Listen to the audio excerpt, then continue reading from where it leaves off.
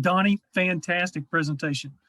I hope you do stuff like podcasts and that kind of thing, because man, I could sit and listen to your ideas and your thoughts quite a bit. I actually, so shameless plug, I actually have my two of my good friends and I actually have a podcast. So I'm just going to put the link in the chat. Okay, there you go. All right. Okay. Yeah.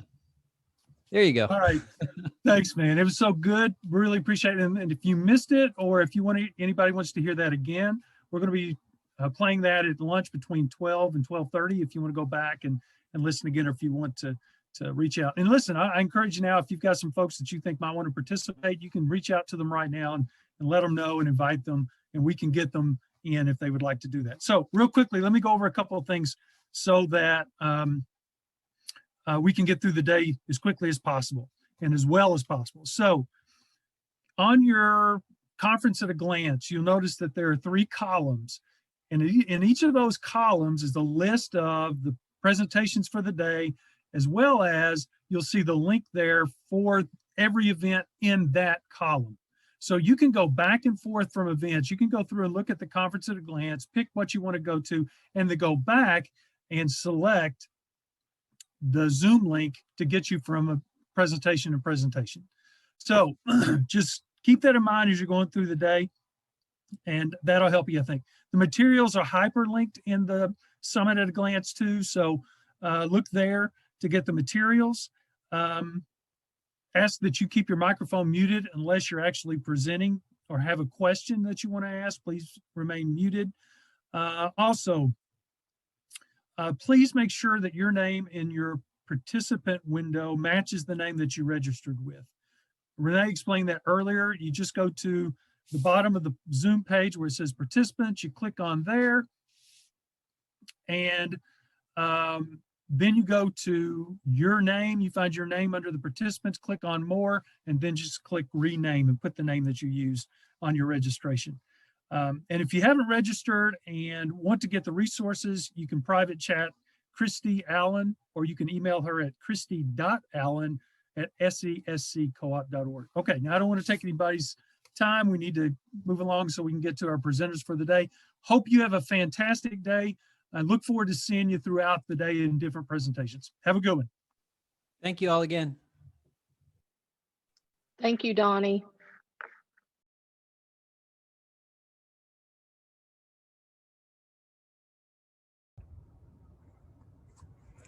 Renee, are we ready? I'm ready. Okay. Good morning, everyone. I'm Melissa Conlon, one of the instructional coaches at SESC. I'm proud to introduce this morning Michael Ball.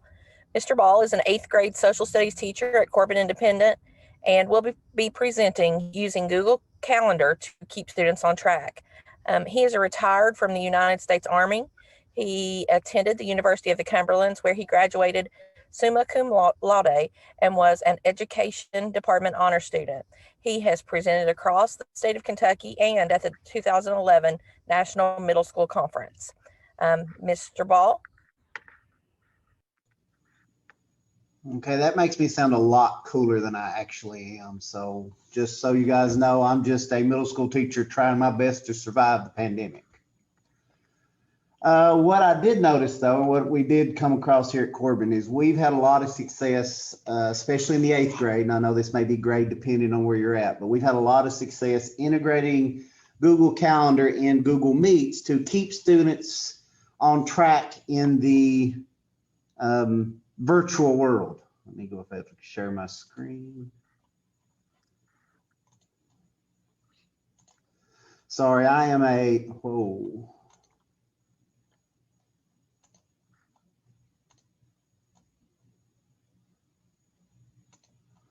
I am a Google Meets guy, not a Zoom guy, and it is asking me to join a meet and sign in. I'm confused. Mr. Ball, all you have to do is click up there at the top on your actual presentation, and it should bring it up for you.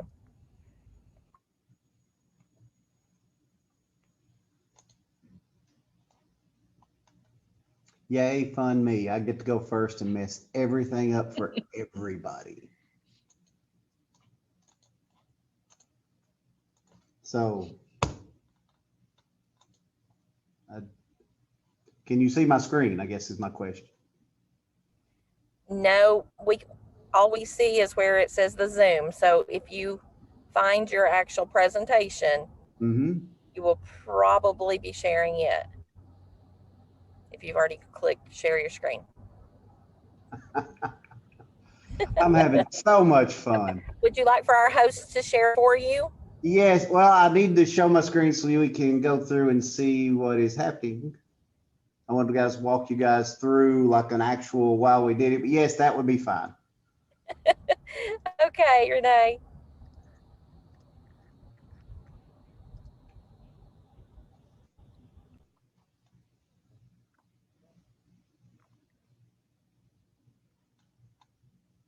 I need to see what you can see. That's my problem.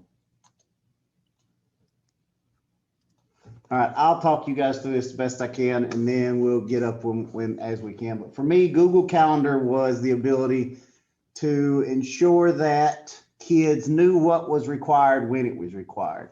So I had a lot of problems with Google Meet with the stream. It was all mixed up. Kids would kind of talk over each other. I struggled to ensure that they knew what was required. So I started by just shutting off the stream and just going to Google Calendar. Google Calendar kind of gave them that idea of this is what we're going to do this day. So can you guys see my screen? I guess that's my one question. What we're seeing right now is your Google Calendar with all the different colors on. Excellent. All right, we're in good shape. So I was just confused. I couldn't tell what we could see. So this is my Google Calendar as I run it. This is thus just kind of showing the kids. Here is, this is everything I see on a daily basis. I keep everything color coded, everything organized for me, but for the kids, they kind of struggle. So when they log on to a calendar, they've never used a calendar. They've not had to track their day-to-day activities. That class ends, teacher tells them go to the next class, they go to the next class. In the virtual world with kids who are here sometimes and kids who are not here sometimes, kids who can be in the meet and you've got appointments and all this other stuff, they've struggled mightily figuring out, okay, what do I do if I miss a day? What do I do if I'm not here? What do I do if I have computer problems like Mr. Ball and don't know how Zoom works? Like, how do I fix all this? So by putting everything on the calendar, everything that's required, everything they need to do, I'm able to allow the students to go backwards a day, go 2 days back. If they've missed an entire week because they were quarantined for COVID or they had no internet that week, they can go back and trace everything they do. For a teacher, it helps because for me, if I need to see what first period is doing, I've got it color coded. I've got it organized for me. So it's organized on both ends, helps the kids, helps the teachers, helps the flow of information. And Google Calendar has a lot of cool little tools. Some of the ones that I've had to use a few times. If you go in settings, I've changed the language for a kid who was, struggling with a little bit of English. Move that over so they could kind of understand it a little bit better.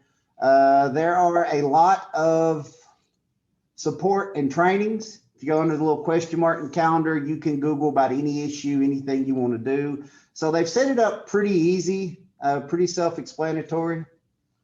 But your kids will have no real idea how to use Google Calendar. They'll have no idea how to do anything. So every day I walk them through the same process. And I show them from day one what they're going to do, how we're going to do it. And it's just like you teaching the processes in your class, just like you're going through, this is what we do in when we're in class, this is the procedures. We're doing the same thing with our calendar. So when they start a calendar, it usually looks like this. So they'll show up, let's go to today's date. And they've got a calendar and there's nothing on it and they don't really understand what's going on. They don't know how to do the dates. So I always have them every day. We make sure we set up the calendar exact same format. Every student's on the exact same format, and the teacher's in the format. So I tell them to set it up by month. That way they can see the whole month that's going on in front of them. That way they can see what they need for that particular time. And I show them how to make sure they have the right classes clicked. So kids will end up and they'll have every calendar in the world over here. and they won't see all of it. They won't know where to go. They won't know what to do. So I teach them to ensure that every class they go in, they only have the calendar up for that class. That way they can see, all right, first period social studies, I know what I've got to do. I've got my assignments listed right here. If I click on one, it will take me where I need to go. I don't have to worry about having all these other classes kind of organized on top of each other. So first thing I do, very first day, is we walk through the process, and I'm still walking through the process with some kids. It gets a little complicated for them because they've never had to track stuff on a calendar. They've never had to keep organizing time on their own, because in the non-virtual world, somebody's always telling them where to go. So this has helped a lot of my students to organize their time and to ensure that they've been able to get their content done and turned in on time. I probably went from about 60% to about 90% turn-in rate, 92% turn-in rate after I instituted the calendar. Started getting a lot more missed work. I was probably getting 30% of work that was missed turned back into me. Once I started using the calendar religiously, that went up to 75, 78%. People who missed work actually go back, find the work, and redo it. So the calendar has helped with keeping the kids on track and helped to keep me on track. But this is the biggest part. Like, if you're going to use Google Calendar for your kids, is you've got to have one set organized. This is how it works. And like I said, for me, it's month. You can do weekly. Some teachers like to use weekly. For me, it always ends up a little confusing. I just like to look at all of it at one time. This is what we're doing. This is what we have done, and work from that. So there's the ideas for Google Calendar. Let me see if I got Mr. Ball, I do have one question in the chat. Okay. I hate to interrupt you, but it may be a good question for right now. Do Oh, you know if this same type of thing can be aligned with Zoom? I do. That was actually one thing I was going to get to and forgot. Okay. You'll go, Okay. all these new buttons are in my way and I can't see, but there are add-ons for Google Calendar for Zoom, and I can't see the button right here. So there's a little plus side on the right side of your calendar. And I think one of the very first ones, the add-ons they have, is the Zoom add-on for G Suites. I've not used it. Like I said, I'm not a Zoom guy. I did get on yesterday once I realized we were using Zoom, and I might need to know a little bit more about it. It does work the exact same way. And if you're doing Zoom classes or Zoom organizations with the Zoom Suite add-on, everything kind of translates over pretty well. Thank you. You're welcome. All right, so once you've got the kids set up on their calendar, they know how to go to the calendar every day. My day looks the exact same every day. I started my classes. We'll go to our meet, and then I'll tell them. They go from the stream to their classwork, and classwork to their Google Calendar. Now, there's a couple ways to get to Google Calendar. Sometimes it gets a little hinky. So I always use the exact same process. Now, you can get to your Google Calendar from your classes. They can click here. But for me, this always brings up the day view. It always ends up a little weird. So I always tell them to use the exact same process I use. We go from classes to the class we want, from the classwork. And then once you're there, the Google Calendar there only links to the classwork that you've got in front of you. So whatever class you're in. And that's why I use Calendar, because you can imagine an 8th grade student coming in trying to dig through all of this to figure out, well, what section am I on? What are we doing next? Where do I go? By going to their calendar, all they have to do is click up here, and my first period knows that today, the one that is highlighted, they've got a first 9 weeks term topic review test. We're going back over the stuff we did at the beginning of the year, just kind of a refresher to see what they've done. So all they have to click on it, and they can go straight to their test. So when you get them to the calendar, you go through the same process every day. You walk them through step by step. And after a while, it gets pretty redundant. They'll get tired of hearing it, but once they've got tired of hearing it, that's when you know they know how to use it. That's when they're at the right point. For putting a class in, it's simple. Like if I wanted to put an assignment in, I mean, really you just click on it, type the name, Go to more options. You put your links in down here. Whatever information you got. If I wanted to hyperlink something, you're looking, this is a little button that a lot of teachers struggled with when I first showed this, was the insert link. Probably the easiest way, you just name it and then cut and paste your link in. You got to make sure you've named it. It's easy, but you have to do it class for class. Let me walk you through how I actually put one of my lessons. Like, let's say, let's go back to classes. I keep a test class so I can mess with it. Go to my test class. If I wanted to assign, let's say, my teacher introductions, all I do is go and click my copy link. So this link will take this entire topic that's got these 3 little videos in it, or this form and these 2 videos in it. And I will go to my Google Calendar.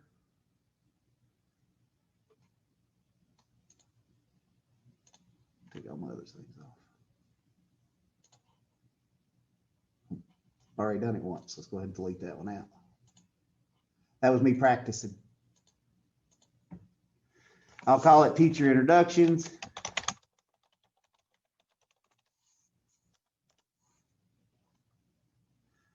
Go to more options.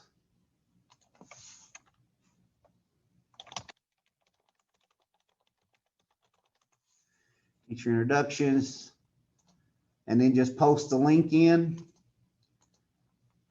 Once I save it, that class, now all they have to do is go to this one day, they click it, it takes them straight to the videos they have to do, takes them straight to the instructions, gives them everything they need with one click without having to search a whole lot.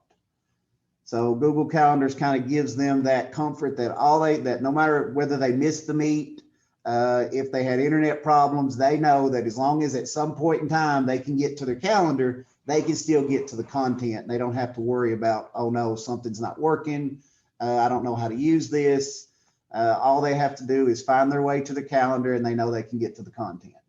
Now where Google Calendar gets tricky is when you want to share this content. Let's say I've got 4 classes, 4 of the same classes, and I want all of them to be able to see the teacher introductions. Now it makes you think that all you have to do, is go to the more actions, go down here, copy this to A&A, and we should be good. And you're like, okay, it's in my A&A, I click it, I go to it, it comes up for me, everything's happy. The problem is if your students aren't all in the same class, let's say you keep different students in different classes, one class cannot go into another class's content unless they are assigned to that class. So right now I'm under the assumption that my A&A and my first period or my test class can both go to the same content, but they can't because they're not both members. That's 2 different groups of people. They can't go to the same content. So when they try to go to this, it'll say you're not a member of this class. So in order to fix that, you have to copy these into all of your classes. So I'll show you what I mean. They said it gets a little complicated there. It gets a little annoying, to be honest. I wish there was an easier way. But I would have to copy my teacher introductions, and that's all you really have to do is you copy it over, share it into each one of these 4 classes, 3rd, 4th, 5th, and 6th. And then you have to go to each one of those links and then copy it individually out and then change the link here. So if I wanted this to work for my A&A class, I've got to rechange this link because this is going to take me to my first period link. So even though I changed it up here and it said, yes, you've shared this to all your classes, if it's linked to an individual class, it won't share. You'll have to link it to each individual class. Now, what I can do and what I do quite often is if I want to link something to 4 different classes, you can either like I link it without it being in a class. So I link directly to a video, directly to a YouTube video, directly to an Edpuzzle video, or the easy way, what most teachers do, is they make it an assignment. The cool thing about Google Calendars is if you make an assignment, You can decide which classes it goes to. So by clicking those 4 classes, no matter what assignment I make, no matter what I add in,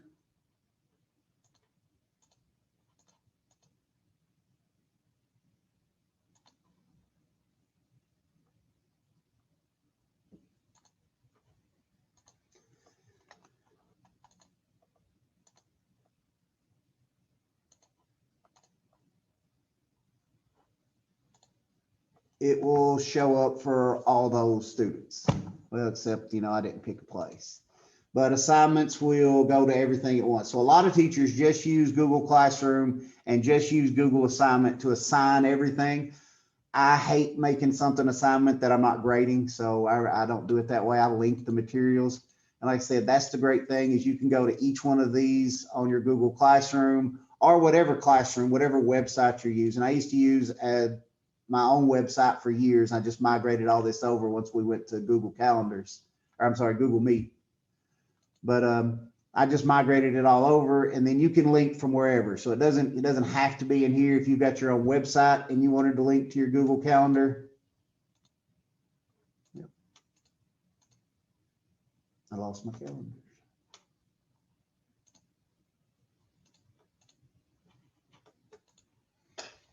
So it doesn't matter what you link into your Google Calendar, doesn't matter where you link from. It works to help you get your content to the kids who are there and the kids who are not there, and they know where to go. I show the kids how to change their colors. Like, you can't always see their calendars. It's the simplest process you have probably in this Google Calendar is you just right click on it and you can make it whatever color you want. I usually have the kids change their test to red, like when they have this assignment.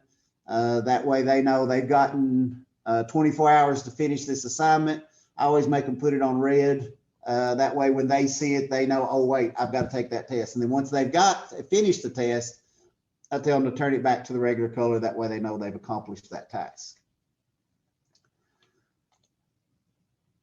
I think that's going to just about ease up my time. I have to skip a couple things.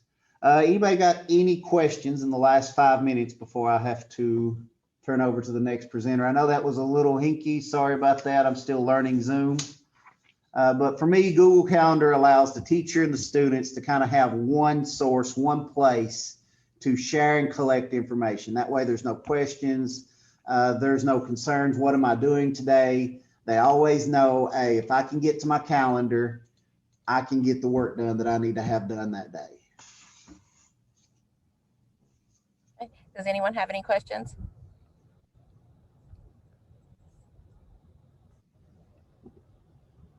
Okay, if not, I should have said in the beginning, thank you for your service. I didn't say that at the very beginning, but I'll tell you what I tell everybody. I was just too poor for college at the first time around, so that was my options. And thanks for presenting this morning. You, as you said, you were kind of the guinea pig this morning, getting us started. We also want to thank each of you for joining us this morning. If you would like to have access to the slides that he had prepared, they will be linked to the summit at a glance. Before you go, I wanted to remind you that after the summit, you'll be receiving a feedback via form that's sent to you via email. We'll also be using this for the door prize drawings. I hope that you've enjoyed this session and learned something that you didn't already know, and that many of the other sessions throughout the day that you do the same. Thanks, and I hope to see you in one of the other sessions.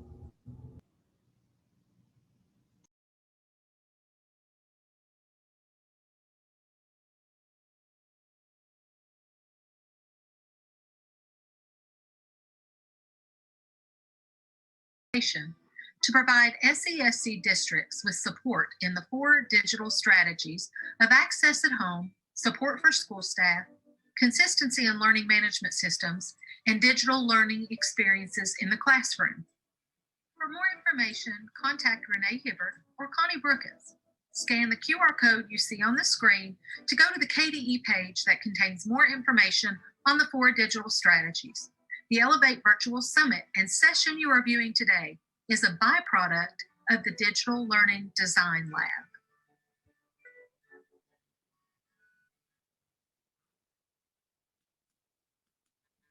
Dear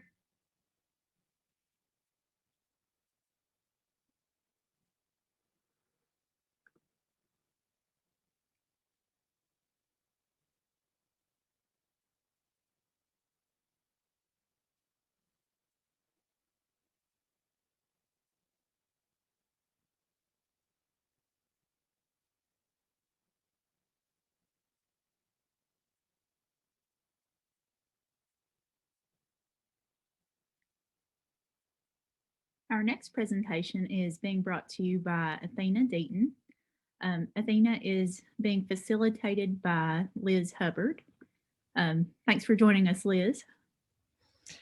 Good morning, everyone. My name is Liz Hubbard. I'm a math consultant here at SESC, and I'm excited to introduce our presenter for this session, Athena Deaton. Athena currently teaches science at Berea Community Middle School. She loves finding new and interesting ways to make lessons interactive, and she's very excited to share some of those ways that she uses Nearpod with us today. So Athena. Hello, guys. Thank you. First of all, forgive my voice if it cuts in and out. I'm a bit sick right now, but hopefully I'll be able to get my presentation. Let me go ahead and share my screen. I don't know if anybody's ever heard of Nearpod, but I found out about this program over the summer and I love it. It has changed how I have done my teaching, and I think I'm actually even going to continue using it even after this mess has gone on, because it has applications in both virtual and in-person classes. And for any of you who are hybrid right now, which I feel so bad for you, it's very difficult. So if you can see my screen right now, this is Nearpod. It is an interactive presentation software, and this is our presentation right now. So I'm gonna go ahead and pull it up. And what I would like is if you would be willing, at least a few of you, to participate with it as if you are a student. So what I'm gonna do is when I do a presentation with the Nearpod for my classes, I will get the link and copy it, and I will paste it into the chat. And anybody who is a student will click on that link, and you are sent to a page where you put your name in, and you are able to join the Nearpod presentation and participate with it. And this is the way I take attendance. This is the way I chart participation. It also grades assignments for you while taking the presentation. So I'll show you that in a second. So if anybody would like to participate and see what it looks like on the student side, please go ahead and join in the link that I put in the chat. If you have a cell phone and you'd prefer to use it instead, there is a Nearpod app, and this code right here is what you put in instead. But I'm going to go ahead and lower this down, and I'm going to keep my shared screen up at all times. So if you are participating and you want to know what is the teacher seeing right now, what would the teacher see versus what would the student see, you just look back at what I'm sharing and you'll see what the teacher sees. And on your screen, you should see what a student would see. So that kind of gives you the whole view of this program. So right now, as people are coming in, I can see at the bottom of my screen, it'll show me lists of names. It'll tell me who has good connection and who is struggling with connection by color base, so that I can tell, okay, so-and-so is struggling to connect, so I'm gonna forgive them for this question, or, you know, I'm gonna know that they're not gonna be able to click on something. So you can actually see this right here. If you are sharing your screen and you're in person or you're virtual and you're sharing your screen and you don't want the students to see the other students' names, because obviously right now I can see the names, there's a button over to the side that says hide student names. And when I do that, it doesn't do it right now, but it'll show it every time I click on anything right now or anything in the program, it will hide the names for the students. So I'll switch back and forth between that as we go along. Also, if a student comes in late, so you know how it always goes, 5 minutes late, 10 minutes late, 20 minutes late to class, the code is always in the top of the screen too, and you can join in at any point, and it'll automatically put the student in line with what part you are in class, so they won't have to like skip slides to catch up. All right, so I have a lot to go through. If you have any questions, just go ahead and put them in the chat. I'll try to keep an eye on it. But I'm going to kind of move very quickly, and it'll feel kind of overwhelming because there's a lot in this program. But there will be a time at the end where I can slow down and take some questions.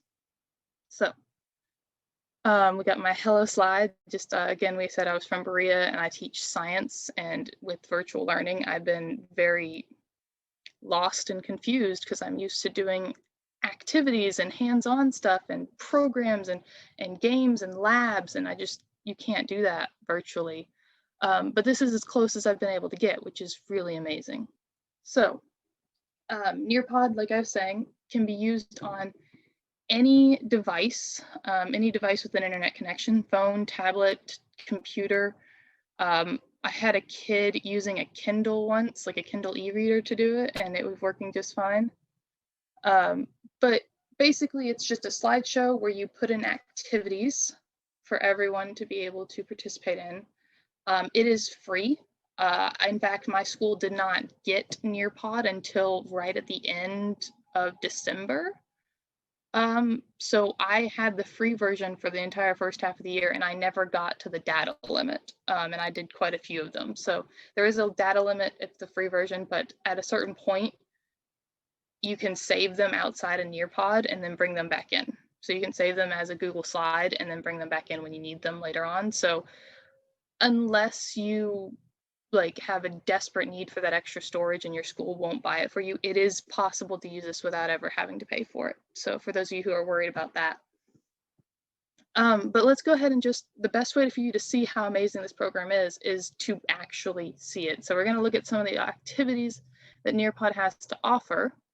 And first of all, you can embed videos. So this next slide is a video.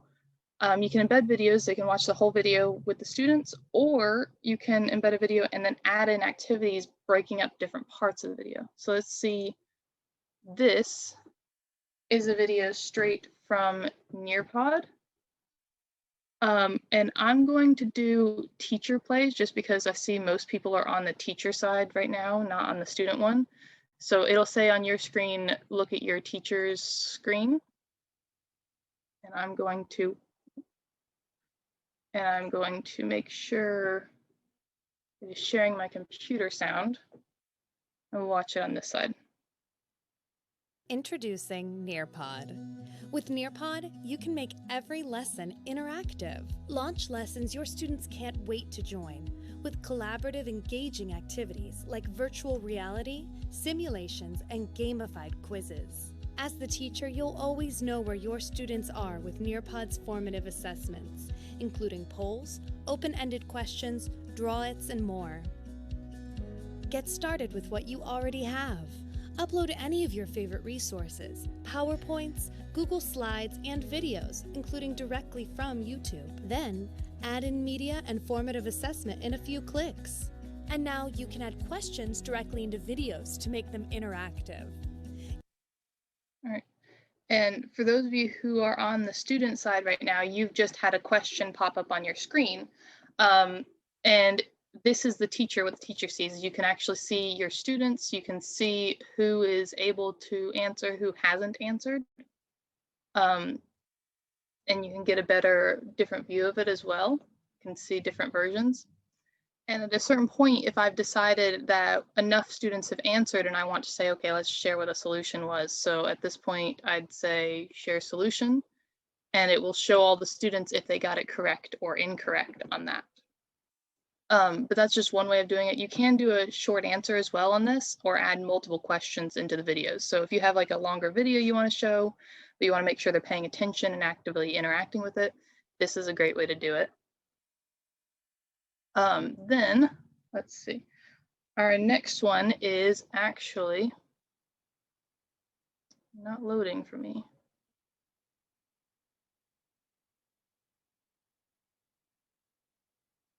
Oh, there it is. Okay. So, but when you open a Nearpod, first thing you see is you'll like hover over it in the screen and you'll see options. So you can have live participation plus Zoom, which is a special new version where you start it and it actually opens a Zoom call with your presentation mode. It's helpful in a very short term version. So like if I have a student who I need to do like a one-on-one or a small group with, that's helpful for that. Live participation is what we're doing right now, where you play it and the teacher controls the direction the presentation goes in. And student-paced, I've found, is really, really helpful for when the kids don't come to class or when they're not able to be in class. Every time I do a live participation, of course, I record it and we have a video of what I've talked about and stuff like that that I post in our locations. But I also copy a student-paced version of Nearpod and I give the link for that. And in that situation, this slideshow can be gone through as a student without any teacher interaction. So in the student-paced ones, I usually have a couple extra slides with more information in it, just kind of telling them what they're doing and why they're doing it, the stuff that I would normally say out loud. But it creates a situation that if a student misses or if a student needs to review something that we talked about another day, they can go back and do that very easily. The only downside is the student-paced links only last for 30 days. You can renew them after 30 days, but you have to start them over and a new link is created. So the link that's been given for you guys to look at after this is, it's only available for 30 days. So one thing I like to do at the beginning of a class is to start with a poll. So poll is another one we can do as a formative assessment. I really, really like the red, yellow, green polls where it's the stop, I don't know what we're doing, we need to talk about this again, or slow down, I'm kind of feeling a little iffy, or green for go, everything's great, we don't need to talk about this anymore. And it's a really quick, easy way for me to see in general what the class is thinking and feeling at that moment, and it makes it very quick formative assessment. So here's an example of a poll. And like I said, on the teacher side, you can see all these names, but I can also hide the names so it doesn't show who said what if I'm presenting this slide. So on your screen, you probably got or you should have gotten a poll right now. And it's asking you, do you struggle to get students to participate while you're teaching using an online format? And we're already getting in some of our answers. These polls can be used for lots of different things. One thing I like to use it for is opinion-based.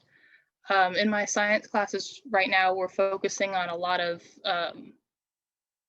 kind of opinion-based ideas of like which we're talking about ecosystems and we're talking about preferences for helping these ecosystems, and I'll put up a bunch of preferences and they'll choose the ones they think are most important. And in the end, what I can do is I can do a poll and we can look at the whole class and see. So like at this point, I could share the chart and the whole class can see the chart that shows where everyone else is without knowing who said what or why they said it. Just a general idea of like, this is what your classmates are thinking right now. It can also be done as a question. I use it sometimes for questions that I don't want to grade. I just want to know what they're thinking at the moment. So lots of things are useful for this, and I'm sure you guys can come up with even more ideas than what I've talked about. All right. This is an example of a 3D model that you can use. Nearpod has a library of them. So if you are in the student-led section right now or the student section right now, you can actually click and drag this thing around to look at it. And this one's just an example of a plant cell. I used this one recently in one of my classes, which is why I put it in here. But it has things like buildings and structures, and of course it has a lot of science stuff in this part, so that's why I thought it was so cool. But it is one of the options in Nearpod is this 3D model that you can show up on screen and you can point out stuff and you can have the kids turn and look at them and actually see them in person, sort of. But this is just one of those options as well. But you can upload your own 3D model from any website, or Nearpod actually has a library of them that you can look through. And when you look at that link that I sent you a little bit later, or I'll send you a little bit later, you can look at them yourself and see what they have, and you can incorporate them into your lessons however you want. And this is just the beginning. There's so much more you can do. So sorry if you're clicking on these, I'm trying to move pretty quickly. This section is a matching game.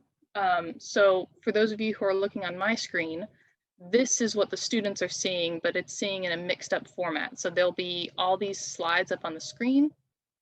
and they match the two together that would go together. So you can use pictures and words like I did with these sets right here, or you can use words and definitions, or you can use whatever it is that you need in your classroom.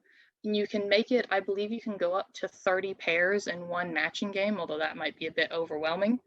But it's a game that they play, and they can click it until they get it correct. It's not a you got it wrong, you're done.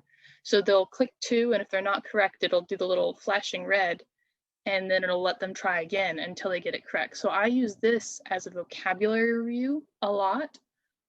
When I was working with cells, I used pictures of the organelles, and we tried to name them based on what their picture looked like, and the kids really enjoyed this activity.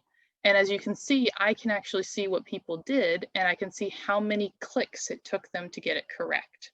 So in the end, they'll get all 4 matches, but if they maybe took a couple more times, it'll say, okay, well, they got 1 wrong, or they got 2 wrong, or they took a couple more times. And it tells me which students I need to focus more on with different vocabulary words. And if you are going through this, you don't even have to write all this down and like pay close attention to it during the lesson, unless that's important for your next step. You get a report at the end of your session, and it shows you every student and their participation level and their scores for everything that you've done, all in one little convenient spreadsheet.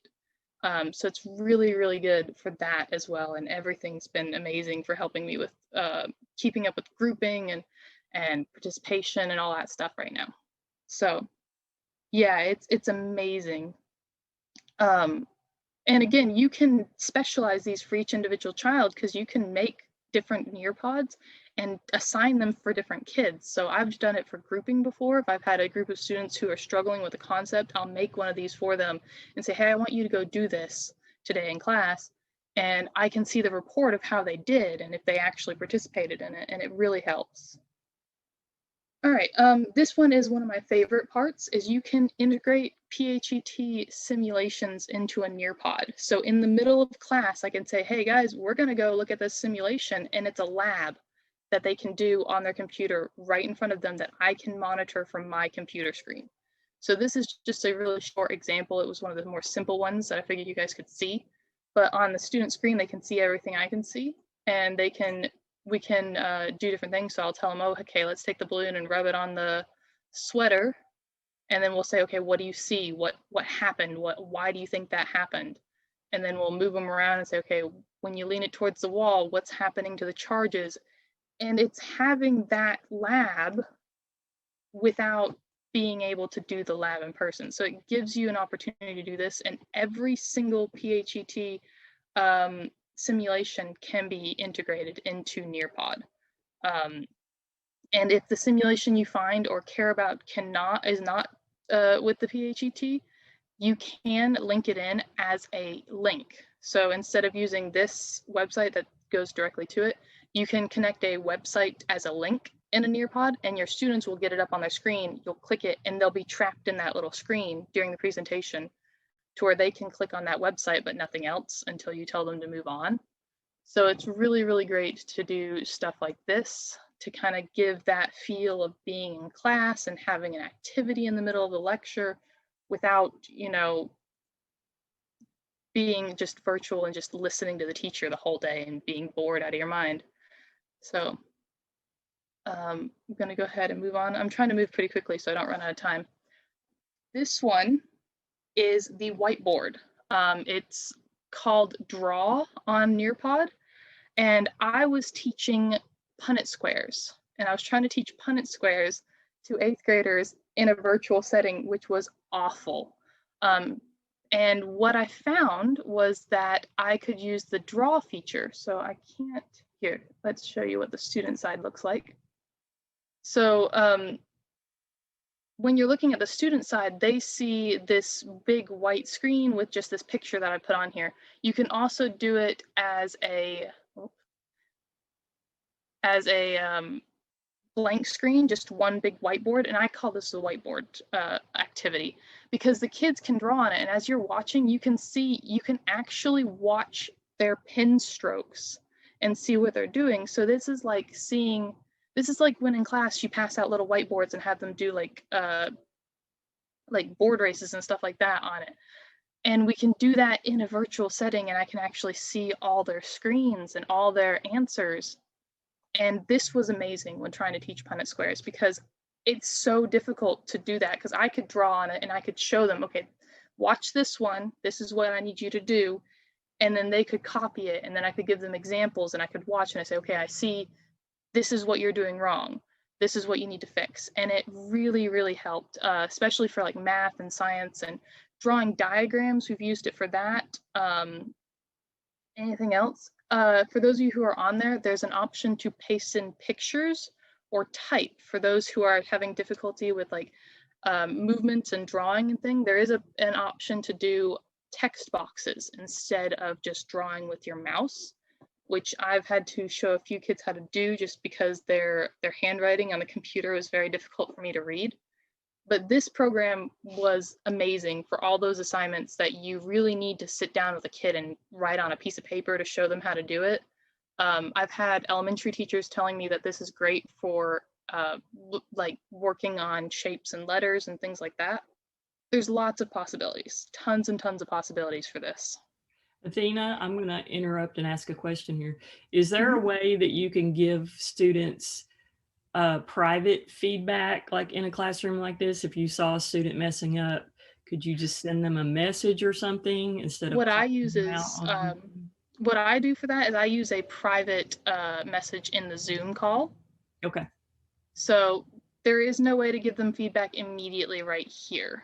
So, but I do, when I'm using these, I will have my messenger up and I'll ask students to keep their chat box up on their screen so they can see their chat box at all times.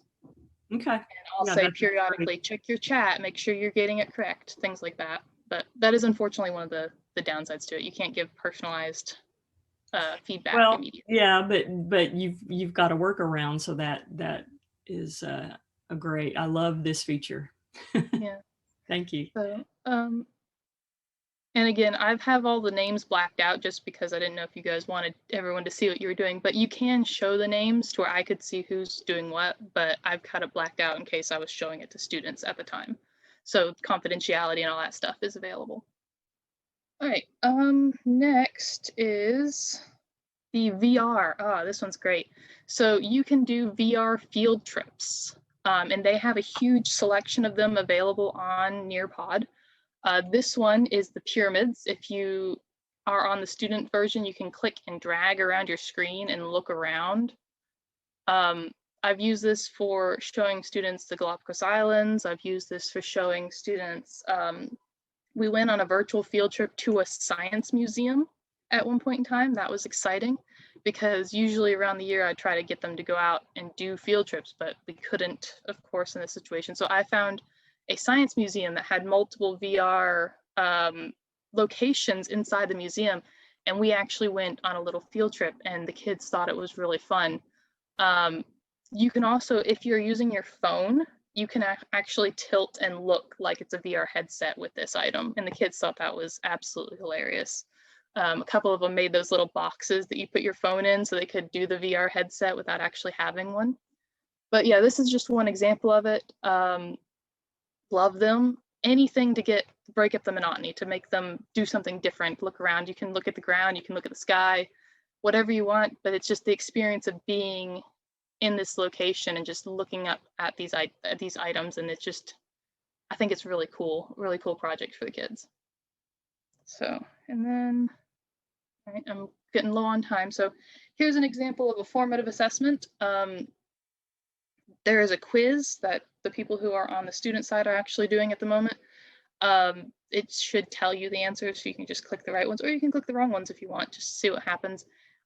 In the one I created here, it does not tell the student if they got it correct or not, but you can adjust it to tell them if they got the answers correct or incorrect at the end of the Nearpod. Usually if we're doing it in person, I don't, and then I have a time where I sit there and I go through each question and talk about the answers. But if they're doing it student-paced, I'll tell it to tell them if they got it right at the end so they know. But at this point, I can like walk through and I can see what students are getting, what answers, things like that. So I can like go through, and when I have it with the student name shown, I can actually see what letter each kid gave. and I could see which ones are right, which ones are wrong, really easy by a color code system. And at the end, again, this whole thing is printed out as a report that I can save and I can look back on later, and it's been really great for that. And again, I can share the quiz results with the students at any time if I want to. So I'm not going to take too much time on this because I am running low on time and I want to give some time for questions at the end. But yeah, this is an example. There can be short answers, long answers, multiple choice, matching, all sorts of different options like you would normally find in like a Google form or a normal test. But you can stick these in at any point and they will be a little quiz and you can watch everything that we go along. And because I couldn't show you everything, there's so many possibilities in this program. It's just this overwhelming potential of a program. Here's some options that if you have anything you use that you can see on the screen, so you can do videos, vocabulary, graphing calculators are available to be posted on there so they can use those. The simulations. This is the Nearpod 3D, is the 3D model that I showed you in the Vera field trips. Sway is a program where you can have a slideshow kind of flipping through while you're talking and it just automatically sway through. Really interesting. Then there's also more activities. So we've got open-ended questions, which we're going to get one in just a second, matching, quiz, flip grids, draw it, polls, collaborate, fill in the blanks, all sorts of stuff that you can do. There's tons and tons of things. Memory. Time to climb is really cool. I was hoping I could do that for you guys, but it's kind of difficult to do at the moment. It's a game. So it's like a racing game, but it's with quiz questions. So they get to pick their little avatar and they get a question and their little runner runs every time they get a question right. And it's not speed rounds. It's like you dedicate which time they're at a different question. But if they get all the questions right, their little guy gets up to the top and they get a little dance at the top. It's really cute for kids. Believe it or not, middle schoolers and high schoolers absolutely love that one. Even though you'd think it's more for elementary kids, they just find it hilarious to pick a penguin that runs up a hill. So lots and lots of stuff here. I'm actually kind of running out of time, so I'm going to skip a few of these things. But if you're feeling overwhelmed with all these options, one of the things they do have the opportunity for you to do is they have pre-made presentations for you in pretty much every subject. Now, it's almost guaranteed that they won't be perfect for you, but if you find one that's close, you can download it to your own Nearpod thing, your Nearpod library, and you can edit it. So like you can take one that they already created that has everything you need, has cool activities that you didn't even think about adding, and then you can take it and you can edit it to fit your classroom better. So maybe you wanted to change a couple of the questions, or maybe there was a page that you was missing that you want to add, or you're like, oh man, we shouldn't use this vocabulary, or we should use this one instead. You can take one that's already pre-made and just edit it for your ability or your need or things that you want. So, and you can look through it and you can search by subject, by grade, and by standard, which is a big deal for a lot of people. So when you search in Nearpod, that's one of your options.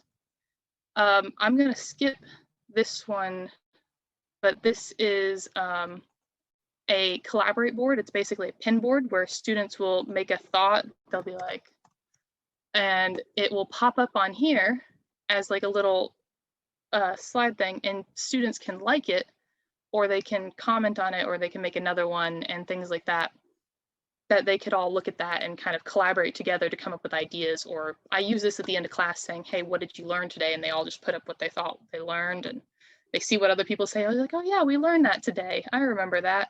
It's really great for the end of the thing.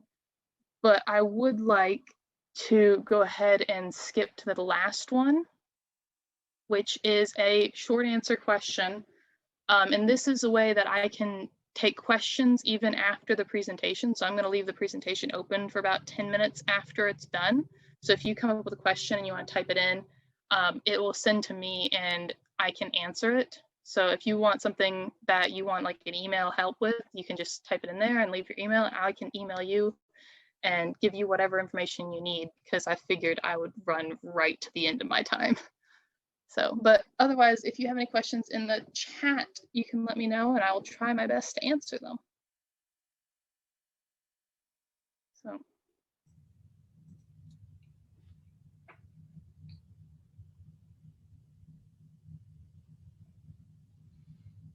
Does anyone have any questions?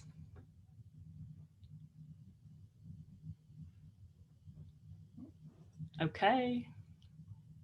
Is it difficult to edit after downloading? After downloading, no. Yeah, let me see if I can actually open my Nearpod. So this is my Nearpod library. And I can't open one right now because I have it running in the background. But when you download it from the Nearpod library, you can just go searching for it to find anything. There's a bunch of them that are given as ideas, but you can find one and download or add to your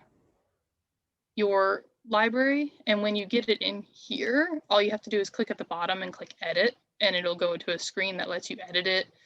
The only thing I found that's difficult when you download them is sometimes they'll have slides that are pictures instead of, editable. So you'd have to just redo the whole slide, but individual slides can all be changed. Okay. Well, our time is up. I want to thank you, Athena. This was wonderful. I learned so much. I've always heard about Nearpod and I've never actually seen it. So I love it. So I'm interested in it too. Thank you all participants. And I want to remind you, you will be getting an email later this afternoon with feedback over the summit. And please do fill that out for us. And you will also be entered for some door prizes if you fill out the feedback. So thank you all. And I'll turn it back over to Brandy.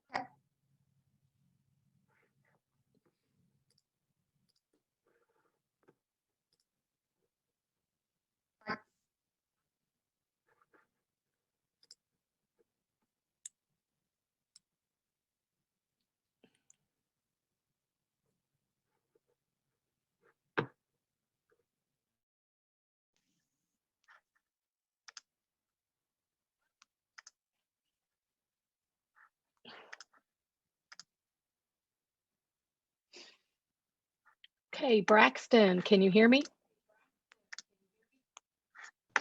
Yes, I can hear you. Braxton and Lindsay. Hey, there he is.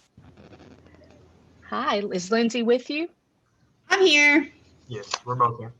Hi, Lindsay. Great, great, great. Just want to make sure you were both on before we started. I'm Renee Hibbert. I am one of your hosts and also a facilitator today. I'm going to introduce Braxton Shearer and Lindsay Bubnick, and that is the right name now, right, Lindsay? You've changed your name recently, correct? Yes. But okay, good. We both of our presenters are from Wayne County Middle School. They're both math teachers. Braxton is a 7th grade math teacher and Lindsay is an 8th grade math teacher at Wayne County Middle. We're so happy both of you are here today to share with us about Edpuzzle. So take it away, guys. I'm going to go ahead and share my screen because I'm going to do a video run through. Let me see here. Okay, are you guys seeing that? I think you're good, Lindsay. Okay. Yes, yes. Get started. All right, so as Renee said, I'm Braxton Shearer. I do teach 7th grade math here at Wayne County Middle School. You'll see my email address linked there at the bottom. If y'all have any questions about Edpuzzle at the end of the presentation, it would be great if you would email us. We would be happy to help you. And like she said, I teach 8th grade math here at Wayne County Middle School. And as you can see, my email is a little different. They have not got that fixed yet, so it's still under Goodman, but feel free to email me with any questions that you have. I'll be happy to answer. I have students in my class who are falling behind. I can't tell if all of my students understood the lesson. Some of my students need more time to understand a new topic. My students are visual learners who love YouTube. If you can relate to one or more of these quotes, then we have a resource that can help you. Edpuzzle, make any video your lesson. Edpuzzle is an online platform that allows you to choose any video, embed your own assessment questions, and track your students' progress. It's easy and powerful. You can utilize videos from YouTube, the Edpuzzle library, or even your own videos that you've created. You can even share videos with other teachers within your building or anywhere on the internet. Edpuzzle allows students to watch videos at their own pace and on their own time, which has been super helpful during virtual learning. Students can even rewatch the videos or segments of the video to increase their understanding. You can hold every student accountable. Edpuzzle allows you to monitor who's watching and who answers the questions. They won't be able to skip ahead or open any other tabs. My favorite part is that I can monitor student participation, so I know exactly which students are watching my videos and those who are not. I utilize daily participation points within my classroom to encourage students to watch the instructional videos. So every day the students kind of get a buffer on their grade just by participating in the class for that day and taking the time to watch what I put out there. Edpuzzle is great to use in your classroom as learning stations, individual work, and just part of your everyday classroom. It allows students to work at their own pace with your instructional videos as guidance. This gives you more freedom to work with small groups or individuals, while the other students receive that more self-led instruction through your Edpuzzle assignments. Edpuzzles can even be assigned as homework or as study guides. These would reinforce the direct instruction that you provide in the classroom while escaping the boredom of ordinary worksheets. You can even use these to implement a flipped classroom approach to your content. Or during the current era of social distancing and hybrid learning, Edpuzzles could enhance your asynchronous lessons. So there's two different ways you can use Edpuzzle within your classroom. And another great advantage is it can be utilized during all models of learning, regardless of if your school is in person, virtual, or in a hybrid model like we're getting ready to begin again on Monday. When students are in person, you could assign students an Edpuzzle video during rotation stations where they kind of do that independently. It could be individual work at their desks, or you could even do the flipped classroom approach. Another great feature is you can present the Edpuzzle live. Live mode allows you to project the video in front of the classroom. The assessment questions and the stops within the video still remain even when you're presenting that video live. When the student pauses for a question, the students can answer on their own devices in real time within your classroom. The teacher is then able to leave feedback from the lesson, and you can develop in-class discussions, with your students. Additionally, by presenting live, teachers are able to pause the video and elaborate more on that concept that's just been presented.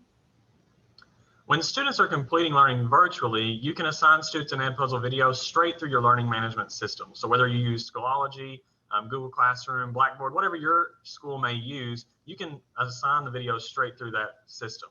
Edpuzzle allows instructional videos to feel more like in-class instruction, especially for math content, because I can present a concept for the students and then give them a problem to try on their own.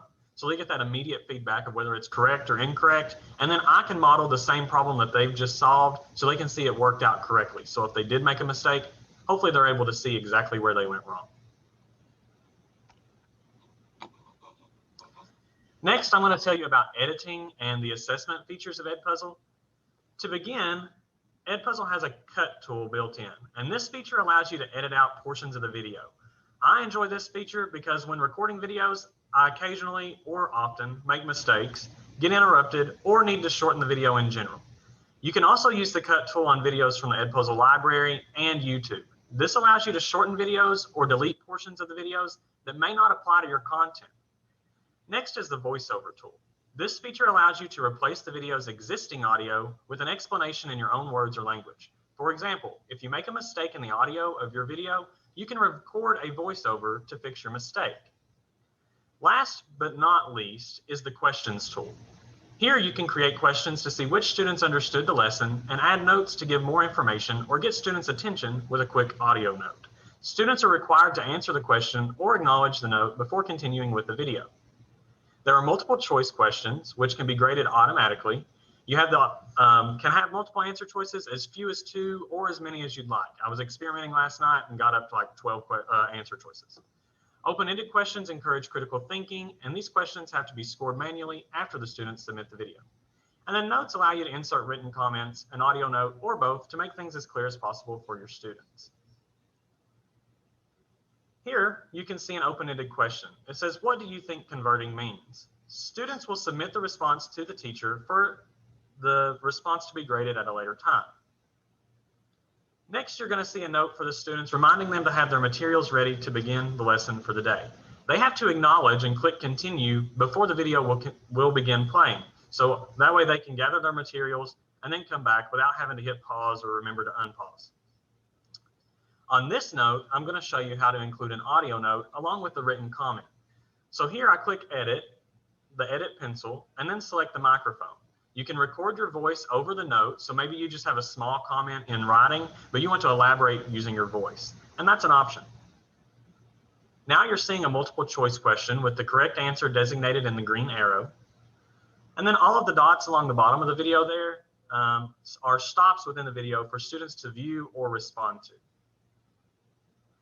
You can also prevent your students from skipping through the video, and you can assign it to multiple classes at one time. Edpuzzle also allows you to choose when to allow students access to your video, as well as a due date and time for the video to be completed. If you have your learning management system connected to Edpuzzle, then you can assign the videos to your students directly through that learning management system without going through extra steps or jumping through hoops. Okay. So now I'm going to show you a little bit about the analytics side of Edpuzzle, or basically how easy it is to monitor student progress with your assigned videos. Before I begin my video, I do want to emphasize that once you import your classroom from your learning management system, actual student names are going to appear in your analytics section. In my assigned Edpuzzle on here, you're going to see random generated names like Tricky Persimmon and Salmon Porcupine, just random names that are really difficult to say that Edpuzzle has generated. And we did these videos just to kind of protect our student confidentiality. You can easily set up this same anonymous setup in your classroom as well. You just have to create something called an open classroom. And that would allow students to join the open classroom through a code, and then all of their answers that they submit will be anonymous, and they'll have these silly little names that you're getting ready to see on mine. So without further ado, let's look at more closely at the grading. I'm starting out in the home page. On the left, you can see the different classes. It lists them out according to your class period. So it's very easily, nicely organized. And then there at the bottom, you can see the little mock classroom I've set up for this. Once again, just to protect my students' confidentiality. And then here on this page, you can see the different video titles that I've assigned. It has a different tab for due assignments and for assignments that didn't have a due date. It also notifies you if you have new answers to grade, and it shows you how many of your students have turned in. Once you access the video, this is where the real important information is. You can see your student names, and they're more toward the middle where my mouse is now on there. It shows the percentages of the video that the students have viewed. So with a very quick glance, you can see that color coding, like this student has watched just a little, this student has watched almost all of it. And then you can also see the grades that have been assigned to students that have viewed the full video. And if sometimes it will not assign the grade until you go through and do the grading of those open response questions, which I'm going to show you that here in just a second. Okay, it says one answer to grade at the top because it automatically grades the multiple choice for you, but of course you have to grade those open responses.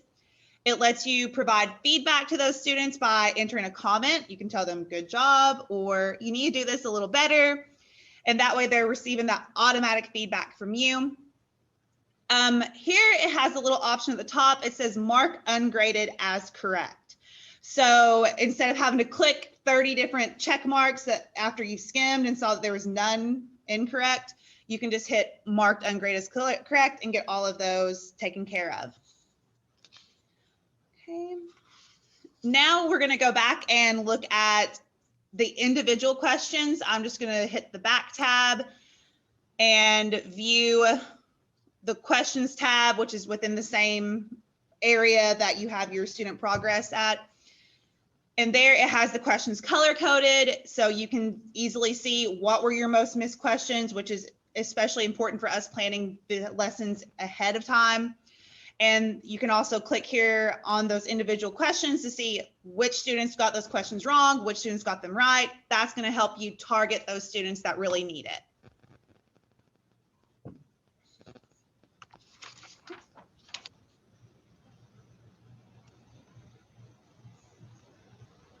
I'm going to skip past these now. There we go. So here we've included a step-by-step directions on how to sign up for Edpuzzle, and these will remain in the slide deck, so you all can have access to these as well as our contact information even after the presentation. And you can refer back to this slide after the summit today to begin your Edpuzzle journey. You can set up Edpuzzle so your students can watch right from your learning management system. This allows you to import your rosters. It cuts down on all of your secretarial tasks. It's one of my favorite features, connecting straight to Google Classroom. If you're interested in learning more, you can always visit goedpuzzle.com, go.edpuzzle.com/onlinepd. They have all kinds of different certifications that you can do through them. Thank you for viewing our presentation. We believe that incorporating this into your classroom is going to enable you to increase student engagement and get a better idea of your students' understanding. Again, feel free to contact us with any questions you may have by using the email address that's listed on the biography slide. You can also continue with questions in the chat, and I'll try to respond to those here for the next few minutes. Thank you all. Thank you. Thank you, Braxton and Lindsay. We appreciate that. Was an awesome training. Thank you so much. Quick but good. Awesome.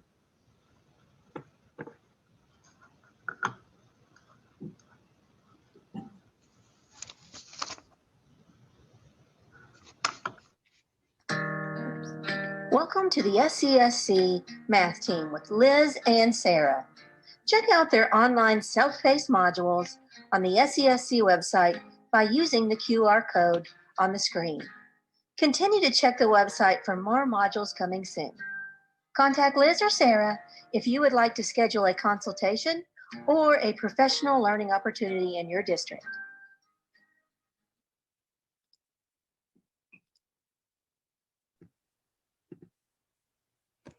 Good morning. My name is Jennifer Seiler, and I am part of SESC's instructional coaching team. We'd like to welcome you to the conference this morning, and it's my pleasure to introduce to you our next speaker, Miss Susanna Shelley. She is from Williamsburg Independent, where she's an ELA teacher. She's a 9-year teaching veteran, and she has a variety of experience from interdisciplinary kindergarten and preschool, 5th grade, 7th and 8th grade math, grades 6 through 8 ELA. So she has a wealth of knowledge she can share with us. Today, she is going to talk with us about Orange Slice. So I'm excited to hear about that. I'm sure you'll learn a lot if you aren't familiar with it. It's an awesome tool and time-saving device for teachers. So let's give Susanna our undivided attention, and we're glad to have you with us today as part of our Elevate Summit 2021. Hello, everyone. It's nice to see you all here. I actually discovered this add-on during the summer, and it is called Orange Slice. So it has helped me manage my grading a little bit easier. So to create this add-on, all you do is go up here to add-ons, and you're going to go to Get Add-ons. And then you're going to go up here and you're going to type in Orange Slice, and you're going to look for the teacher rubric. The student rubric is a little bit different. So go ahead and click teacher rubric, and then you're going to click on this one. And then a blue pop-up will come up here and it will say install. It's going to have you verify some of your information. So make sure you do all of that. That way you can get all of your Google attached to it. And then once you do that, then you will click back up here and you'll notice that you have the rubric added. So you have students send you their submissions. So I use this in my writing class, but you can obviously use this across any type of content. You need to be writing across all content areas. So with this, it will help you grade your assignment using a rubric. So you'll click over here on Score Rubric, and you'll notice that it will pop up saying grade. So if you go over here, let's see if I can move this out of the way. This will give you the option to create your own rubric. So you have different performance levels. I like to have mine descending so they can see where they need to be rather than ascending, because I would like them to focus on the very first one. You have different performance levels that you can choose. So you can do the alphanumeric, you can do great, good, average, you can be creative and put smiley faces, or you can create your own. So just for this one, I'm just going to click this one. And then it automatically populates some different ideas for your rubric to contain. So for this, I'm just going to click a few of them. Or you can go ahead and create your own, and it will create a blank row, and click Create Rubric. Once you do that, it will automatically populate your rubric within the document. That way students can see what they are being graded on, and then it will automatically grade it once you have edited anything on here. If you don't like what something says, go ahead and click here, and you can edit everything that's on there. Once you're finished editing this, click Score Rubric, and you're able to populate the students' grading. So they have different types of rubric types. They have analysis, which is more of a numerical grading. They have the competency, where you can choose for an overall low, whatever the lowest grade is will be their grade, or their highest grade. But I prefer the holistic, which would be more of an average. So whichever one you choose, go ahead and click that, and then click Grades.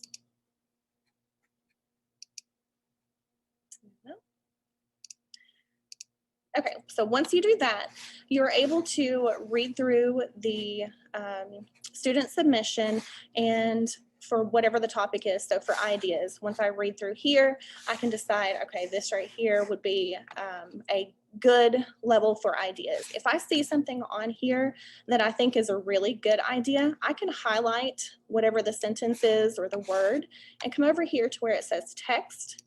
When I click that, it will automatically highlight that portion, and it will connect it to the ideas so that they know that this area was a really good idea. For vocabulary, I can search for certain vocabulary words that I'm looking for, or I can go through and say, okay, so you needed 4 vocabulary words. Let's see, you use this word, that's 1. You had this word, that's 2. You use this word, that's 3, but you missed the last vocabulary word. So I'm going to go ahead and click good so that they see that they only had 3 of those vocabulary words. You go through and finish scoring. You don't have to do these little highlight text portions. They're available if you would like. But once you're finished with all of that, if you have any specific feedback, you can go up here and click Feedback, and you're able to give a personalized response to each of these categories. And then you can go down here, and there's also grade adjustments. So if you want to give extra credit for something, if there's a late penalty, if they've plagiarized, or if there's something else specific that you need to add credit or take away credit, you are able to do that. So once you get all of those completed, you're going to click Finished, and it automatically populates the grade up here for you.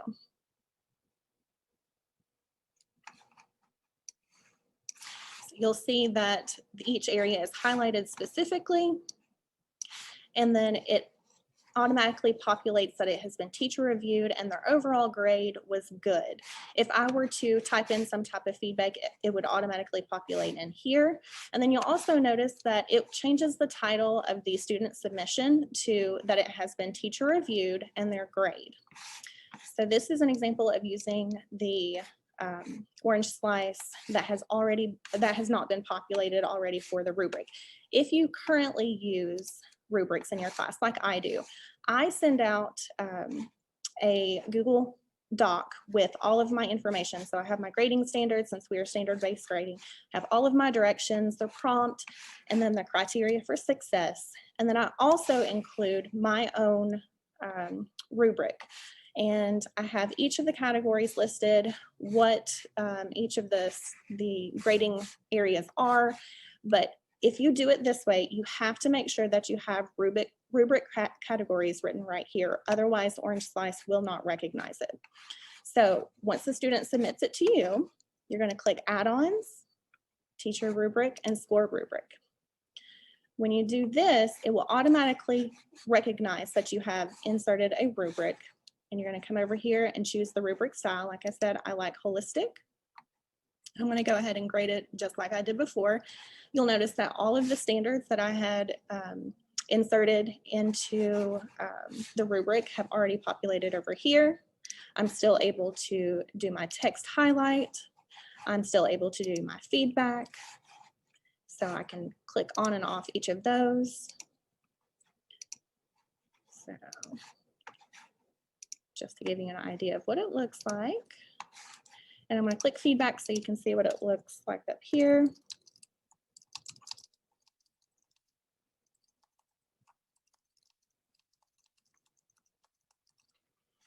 And then we'll do be sure to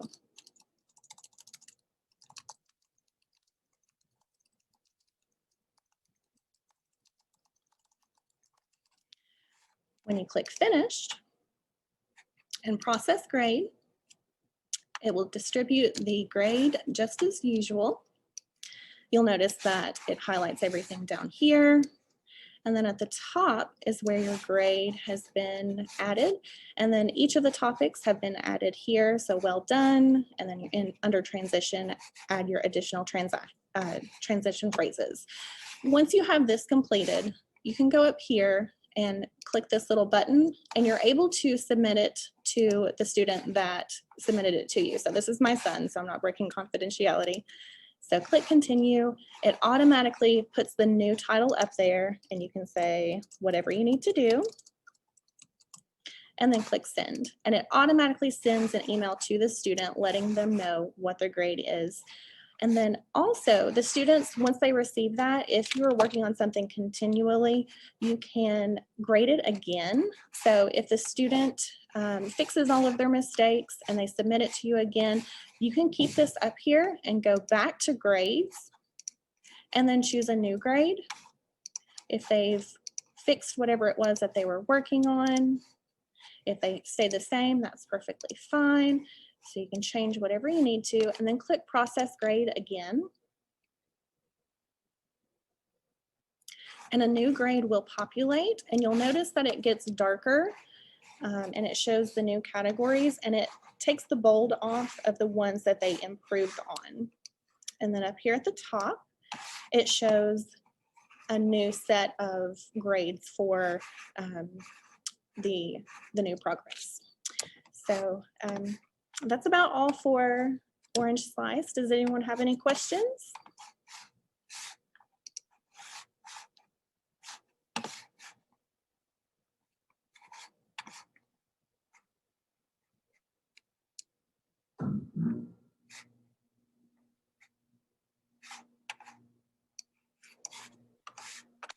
Thank you so much, Susanna. We appreciate you presenting Orange Slice. This is a new tool for me, so it was exciting to see. Thank you. We appreciate that. We'd like to thank everyone for attending this session and for attending the Elevate 2021 conference today. We're glad you were with us. If you need to contact Susanna further for more information about Orange Slice, as with all the other sessions today, her information is linked in the at a glance document, so feel free to reach out to our presenters if you have questions or need more information throughout the day. Just a quick reminder, at the end of the conference, through your email, you will receive a feedback form. Please be sure to submit that. It's how you'll be registered to win some cool drawer prizes, as well as give us some information for how we can improve your experience in upcoming conferences. So have a great day.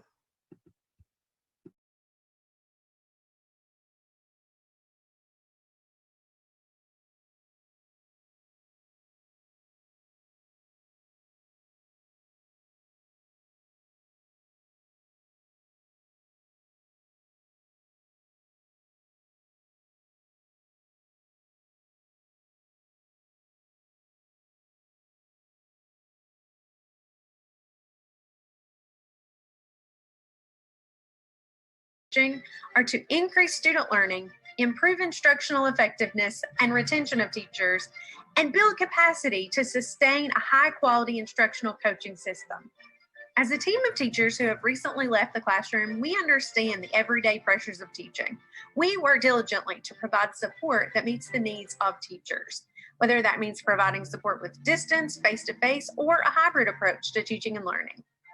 Our coaching model consists of job-embedded, one-on-one coaching of teachers to enhance teaching practices, as well as within PLCs to build collaborative relationships. At SESC, we believe that every teacher deserves a coach. Okay, next up, we are going to show a webinar that was developed by a task group from the Kentucky Special Education Cooperatives.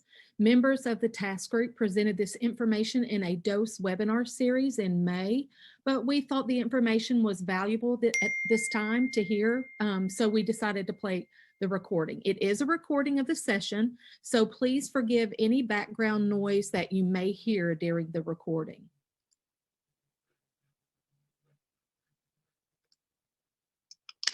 One of the best resources for information on UDL is the Center for Applied Special Technologies, or CAST.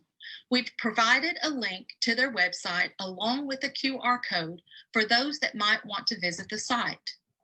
CAST is an educational research and development organization based at Harvard University working to promote UDL. CAST explains that UDL embeds strategies into the curriculum during the planning process so that all students can access a variety of learning solutions. UDL also provides a blueprint for creating flexible goals, methods, materials, and assessments that accommodate learning differences. Universal design for learning is actually the use of instructional technology by planning to ensure that all learners have their needs met. Since UDL is very reliant on technology and it affects access to the curriculum for students with disabilities, many people confuse UDL and assistive technology. In reality, AT and UDL are two sides of the same coin. They are both intended to allow students to access the curriculum to a greater extent, but UDL is a top-down strategy, meaning that it is designed to reach down from the curriculum to the learner, while AT is more of a bottom-up strategy in that it's applied to a specific situation in which a student might have barriers in accessing the curriculum. David Rose from CAST says, UDL is really a merging of general education and special education, a sharing of responsibility, resources, and ownership. It gets away from the their kids, our kids divide between general education and special education. Assistive technology consists of tools and strategies that are used to assist students in developing and participating in meaningful academics, social relationships, and employment activities.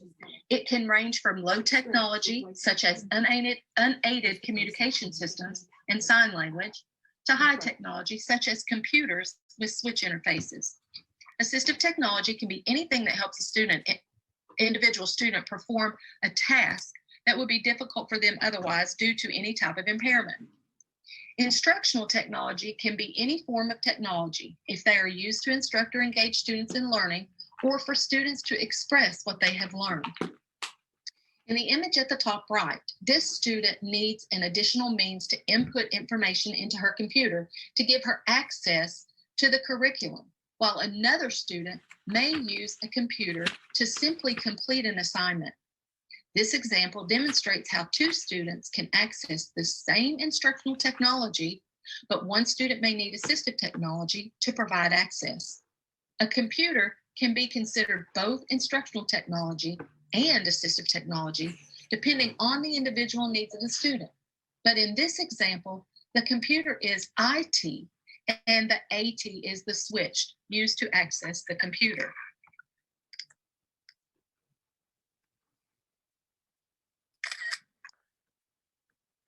So far, we've been talking about UDL in reference to education, but there's another UDL that came first, and actually was the inspiration for Universal Design for Learning. It's the architectural theme of Universal Design for Living. Because of an aging population, along with medical advancements, which allow individuals with disabilities to be healthier and live longer, the need for accessible physical structures has become more important over the last 80 years. This has created a problem for architects who struggle with methods of retrofitting buildings and public structures to make them more accessible to a growing population of aging Americans and those with disabilities. The picture on this slide shows a building with a retrofitted ramp to allow individuals with mobility impairments to gain access. As you can see, it had to be really long with at least 2 cutbacks. This was done to ensure that the incline is appropriate for an individual to be able to push themselves in a manual wheelchair without too much difficulty.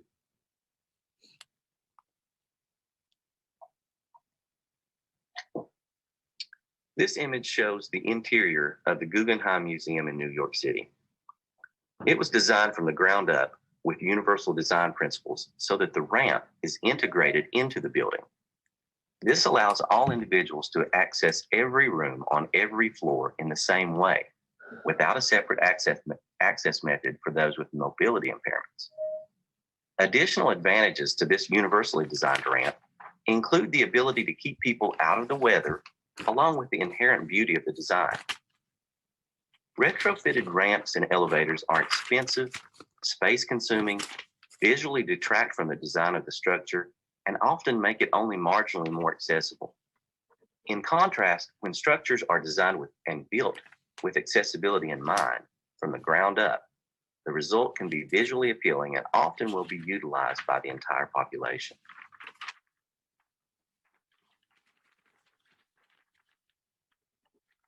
The images on this slide show 2 forms of universal design strategies that we're all familiar with: curb cutouts and automatic door openers.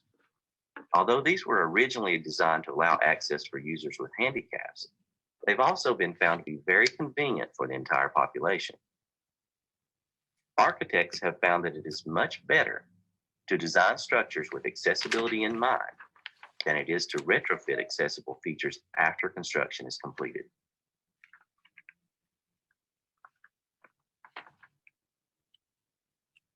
This photograph is a good way to illustrate some of the misconceptions about accessibility and what universal design is really about. Some thought went into planning this parking space, but it looks like it might have been more of an afterthought. The parking space is close to the door, but could someone in a wheelchair actually get up those steps into that door? Being so close to the building, the parking space is inconvenient for wheelchair ramps, carriers, or lifts to work properly. There's really no way for anyone in a walker or a wheelchair to get up those stairs. Once you get to the top of the stairway, there's still a stoop in front of the door. And finally, after all of those obstacles, the individual would have to find a way to get the door open and hold it while they get their mobility device over the stoop and into the building. UDL would require that the parking space and access to the building were designed with every possible user in mind. Placing the handicap label on this parking spot did not make it accessible. Universal design was not considered here. In education, we often try to provide content to our students without considering how they might access this content. For many years, the primary source of all educational content has been the printed textbook. But textbooks present specific barriers to many of our students. As you can see from the images on this slide, simply providing the text in a digital format allows us to transform the text in a variety of ways so that students with specific learning preferences or requirements can gain access to the content. In this cartoon, the adult is clearing the snow off the steps while all the students are waiting to enter the building. The adult is assuming that more students will use the stairs, so they need to be cleared first. The student in the wheelchair simply says, "Could you please shovel the ramp so we can all get in?" Planning student instruction is much the same. If we take the time up front to plan for all student learning, engagement, and assessment, we are going to have better outcomes. Much has been made of the difference between equity and equality. While equality means treating every student the same, equity means making sure every student has the support they need to be successful. Equity in education requires putting systems in place to ensure that every child has an equal chance for success. Accessibility is defined by the Office of Civil Rights at the U.S. Department of Education as meaning when a person with a disability is afforded the opportunity to acquire the same information, engage in the same interactions, and enjoy the same services as a person without a disability in an equally integrated and equally effective manner with substantially equivalent ease of use. The key phrases here are equally integrated, equally effective, and substantially equivalent ease of use.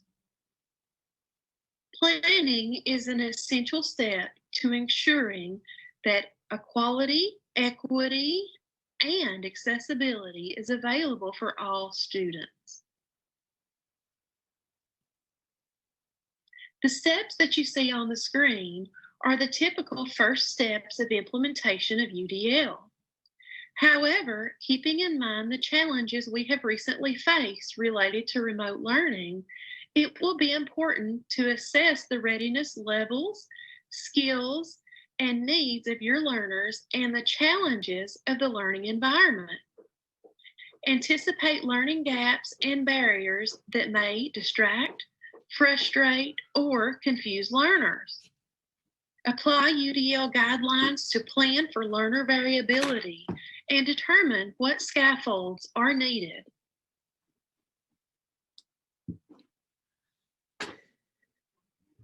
These pictures show multiple means of representing the same vocabulary words.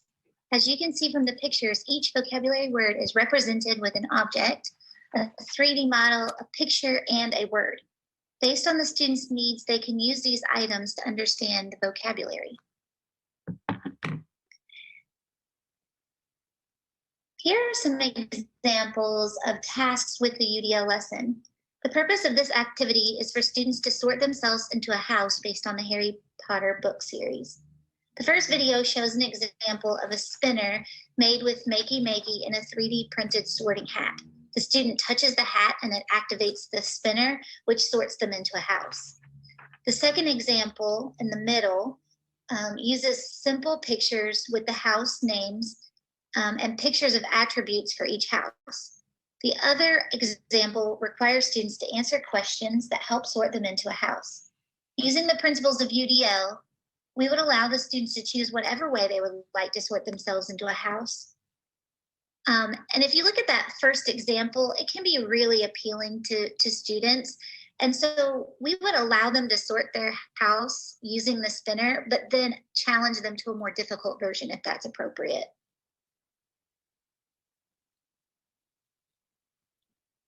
The substitution, augmentation, modification, and redefinition, or SAMR, is a model for integrating technology into a lesson.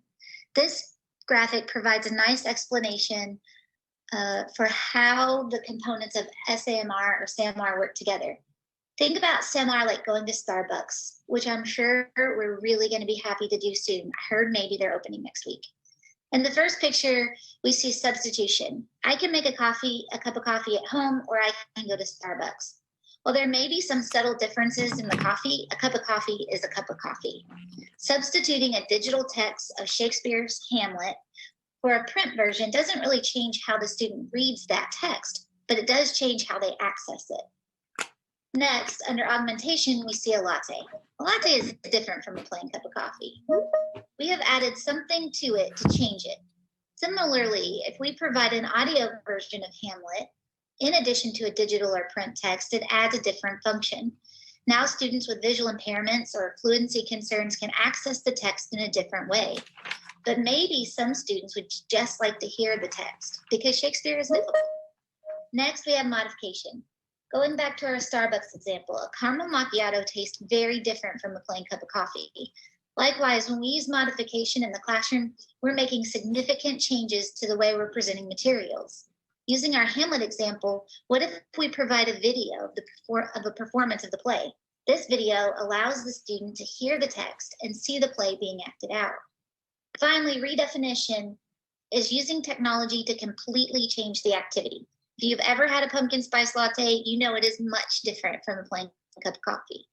Some would argue it isn't the same thing at all. There is a virtual reality version of Hamlet in which a student uses VR glasses and can walk through this set and speak to characters. Using VR to teach Hamlet is a long way from just providing them with the text. Now, one thing to remember with SAMR is that it's not a hierarchy. One method is not better than the other. Some people like a plain cup of coffee, and some people don't like pumpkin spice latte. Also, pumpkin spice latte isn't special if you have it every day, and it isn't always good for you either. So how can UDL and SAMR work together to scaffold lessons and build in technology? Looking at this model, we can see that when we consider multiple means of engagement, all four components of SAMR, substitution, augmentation, modification, and redefinition, are equally represented. This is because we want to have lots of ways to engage our learners. This is an important part of bringing the students to the lesson. Substitution is a bigger part of multiple means of representation because we're thinking of all the ways we can provide access to the curricular materials. Finally, in multiple means of expression, of redefinition takes a bigger piece. I'll start over. Finally, in multiple means of expression, redefinition takes a bigger piece of the circle because we want our students to express learning in new and creative ways. It's important to note here that teachers must be willing to accept the creative output of a student as proof of their learning. We don't want to ask them to create something unique only to follow it up with a generic assessment. This is an example of strategies and technology that can be used when integrating UDL and SAMR. Using the QR code, use the QR code for a link to the full document. As you can see, each pillar of UDL is divided by SAMR categories and strategies, and supportive technologies are suggested for use in the classroom. In the sample graphic organizer, you see examples of planning process for a student named Robert. Robert enjoys the outdoors, wildlife, and hunting. Here, his teacher has created a research writing lesson plan with options for engagement, representation, and expression, while also considering technology integration using SAMR. As you can see in the graphic organizer, the teacher has chosen possible ways to engage Robert with varying levels of technology. Multiple ways to represent information for Robert to gather, and finally providing options for how he can demonstrate his learning. This is a good example of a teacher providing the freedom of choice that students experience during the UDL lesson, while also providing some structure to help Robert make choices that meet his learning style, but also meet the requirements of the standard. Robert's UDL SAMR lesson is a silky segue into a discussion around student choice. Within the context of UDL, there is often a need to balance the requirements of a lesson or a standard with the need to provide students with choice. One author suggests that teachers should look at UDL like a taco bar rather than a smorgasbord. Telling students to pick what they need or want from a buffet of classroom activities may not result in a nutritious diet of learning. Having choice about their learning is empowering, but putting too much freedom and responsibility in the hands of young learners can be overwhelming. The Build Your Own Taco model allows students to make choices about learning materials they access, but limiting the number of options. Each student would need to include certain components into their final project, but they would be able to choose from a variety of options. Think of the taco bar analogy using the research writing example for Robert. He must choose a shell.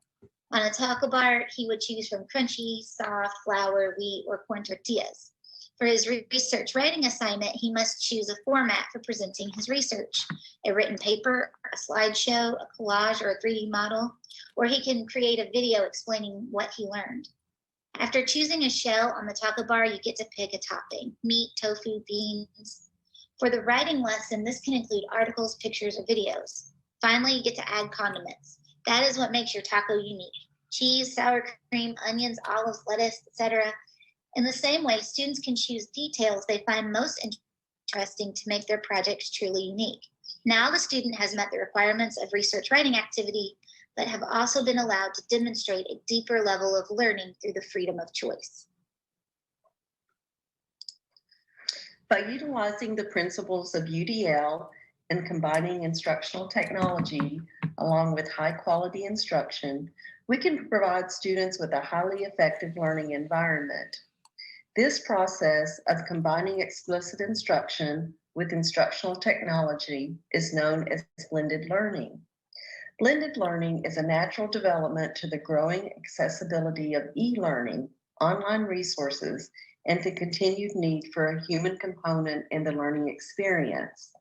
A blended learning approach ensures that the learner is engaged in driving his or her own learning experience. This approach also helps cater to the individual needs of the learner. Most students have unique learning styles, and a blended approach is more likely to cater to those needs than a traditional classroom teaching experience. The advantages of blended learning for students are listed in the column on the right of the screen. Notice that 2 of those advantages include increasing student interest and keeping students focused for longer. Besides the benefits mentioned, we have learned from the COVID-19 quarantine that schools who've been utilizing a blended learning model throughout the school year were much better prepared for handling the specific problems of delivering instruction outside the school. There are many free and easy-to-use tools available to perform the necessary functions of running a classroom remotely. Pictured on this slide are just a few of them. We encourage teachers to utilize these tools to motivate students, provide better access to the curriculum, and ensure that diverse and varied methods are present.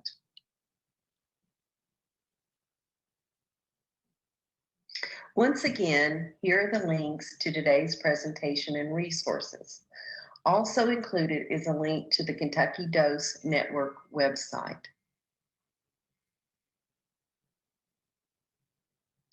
Thank you for participating in the Universal Design for Learning webinar.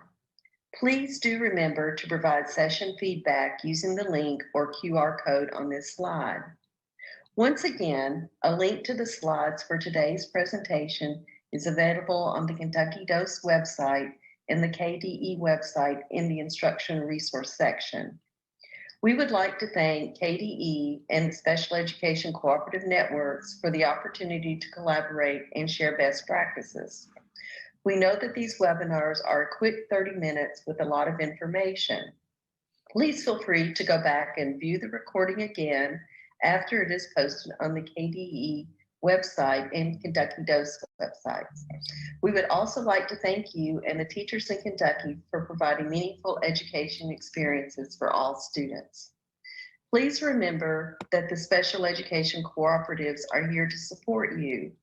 Please reach out to your respective region for additional supports or to share resources that you have developed locally. Thanks again for your participation and have a great day. Thank you to our presenters and for those of you participating today. The recording for today's webcast, along with the resources, will be available on the instructional resources page for special education on the KDE website. Thank you again for participating, and we hope you have a great weekend.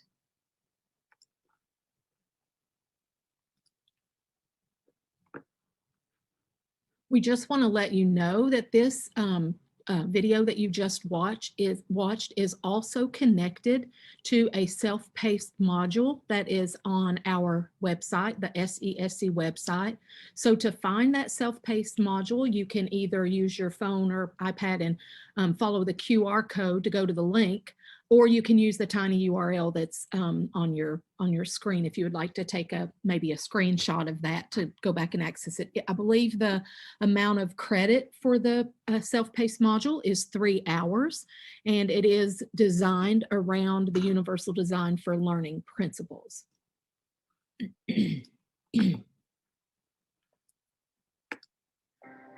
Join school counselors from across the region for an opportunity to receive updates, trainings, and networking.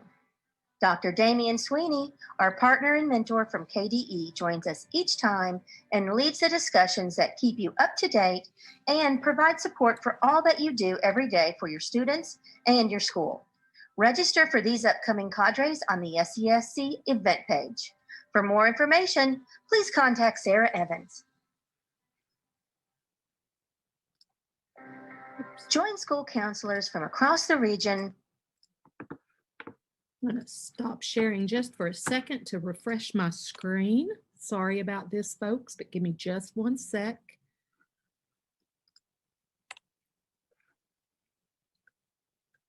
If you want to take just a minute and look away from the screen, give your eyes a little break to readjust and stop staring at the computer screen, now would be a perfect time while I refresh my screen and get us ready for our next little commercial. Sorry.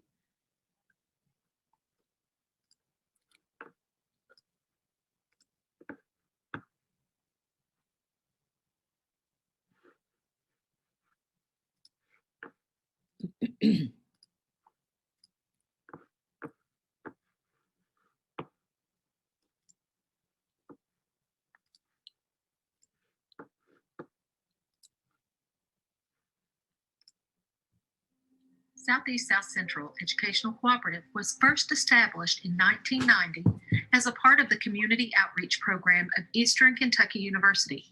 After many years of successful partnership, SESC became an independent entity separate from the university on July 1st, 2013. Southeast South Central serves more than 5,300 teachers in 178 schools, spread over approximately 6,500 square miles. There are approximately 81,000 students in SESC member schools, of which 70% participate in the federal free reduced lunch program. Southeast South Central is a not-for-profit service agency that provides professional learning and support services to 27 public school districts located in the Southeast South Central region of Kentucky. The districts are assigned to SESC by the Kentucky Department of Education to receive these services for their special education programs. 20 of these districts also elect to receive professional learning services from Southeast South Central for their general education programs and pay membership fees based on their enrollment. The QR code you see on your screen will take you to the Southeast South Central webpage to see a listing of member districts. Southeast South Central, serving you as you serve others.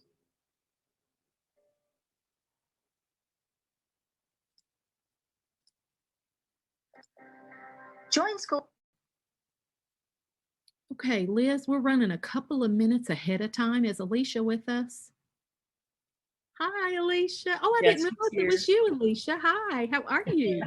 I'm good. Are you okay to start just a couple minutes early, Alicia? Sure. Awesome. Thank you so much.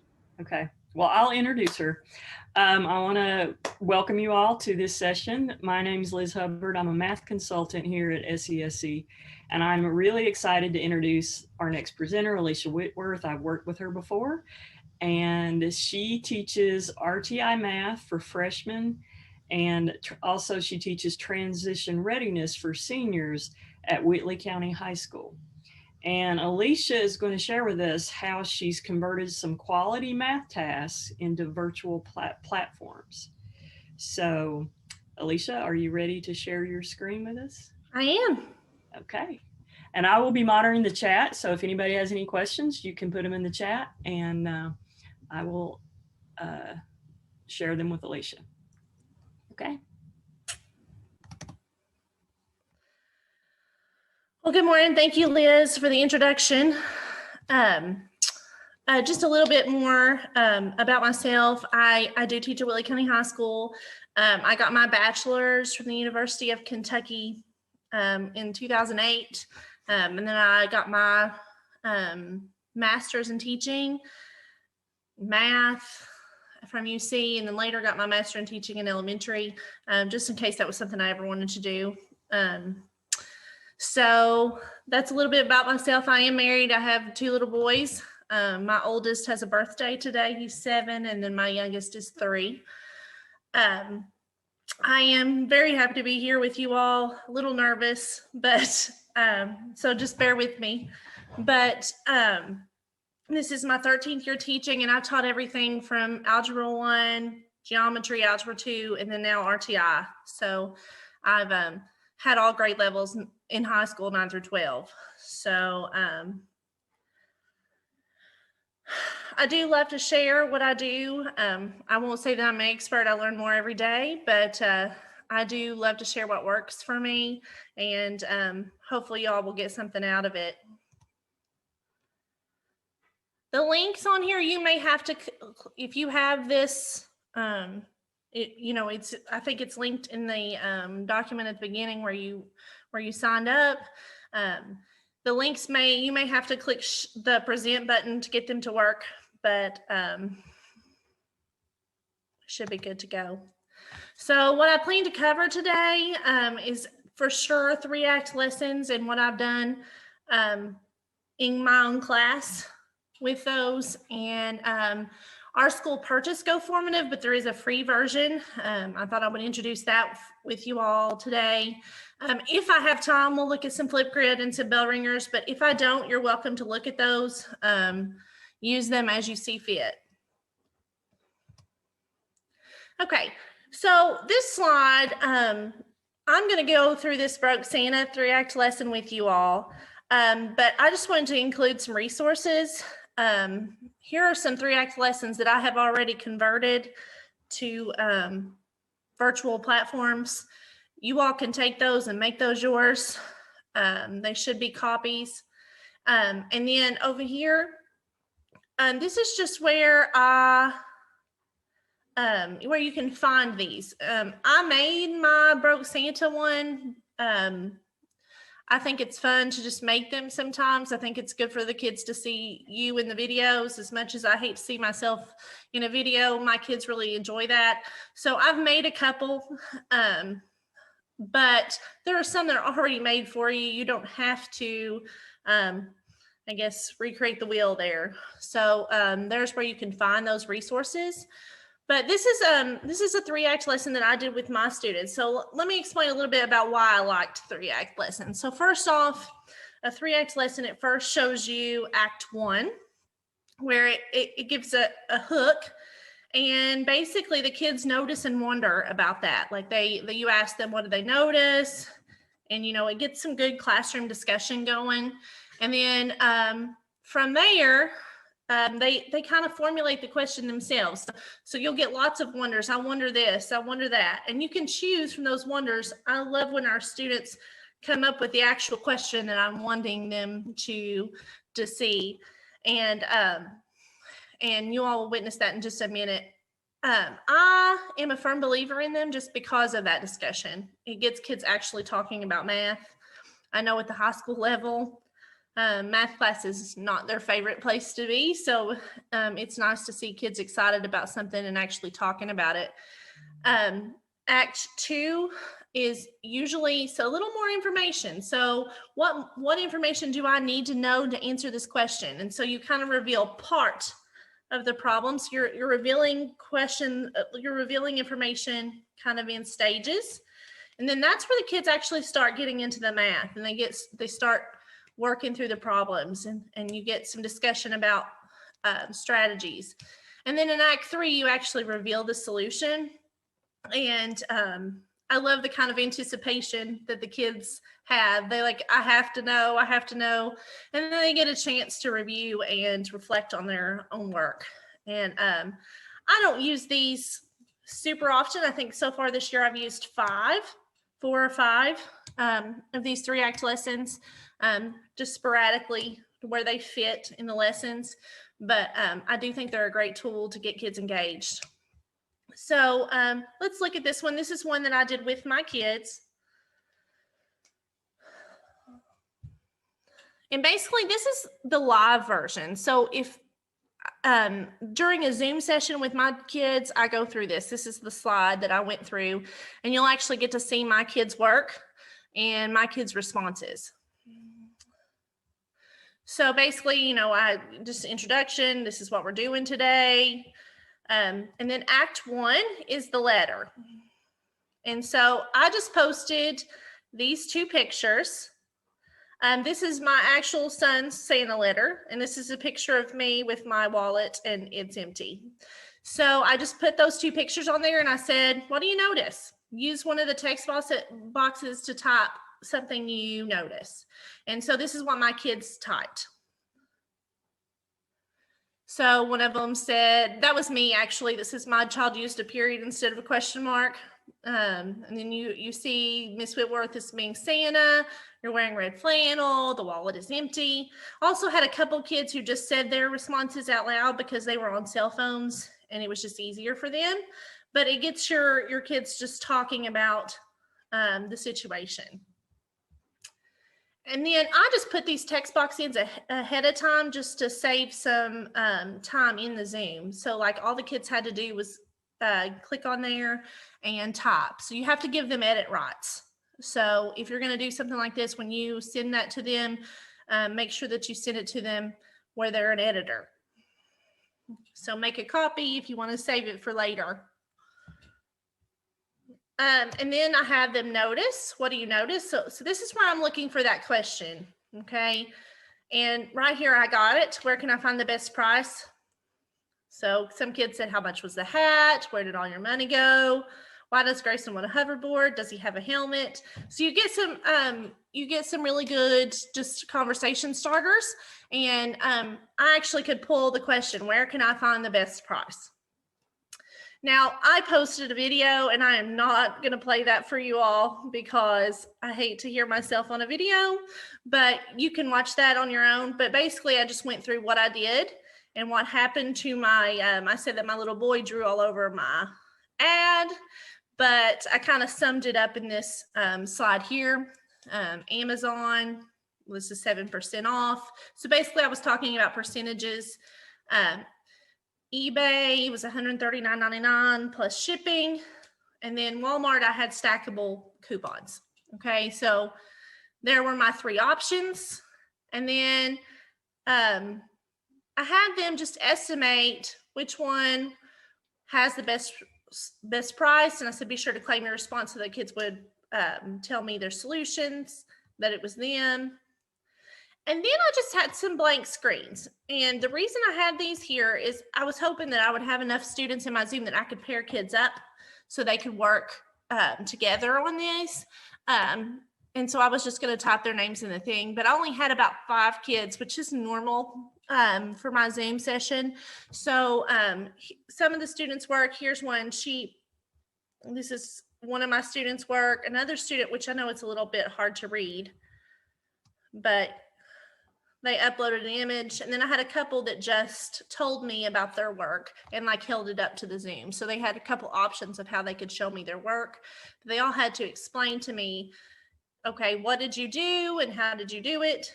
And then on the Act 3 reveal, when you present these, this was hidden, so they fall away, but I got the final price, and then you see that I did purchase it from Walmart along with some pajamas for my mother. So kids actually get to see where I did get that item from. And then at the end, they get to reflect. And something that came up, the kids talked about tax and whether that would matter. You know, other costs, like will I need to purchase a helmet? Will I need to purchase knee pads? Those kind of things. So kids really got to get in and think about the math. And so that's how I did it live. But of course, like I said, I only had 5 students out of about 20 that attended my Zoom live.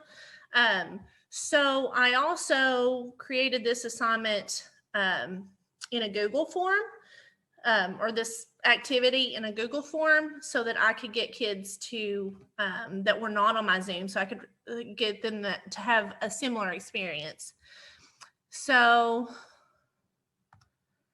that's, which, like I said, this right here is a copy of that Google slide without my students' answers. So that can be yours. You can make your own, and you can do what you need to with that. But my Google form here, I'm going to show you that. So this are my kids who did not attend Zoom, who were just doing this as student paced. I don't know what happened to my option 1 here, but I was adding a question earlier.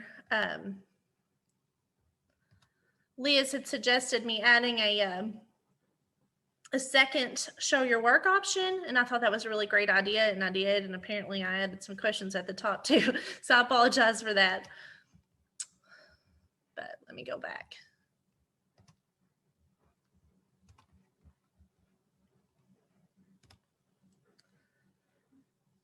All right, so on this, I always put in a period. I don't know if you all have periods or blocks or what you do there to signify your classes, but when you get your responses, it's a good idea on a Google form to put whatever class it is that they have to mark that, so that you can sort it by that class.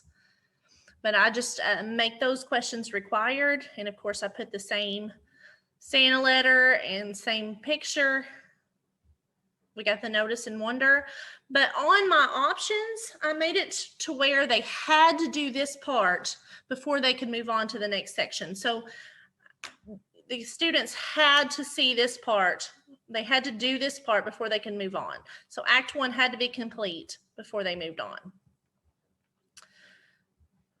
So I'm just going to go to edit this response so you can see Act 2. And so in Act 2, I had the same video that I posted on the slides. Some more notice and wonders, and using information given to determine which retailer has the best price, upload a photo of your work. So my kids could upload a photo here. And again, they had to do that before they could move on to Act 3 reveal. So when they moved on to Act 3 reveal, I actually worked out the math in this one. On the live session, I could do that live with those kids, and we could talk about their own work, which I know it loses a little bit of something when it's done student paced, but the kids actually got to see, the math there, and then where I purchased, and then they reflect just like in the Google Slides. And this is what Liz suggested, and I think that was a great idea. I don't have any student work here because I just added this question, but if your answer was incorrect, please correct your work and upload a picture of your corrected work below. So that allows students a chance to edit their thinking. And then they click submit and you get their responses. So just want to pause real quick. Does anyone have any questions about the 3-act lesson or the student version?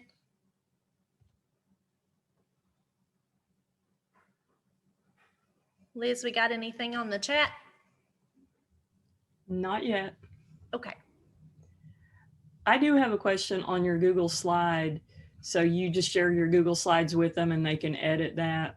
Yes, the one that says copy of, that's one for them. So like when you click on that, it says copy document and it creates your own copy. So yeah, but you shared your whole presentation with your students where they can edit it, right? Oh yes, when I shared it to my students, you have to do it as an editor. So like before you do that, I would make a copy and send the copy. Okay. So that you'll have a copy for each class. Okay. And like I said, these are other ones that I've created. And this one was one of mine that I made that has me as in it. But these two are one that I found online in one of these websites, and I've just created on Google Forms for those. Oops.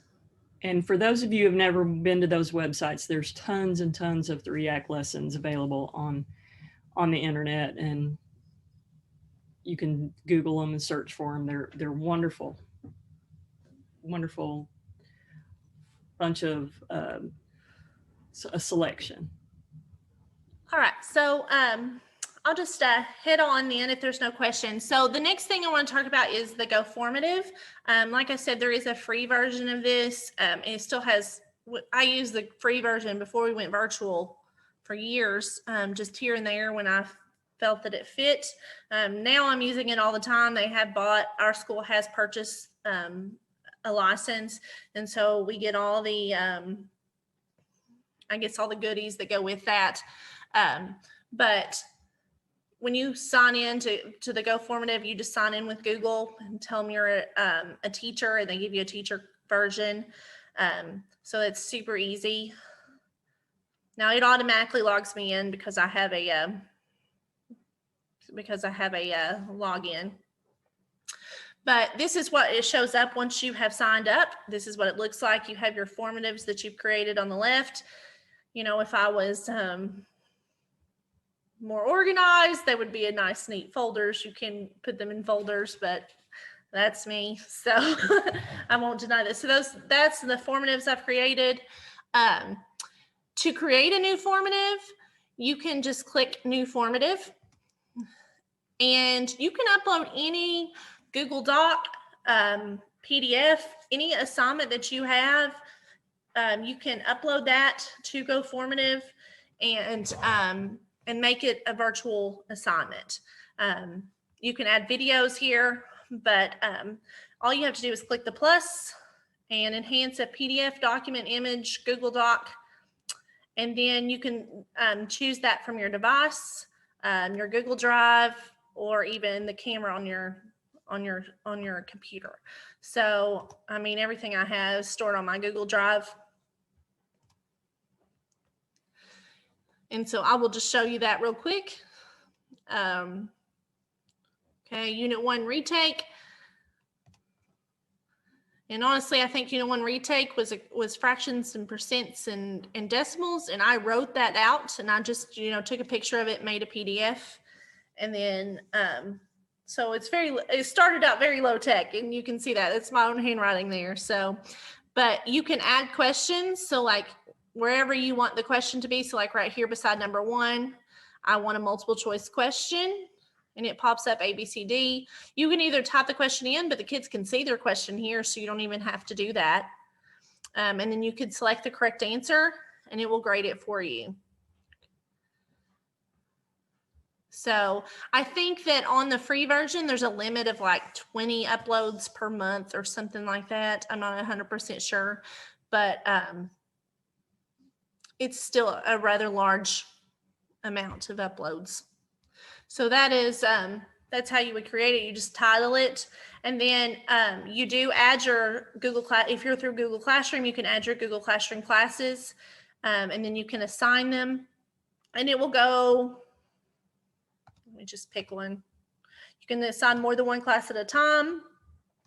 There's settings that allows you to restrict to individual students. So like if you have, I know I have several collaboration classes, and so like I can just send an assignment that has been modified. I can send that to just my certain collaboration students.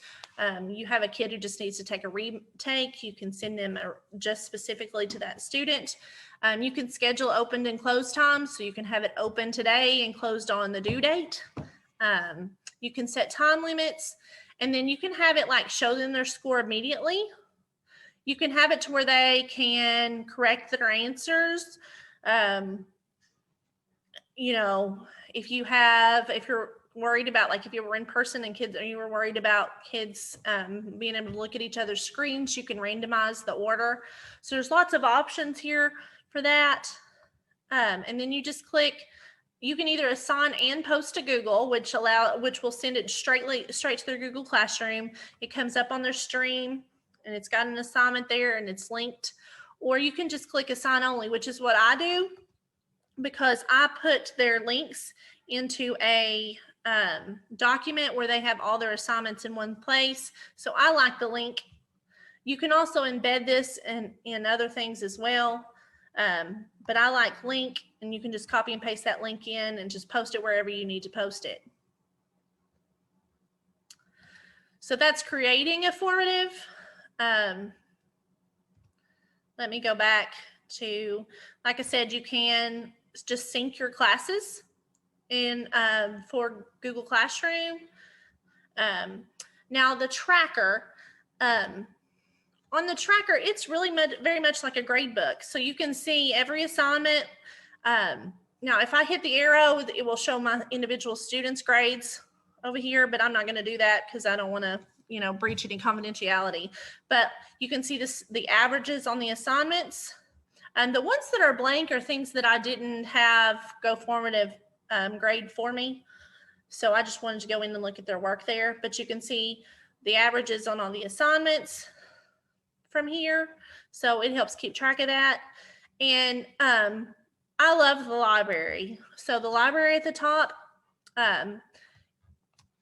it is basically a database of activities that people have already made go formatives. They have an Algebra 1 entire course, solving one-step and two-step equations, and it gives you a view of those over here to the right. So you don't even have to like open them to see if it's what you're looking for. So there's lots of things here to help that are already pre-made that you can use. And that is an option on the free version. The library is there on the free version.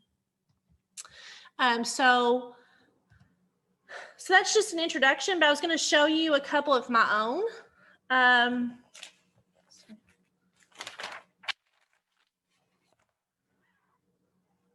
Okay, so, I was going to show you on the new formative, one more thing, the different question types.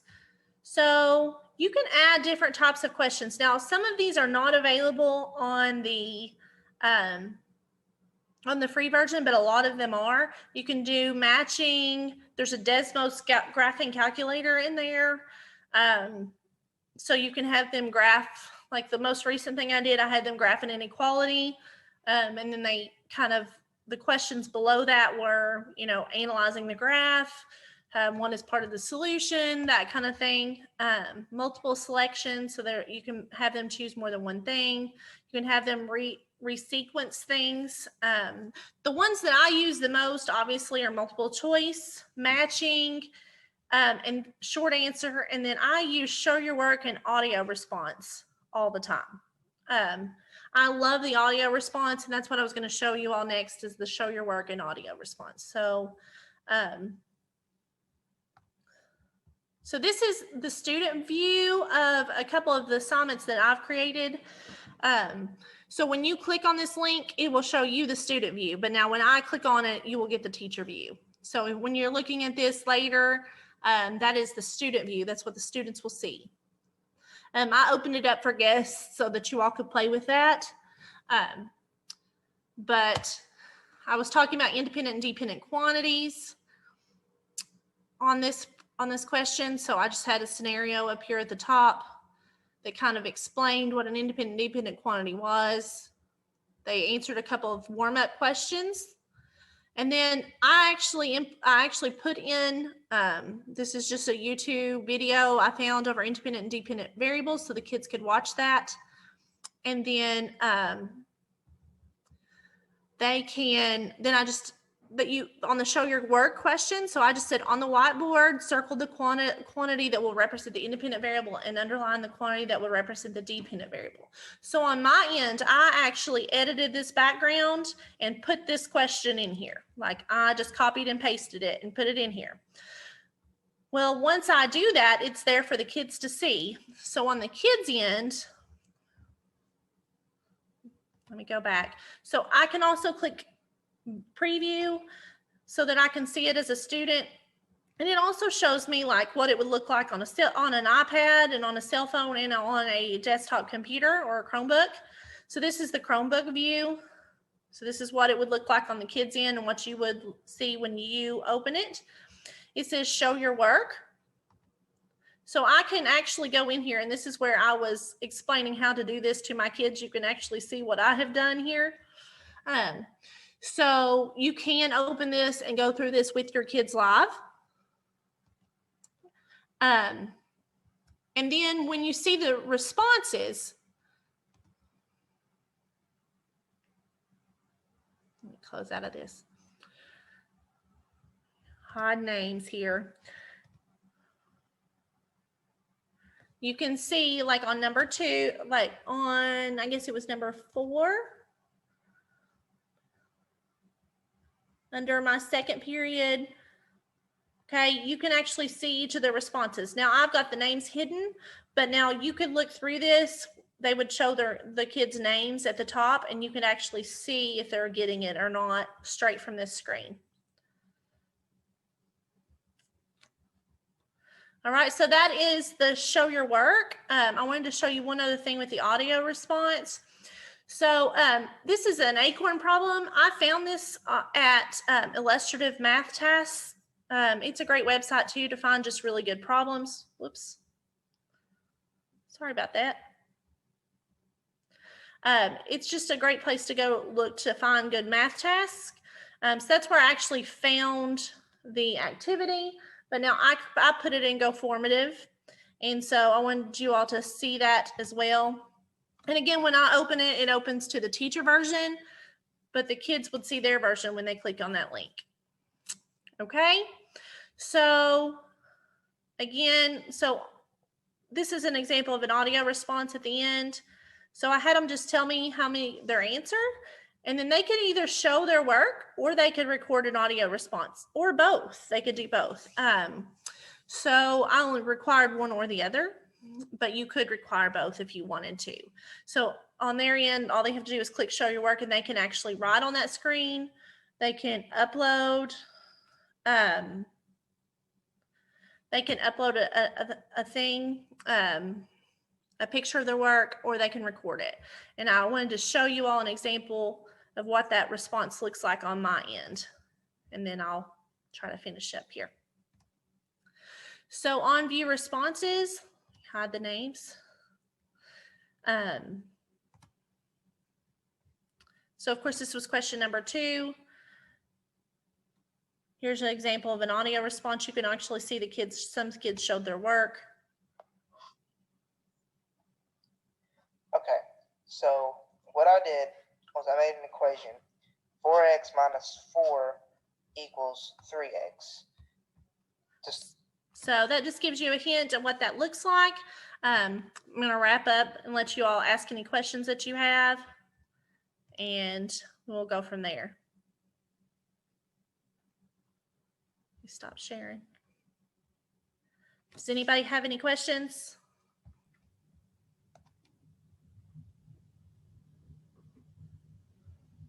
Okay, just to kind of tell you what was left of my presentation on the Flipgrid. I don't use that daily, but it's an alternative to the audio response. If you really liked that, the kids can show a video of themselves doing the problem. They can even upload a picture. So check that out if you like the audio response. And then on Jamboard, these are great places to find bell ringers. I use them all the time. Would you rather do this or this? And they have to choose a side. So I find a lot of bell ringers from these sites. And then I use Jamboard just as a bell ringer live, so that kids have to actually physically choose a side with a Post-it note. So I use that. So check that out if you're interested in that. And that's all I got. If no one has any questions. Okay. Anyone have any questions for Alicia? Okay. There's some other people that love Jamboard too. I love it too. Well, thank you so much, Alicia, for sharing some wonderful strategies with us. I hope y'all found something you might be interested in that you haven't seen before. I want to remind everyone that we will be sending you a feedback form in your email this afternoon. Please fill that out for us so we can gather some information, and you will be entered in a door prize. You will enter you for door prizes, and hopefully you'll win. So thank you very much, Alicia. Thank you.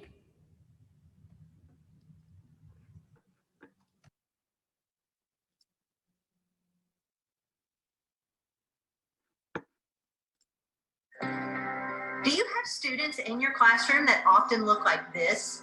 Then Positive Behavior Interventions and Supports, or PBIS, may be just what you need. PBIS is a systemic framework that supports culturally equitable targets, including social emotional competence and academic achievement. By framework, we mean PBIS is a singular method of organizing the decision-making, implementation, and progress monitoring of school operations all the way to the classroom level. The circle represents the key components of that framework and are used to organize the school's way of work. Contact Dusty Phelps or any of the consultants at Southeast South Central for more information. Do you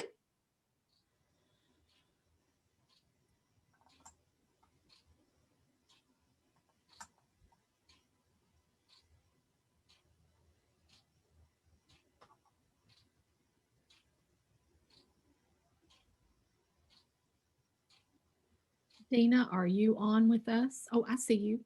I Yes. see you. Yes, Susan is on with us as well. she is, but I think she just texted me to said she's having technology problems. Okay, we'll give her a minute. I'm Okay.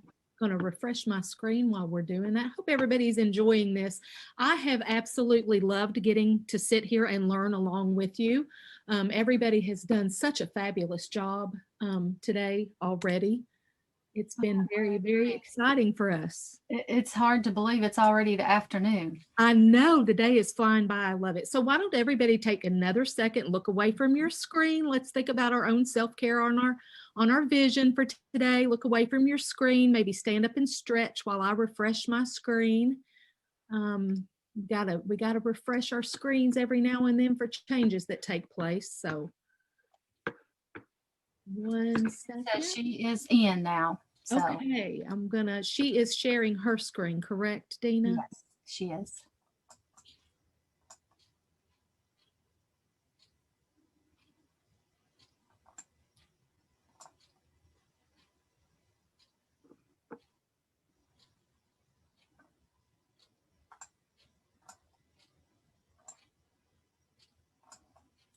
Susan, do you want to share your screen right now?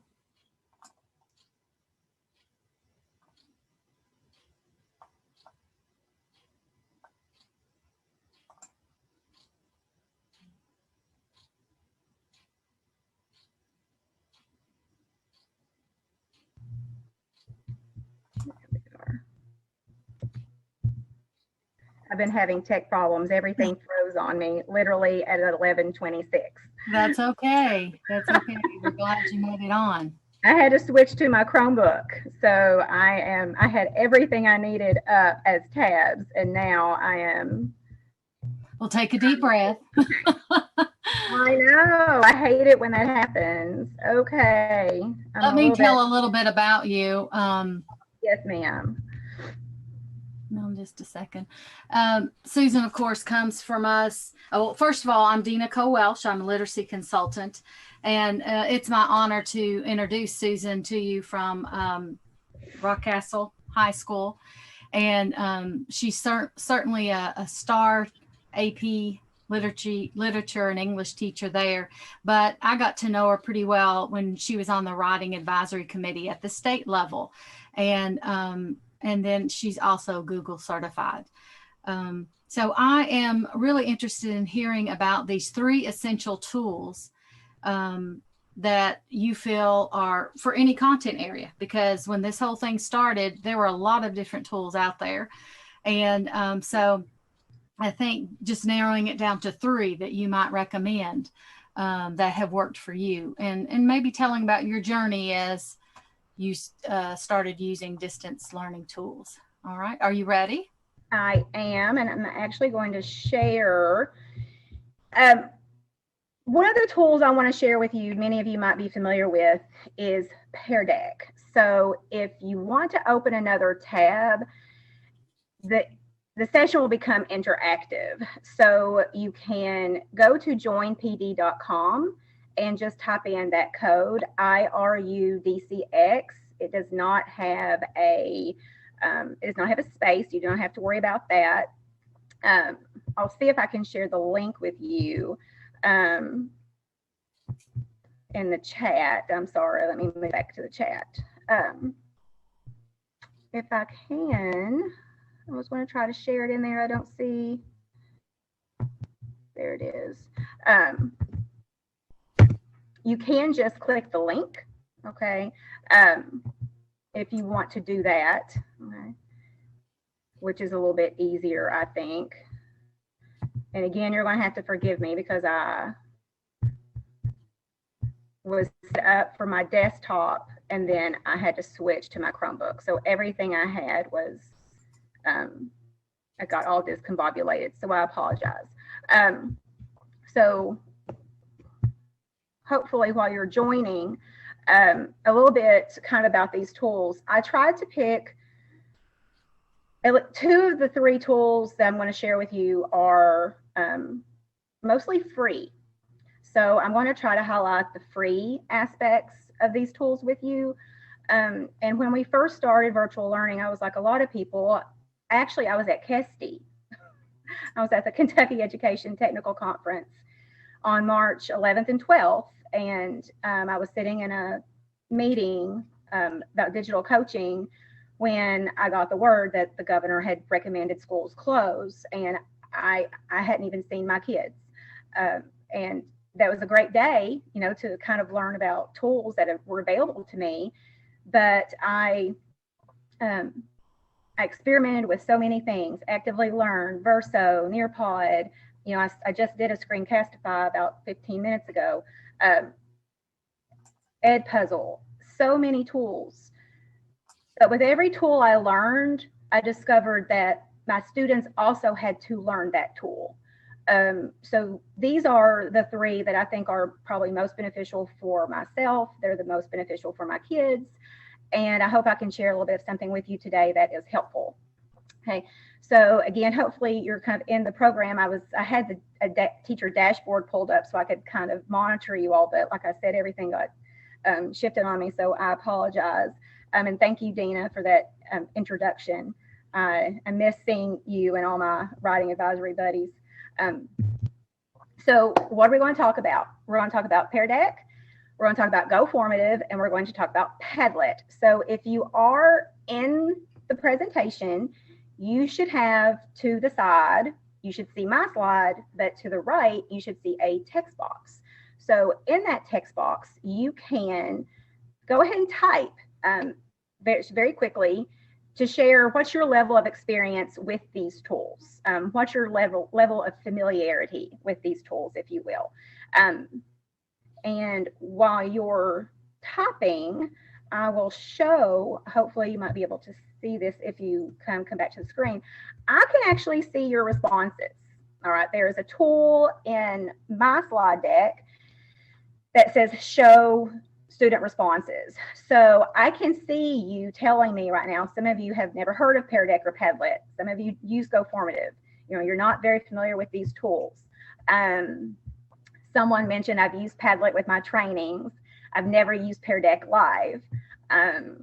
Little with Padlet, that's all. know of them, but have not actively used them. Have used Nearpod. Great. Someone else said I've had experience with Padlet, used it several times. Have used Padlet. Okay, fantastic. All right.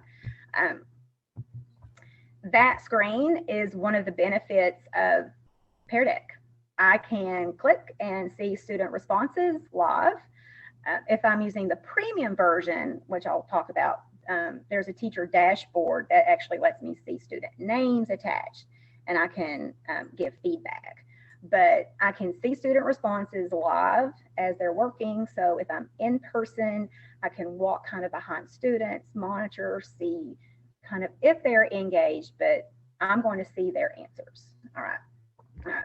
So I'm going to kind of lock that. Okay. So, and we'll move on. Okay. So why Pear Deck? First off, it's interactive, which you can already see, and it's free as a Google add-on. And that is how I began using Pear Deck. I will go ahead and tell you that if you do want to try a free trial, I checked 2 days ago, and they have a freebie, if you will, that you can upgrade to premium with a code they have on their website for 2 months. And I will tell you this about Pear Deck. It is one of the tools when teachers talk to me about, I ask my students a question and they just look at me. They don't answer. I'm like, oh my God, you have to use Pear Deck. And I literally just shared this tool with a teacher 2 doors down who was experiencing that very problem. Okay. The teacher directed mode you can use in Google Meets, and you can use in-person instruction, and it engages every student. Your quiet ones, the ones who have no confidence, because they have to answer. You know if they've typed a response, and if they haven't, you will, you'll know, and you can say, I think I'm waiting on a couple of more people. John, I think, I think I saw you starting to type. If you want to go ahead and finish. It engages every student, and the student responses are visible to me, and I can project them onto the screen anonymously to share with the students, with the rest of the class. All right. So I'm going to take you through some of the question types, and if you want to manipulate them, okay. I always am a major proponent of student view. I have 50 million accounts for things because I make my own accounts, and then I make student accounts to log in so I can see it from their perspective. All right, so this is one of the free question types. It's the multiple choice options. So you could use it for polling. You could use it for, what I'm doing, a quick formative assessment. You could use it as a bell ringer. So many different ways that you can use this. So if you would go ahead and choose your response, which of these items is not a prepositional phrase? Okay. All right, I can see a couple of people have already responded. I've got 2 of 10, 3 of 10. All right, so now I'll show you what happens on my screen, which then I can share with my students. Is you can see the responses, all right, and discuss, well, why didn't you pick A? Why did you pick B? Why did you pick C? The answer is B. It's okay if you put C, no big deal. Again, I can lock the screen if I'm ready for us to move on. We can chat. Students can't change their answers. And then we can come back. All right. Another great slide. Now, this is part of the premium version, but it's a draggable slide. You can create icons. I used stars. You can adjust their size. You can use up to 5. You can create flags, hearts, squares, check marks, equal signs. You can do all sorts of things. But this is an activity that you could use, obviously, in social studies. You could use this in science if you're trying to identify parts of a cell or any sort of diagram. But if anyone wants to try this one, and actually I needed more stars. Okay, so if you wanted to try, I was trying to think of a good social studies question, so that would show how you could use this with maps. But I've learned a lot about Europe. Okay, only 2 people are responding to this one. That's okay. I was trying to see if I could show some of your responses. I know, isn't it? We got a quick question while you're looking at that. Can this be used in Zoom? Yeah, because really all students need is that code. Okay, yeah. And you can share the link. You can also put the link in Google Classroom. So, because I have used Pear Deck in Zoom before, because here at school we have to use Google Meets. But as long as they've got the code or the link, yes, they can be active. That makes sense. It's a little bit awkward right now because I can't see you all. But that's why I usually have multiple screens up, and the best laid plans of mice and men oft go awry. Well, I'll try not to interrupt a lot with questions. No, you're fine. I was just thinking, I'm sure people will have questions as I go along. I just can't see. I'm very sorry about that. That's okay. And if we have time at the end, you can answer questions.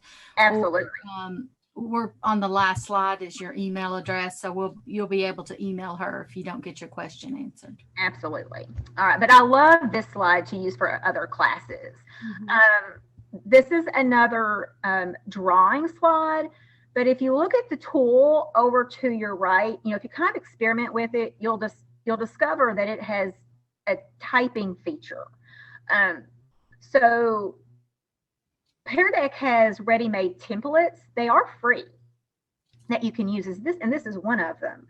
And you can adapt them for different classes, but where students can type their responses. So even though this is what's called a drawing slide, you don't actually have to draw on it. You can, okay, but students can type their responses as well, just as you were in, and we'll see kind of what this looks like right now. Oh, see, there you go. Someone's trying to type. Hi. You got to play with it. And that is one of the things about using new tools. And that's why I've tried to limit my number that I use frequently in class, is because I know I'm going to have to teach the kids how to use them, which is a whole other day. And when right now we're in person, but I only have them every other day. So my in-person classes, I've actually only had my students about 17 days. So I've done many videos about how to use different tools.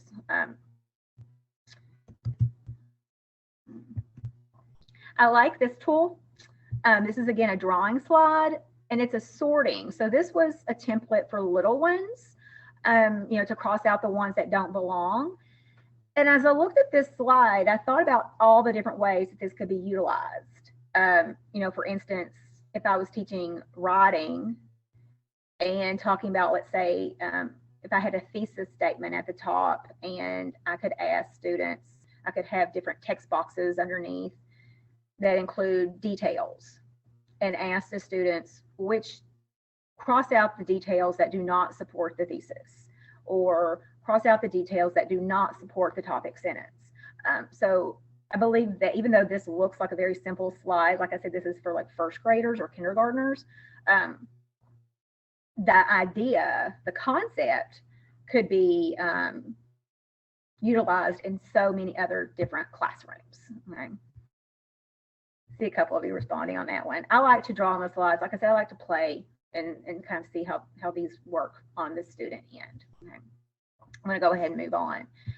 So the Pear Deck upgrade is $150 a year. So I did use my site-based money for that. And the way it's different is that it does allow you to record and insert audio files directly into Pear Deck, which is nice because they're uniform, they're already labeled. You just record in Pear Deck. It includes the draggable and drawing responses. And there's also a dashboard, so I can actually see student responses by name. And that's handy if I'm in person and I know particular students who don't have a lot of confidence. I can specifically pick their responses and highlight them. Now, the kids still never see their names. I can also give feedback, but it was really funny, what I discovered is that some of my students, they would start adding their names to their responses at the end. So that way, if I posted it up on the screen, they could claim it, okay, which was nice. And these are sophomores. This is not like elementary or middle school. But the greatest benefit of the Pear Deck upgrade is that you can use it asynchronously for student-paced presentations. So students can join a Pear Deck. I can share the link. They join on their own time. They do all of the questions just like you're doing. And then I can review that in a recorded session later, which is amazing. I haven't used that as much now because we're back to in-person. But if your goal is just to engage kids and get them interacting with the content, then the free version is going to meet your needs. All right. So I'm going to kind of just sort of go on real quick and do an overview of everything because I had so many tech difficulties early on. I don't want to run out of time. So let's talk about GoFormative. Alicia, who went before me, talked a little bit about GoFormative already. I learned about this from a friend of mine who teaches at Foley. She learned about it from a math teacher. Alicia had talked about it briefly, so I'll just kind of highlight this. If you want to try the free version, this is what it includes. It includes essay questions, multiple choice, multiple selection, short answer, show your work, and true false. You can only upload 20 pages a month. So it's not 20 documents a month, it's only 20 pages. So you would want to watch the number of files and their length. Okay, so kind of think about that. I've already talked about that. We'll skip that. All right, so if you wanted to upgrade, I pay $15 a month just because I want to try it out. This is the big difference. One, PDFs are unlimited. You can assign to individual kids, and you can schedule time limits and open and close times, which is incredibly valuable, was for me, because I had so many students just they weren't logging in all the time. So once I started to schedule open and close times, that really helped. Now, if you want to give it a try, I want to go ahead and talk a little bit about Padlet, and then I'll try to come back to GoFormative. I'll show you, I'm gonna, let's see if I can. This is a guest code that if you wanted to try, you could, like I said, I had it open before, so now I'm a little wary of, I'm gonna stop sharing just for a second and ask if anyone has any questions really quickly, and that's going to let me bring up GoFormative and just show you a couple of the question types, what they look like, because I know Alicia went over this, so I don't want to kind of reiterate something. And like I said, I want to be conscious of my time here. I like, Susan, how that you have, out of the 3 tools, you've got one that deals with assessment. And sometimes we forget to do that when we're selecting tools. Yeah, I like Google Forms, but Google Forms is very small, and it doesn't have a lot of flexibility with your question types. So I'll just share share this with you all and show it that way.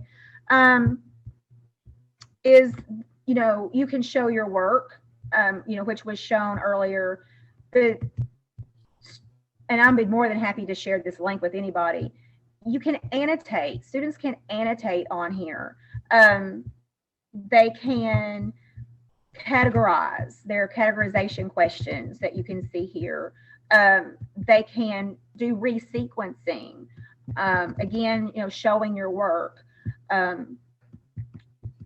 You can upload PDF documents and just add your guided reading questions to the text for any content area. GoFormative, to me,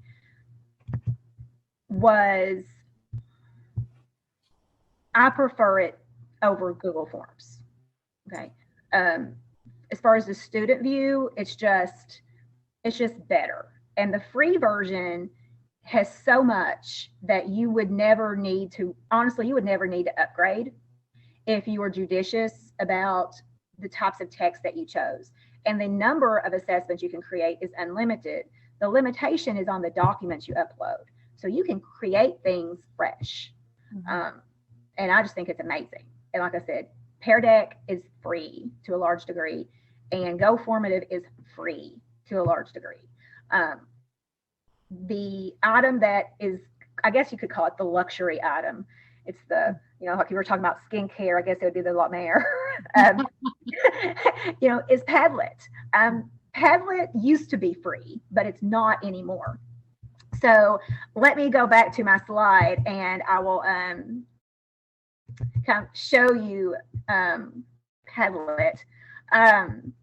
It is, can you all see that? Can you see the slide? We're still seeing you. Oh, okay. I'm sorry. There we go. Here we are. Okay, Padlet. What is it? It's like a user-generated interactive bulletin board, notebook, / notepad / vision board / publication tool that you can, the only limits on how you use Padlet is really like how you imagine it. You do need to know that the free version only lets you create and have active 3 Padlets, which is like so cruel, because once you start playing, you just want to try to make more. You want to make more and more and more and more to see all the different ways that you can use it.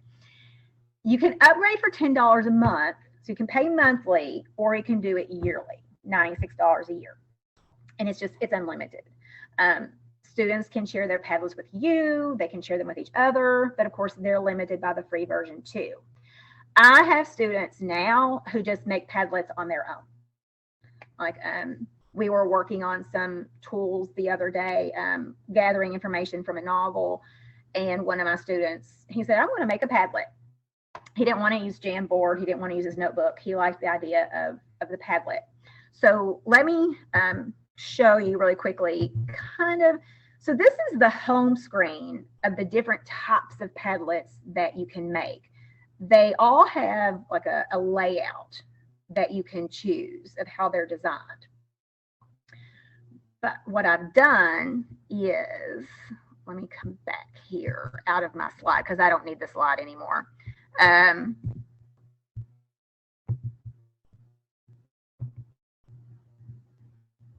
going to stop sharing that. And I'm going to go to my Padlet.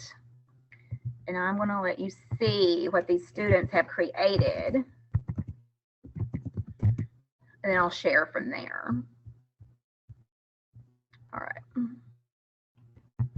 I just love these tools, the things that these kids have done. I wish you could play with them, but I don't have that capability. All right, so this is what Padlet looks like. You can have students create timelines.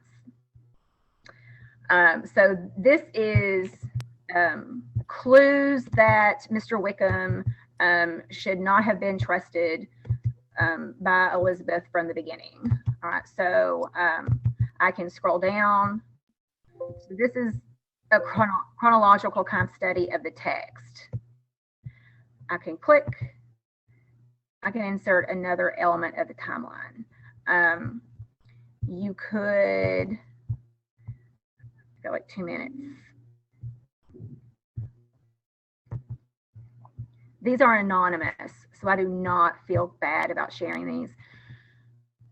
My students in my sophomore class, they were writing personal pieces. So what I asked the kids to do was to try to write 2 new introductions. They posted them anonymously in a Padlet, and we're going to use these in class next week to give feedback to each other. So the students can share their work without fear of kind of someone knowing it's theirs. Students can vote on the one that they like using the heart. They can write comments to give the students feedback, which I love. And I'll show you one more really quickly, and then I'll open it up for questions. We've got some group work. Students can collaborate. Okay. This was from an AP piece. And last but not least, they even have a mapping tool. Okay. You can choose the map style. And again, we have been reading Pride and Prejudice. You can make maps, plot areas on a map that you can use for, I mean, a myriad of purposes. Just really amazing tool. Like I said, it's kind of it's the luxury item. Okay, at least it is for me. Okay. All right. Okay, so but I'm going to kind of wrap it up and see what questions do you all have, because I got like 2 minutes. Okay. I love the flexibility of Padlet. Who was it who just said that? I love it. You can do so much with Padlet. Like the creativity that kids can have with it is just amazing. But you've got to give them the freedom, and you have to play too. Okay, you have to play with Padlet too, and show the kids what all you can do with it. Okay. You're welcome, Donna. And like I said, Padlet, you can't play much without having to pay. I paid this morning because I had to pull some of my items out of archive. Okay. I couldn't show them to you. I think that's beneficial information about which ones are free to a point, and then to what degree do you have to pay for them. And I think sometimes that's a deciding decision on which ones we use in the classroom many times. Oh, it is. Yeah. Absolutely. But I like having it narrowed down to 3. If we had to pick 3, which ones would really get the job done? Mm-hmm. And I think the basics, like, Screencastify is like, I can't do without that. But if I had to pick just a presentation tool, just an assessment tool, these are the things that I would put in my little toolbox. Okay. Well, we have, do you want to put your slide up while I kind of... I'm sorry. The slide that has your email address on it? Yes, ma'am. I didn't see any other questions, but you can, as she posts that, contact Susan. I love hearing you talk about what the students like about it or how they use it. And so I certainly thank you for coming today, Susan, and sharing knowledge and wisdom with us. And of course, thanks to the participants for attending this session. And you can take a picture of her email address, and that way you can get in touch with her. Don't forget, as you have heard before, if you've attended the sessions, don't forget the feedback form. We are all about continuous improvement at the co-op, and we'd like to hear how this process went today. And of course, that you're able to qualify for door prizes when you do the feedback form. So have a great lunch. I think, Renee, will you probably tell us the directions of what's coming?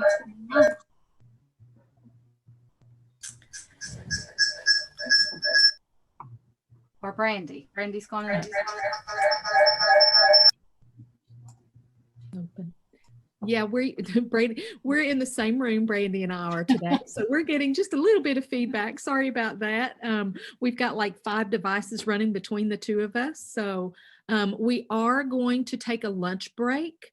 But during the lunch break, we don't want that time to go wasted as everybody sits at their desks and eats their lunch or gets up and walks around. So we are going to replay our keynote speakers session from the morning. So if you happen to miss that, you are going to get a treat and get to listen to Donnie. He has so much energy. I just love, I've had the honor to get to see Donnie present several different times. And so we hope you enjoy the replay of our keynote session, and then our regularly scheduled sessions will begin at 12:30.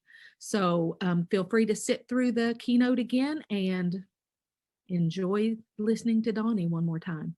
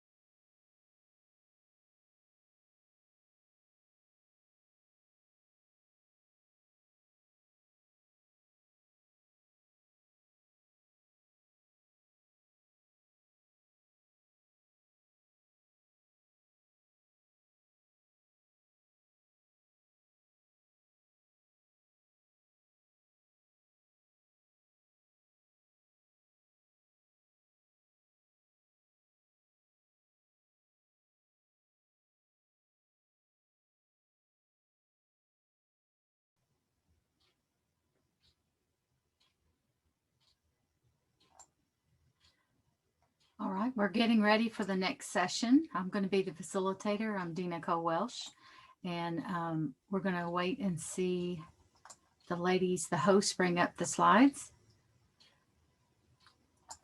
They're going to show a commercial first. Oh, you're not going to show the commercial? Dina? Yes, I was talking a little bit. I thought you were going to show the commercial. All right, we're ready to roll. Thank you for sharing your Friday with us and coming to our Elevate Summit. And if you didn't get a chance to listen to Donnie at the Piercy, do things differently was his message this morning, as well as at the lunch break. And now we have Fatima with us from Knox Central High School. If you could show the next slide. She's going to,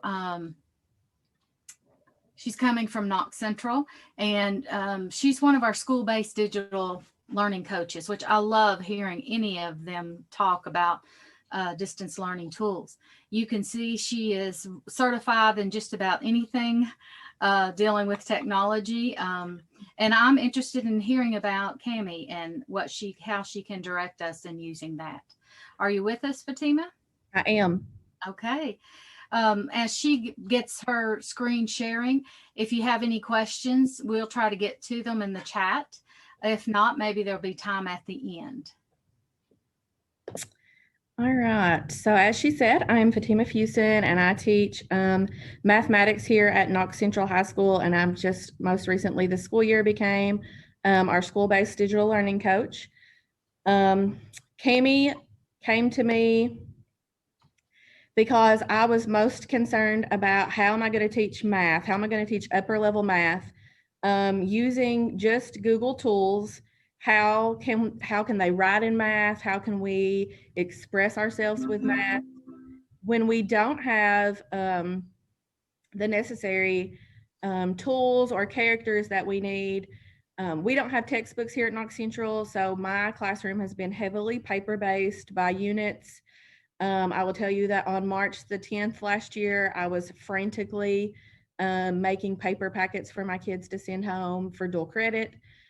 So along the way in the summertime, I was like, how am I going to reach these kids? How are they going to be able to reach me back in mathematical terms? And Cami was something that I researched and learned that kids, you know, they had an equation tool, but it has all these extra features that I didn't even know would change my life. So Cami is an online document annotation tool. I know that we've seen there are several of those out there. Cami is just different for me for many reasons. Beyond it seamlessly working with Google Classroom, which is our platform here, it just allows so many opportunities between me and my students for valuable feedback, and that's very important in my classroom. So in order for Cami to work seamlessly with Google Classroom, we have to have, you have to be using Google Chrome, your students have to install the extension, and you also have to have the extension as well.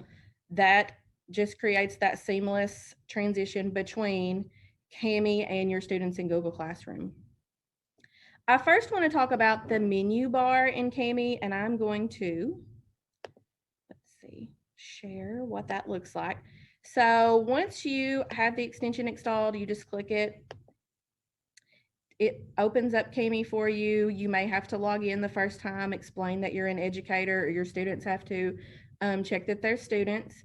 You are able to open a document from your Google Drive, your computer. You can create Google Classroom assignments straight from this loading page, or you can create a new document in Cami to send to your students.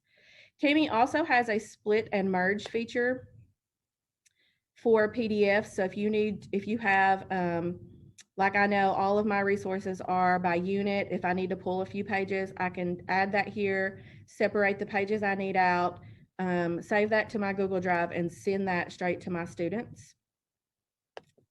On the menu bar, I want to explain a few things here. It tells you that you're a teacher. They do offer a free basic account, and that is also free for your students as well. And it allows some of the most basic annotation tools. An EDU version unleashes lots of powerful resources for your students. You can toggle this sidebar, and this is a really awesome way to see all your pages, to navigate back and forth. If you have numerous pages, you can view your pages side by side. Once we get into what it looks like on the student side, you can view when students made annotations, if they've went back after a due date and changed things. You can add comments, a summary of annotations from your students, and then conversations back and forth between your students. As well, you know, here is the name of your document. You can open straight from your Google Drive. You can zoom in, zoom out. I really love that Kami gives me the option if I want to download it.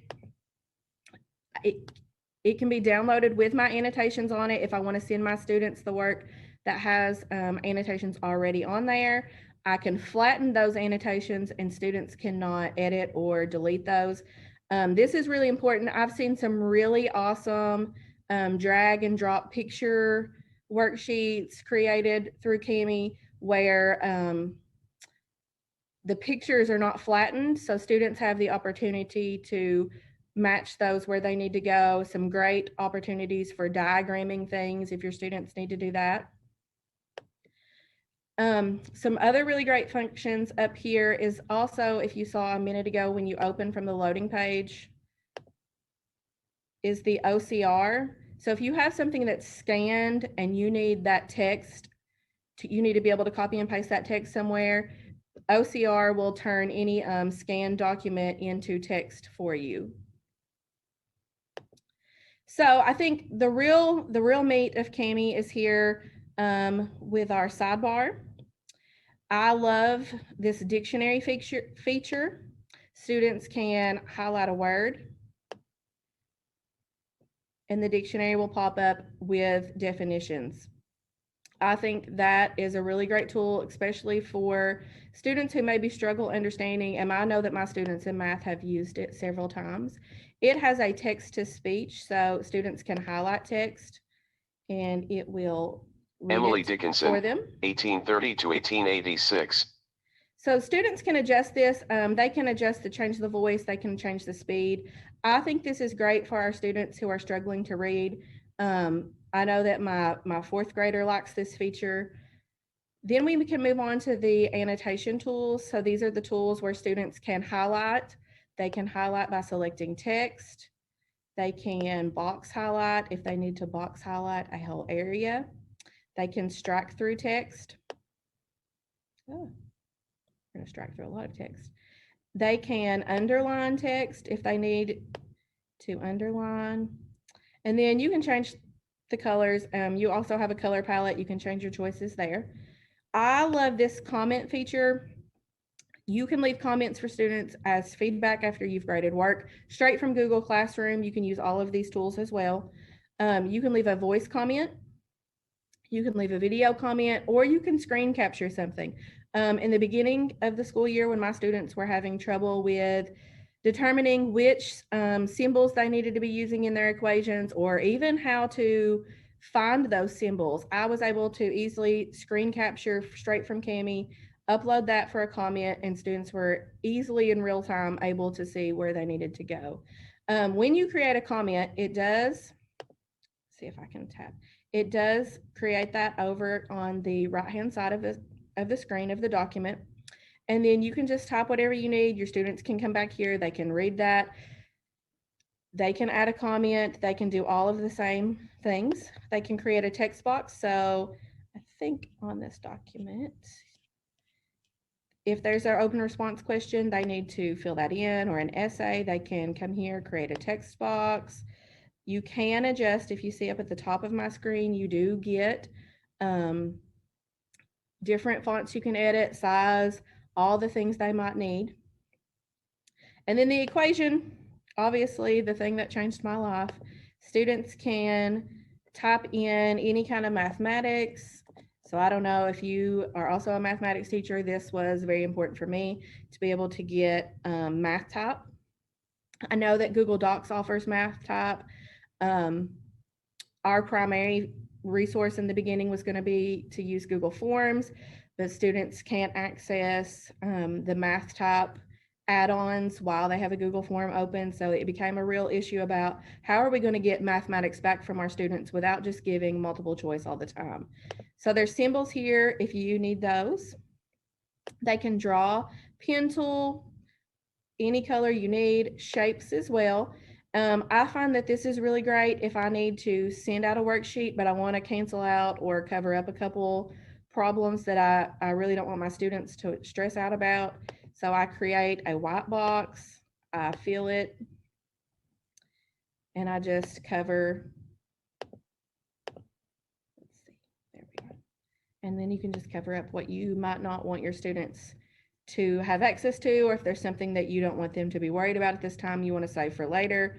When you download it, you can just flatten that annotation and that will cover that out for you. And then obviously the eraser tool, great tool for erasing. You can choose just drawing in shapes, or you can choose all your annotations. And then add media is great. So if you wanted to create a one-stop shop worksheet for your students, you can add a your own YouTube video from here. You can add images. You can even add stickers as you're grading their work as well. My students really love that when I add stickers. You can add other images from your computer, images from a Google search, stuff from your Google Drive. It's great. There's also the ability to add a signature to the bottom of the page. So I know at the high school level, things we do are a little different than at the elementary or middle school level, but I have students sign a contract at the beginning of dual credit. You know, they understand the syllabus, they understand the expectations. So this is great. This is a great tool for me to get that from them. I really want to show you what it looks like on the teacher end, grading and giving feedback as well. But I want to talk a little bit before we get there about the paid version versus the free version. On the free version, your students will have to download their work or save their work to their Google Drive and then attach it back to Google Classroom from there. If you're using the EDU version, your students will get a little turn-in button up here where I have download. There'll be a little turn-in function. And that is really awesome because that just takes out another step of worry about how are my students easily going to be able to turn in their work. So in Google Classroom, it's just your normal assignment. You're able to open that up to grade it. There's an awesome little checkbox here that says grade with Cami. If you uncheck it, it takes away all the greatness that is Cami. Check it back and it's going to bring it back. So this student, she has, I think, a Surface Pro because she's able to write on her work or annotate, and I'm sure she's not doing it just with the drawing tool, but here I'm able to easily, I can mark on this, I can say, hey, you know, maybe you made a mistake here, let's double check what's going on. You can draw straight on their work. You can leave comments. I can leave a comment here. Hey, maybe check your sign. I think this is great because I think in the beginning of the school year this year, it was really about how can we make sure that students are on the right track? How can we give them feedback to correct their learning?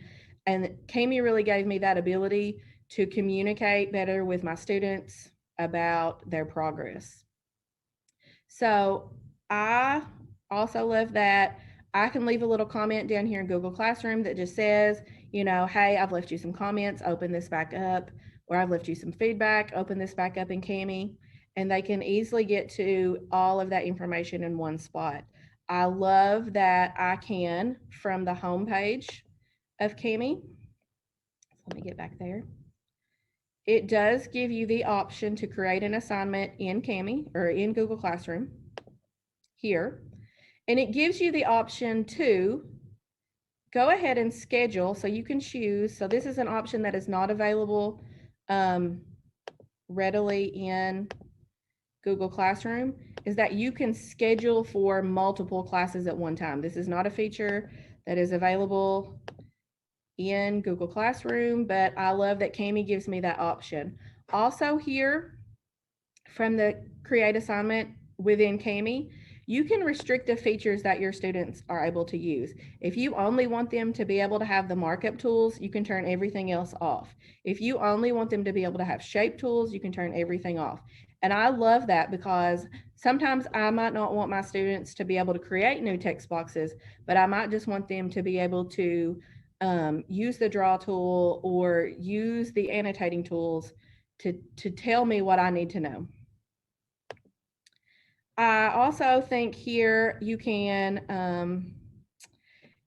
send Kami instructions every time you post an assignment, and that just tells students, hey, make sure you have Kami installed as an extension in Chrome.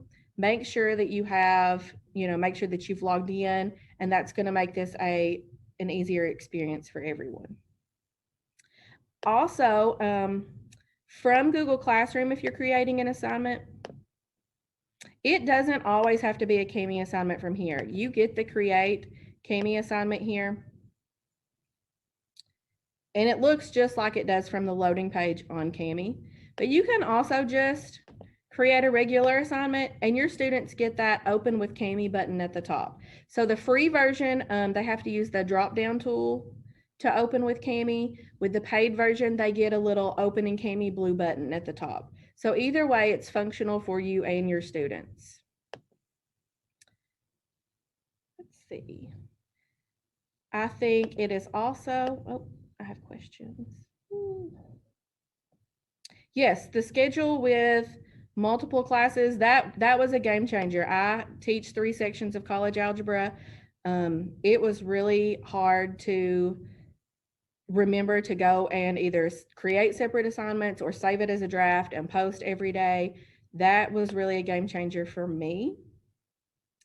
I think I want to talk about, so there are, if you're really interested in using Kami, there are some great instructional videos on YouTube, and they really delve in subject-based math, English language arts, special ed. They talk about some great ways that special education can use the tools here, especially with text-to-speech. They do a great job of delving in deeper into your content area, into assignments, different ways that you can use Kami. I especially love that for ELA and social studies, they have that dictionary readily available. Annotating text is much easier, reading documents aloud, and labeling diagrams and maps. We don't do that a lot in math, but I think for a social studies or a science classroom, that is game changing, that you're going to be able to, your students are going to be able to create text boxes where they need them. They can draw lines to things. Definitely for special ed, I think the text-to-speech, and your students can leave voice comments. If they're having trouble maybe communicating through words what they're trying to get across, they can leave a text comment or a voice comment or a video comment. Another great way I've seen Kami used is as a digital notebook, and I think that as we continue further and I try to get away from paper-based math, that I'm going to try to create, rather than a whole packet of unit for a unit, doing a digital notebook. I think that's going to be a great way for myself and my students to continue to be organized using Kami.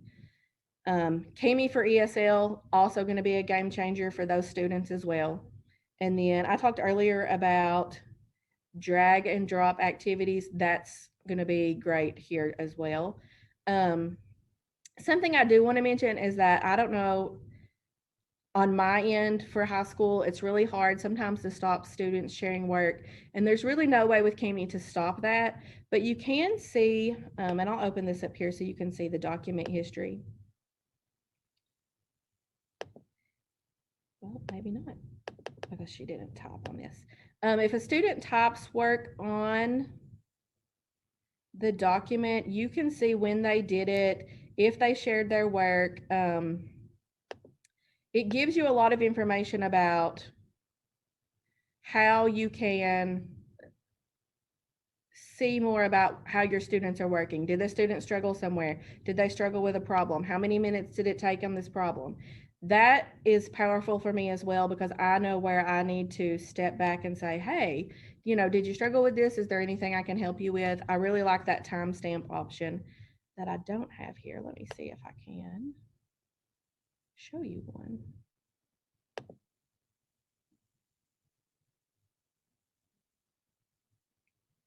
Let me scroll way back into the semester.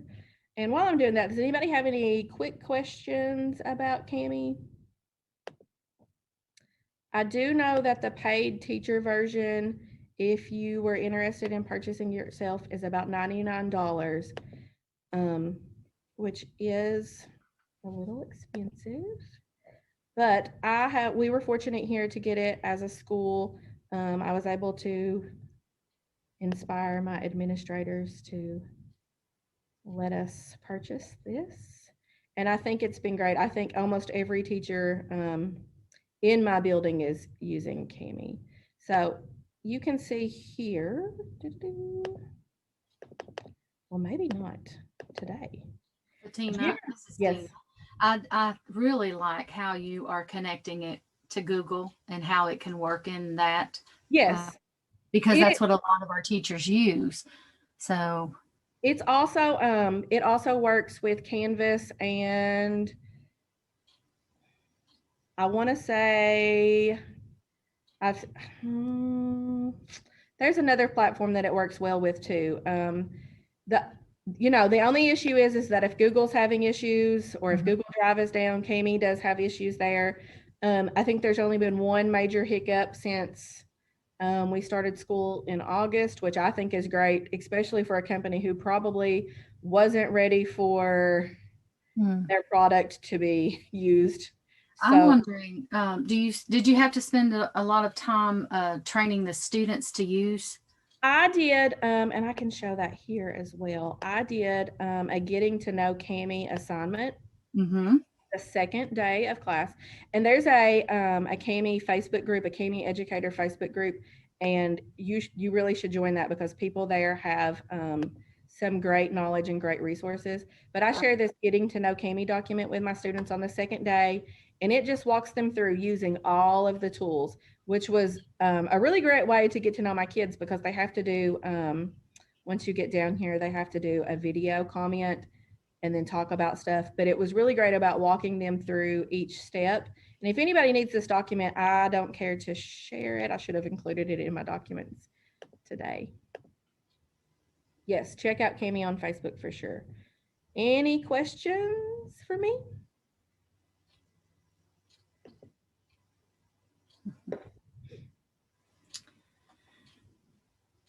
Is that the end of your? That's what I've got. Okay. Well, could you show your last slide that has your email address so that they can email you with any questions? I just so appreciate our digital coaches, whether you're school-based or in the region, and thinking about all the knowledge. You could tell you had spoken with a lot of teachers, Fatima, because you knew exactly what questions teachers would be asking. And so I appreciate that, and your connections to special ed and ESL students. I think that I know that our teachers here are using it. I know that our special ed teachers are using it. It's just been a great tool all the way around. Do you find that it's used mostly in middle and high, or do you have elementary that's using it? I know that we do have some elementaries here that are using it. I know that my son's school, he's not in this district, but they were using DocHub at the beginning, and I kind of suggested to his teacher, I said, hey, have you seen Kami? It does a lot of what DocHub does, but it also has these other great features. So they kind of, they sometimes do use Kami, but they've kind of went with the Google Slides and the text. Okay. All right. So we've got just a minute and see if more questions come in, a minute or two. But as a digital coach, do you got any wisdom?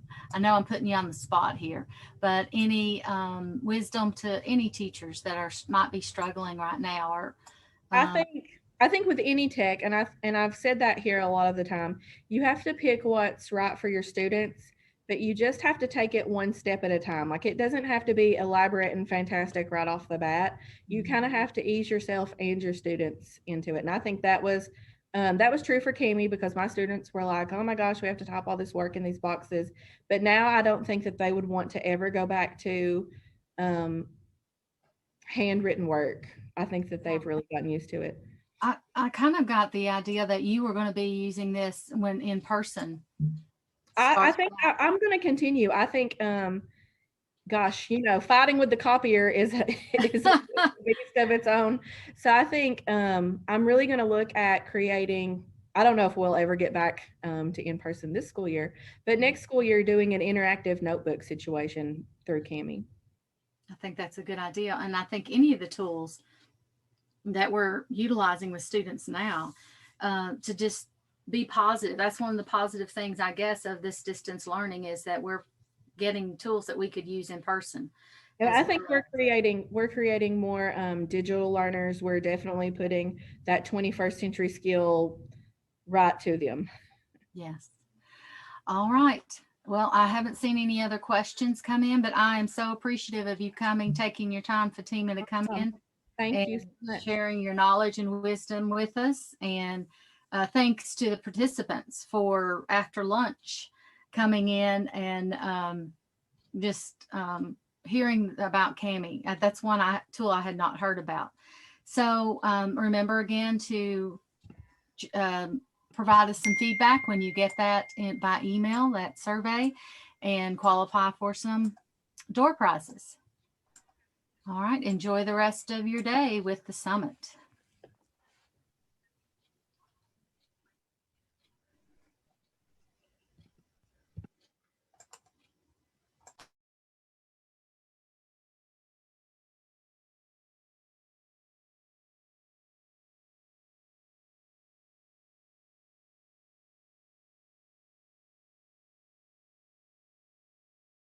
Approach to Performance Excellence Initiative has been implemented across the SESC region since 2013.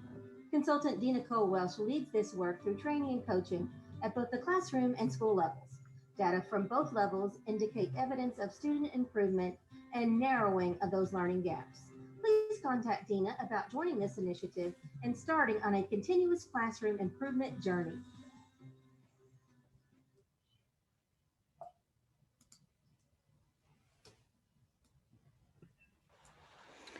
Hello, I'm Marquita Proctor, and I'm an instructional coach here at SESC, and it is my great pleasure to introduce Renee Parker. She is an 11-year teacher, or let me repeat that. She's been teaching for 11 years. She's an 8th grade math teacher. She's extremely diverse because she also has her master's from the University of the Cumberlands in reading and writing, and she's National Board Certified in early adolescent math. She'll be presenting with Hannah Laswell. Hannah Laswell is in her 3rd year of teaching in her hometown in Rockcastle County. She was also one of my students in Rockcastle County Middle School when she was in 7th grade, so I'm really excited about introducing her today. Hannah completed her undergraduate schooling at EKU. She has a master's in literacy specialist from the University of the Cumberlands, and she's almost finished with her rank 1 in special education.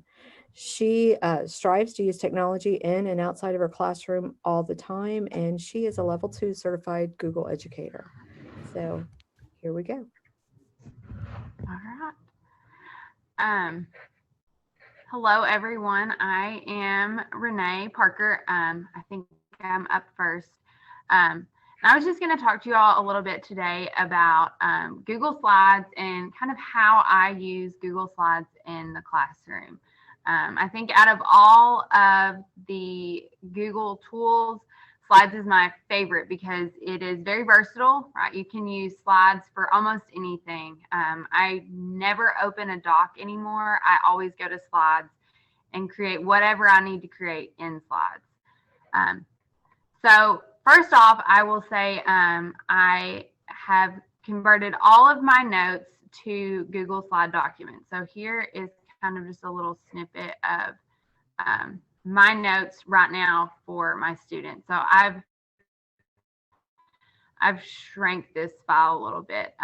My students file is like 30 pages long because I wanted to include all of their notes into one file. I'm trying to make it as easy as possible for them. That way there's not a bunch of clicking and finding stuff. So this is what it looks like on their end. So here are their notes, and then anywhere we need to add, they can type right in. And then all of my lesson titles and stuff is all kind of in there. And then I have some drag and drop features that I've added for them. I try to do all the front work for them to make just the note-taking process easier for them.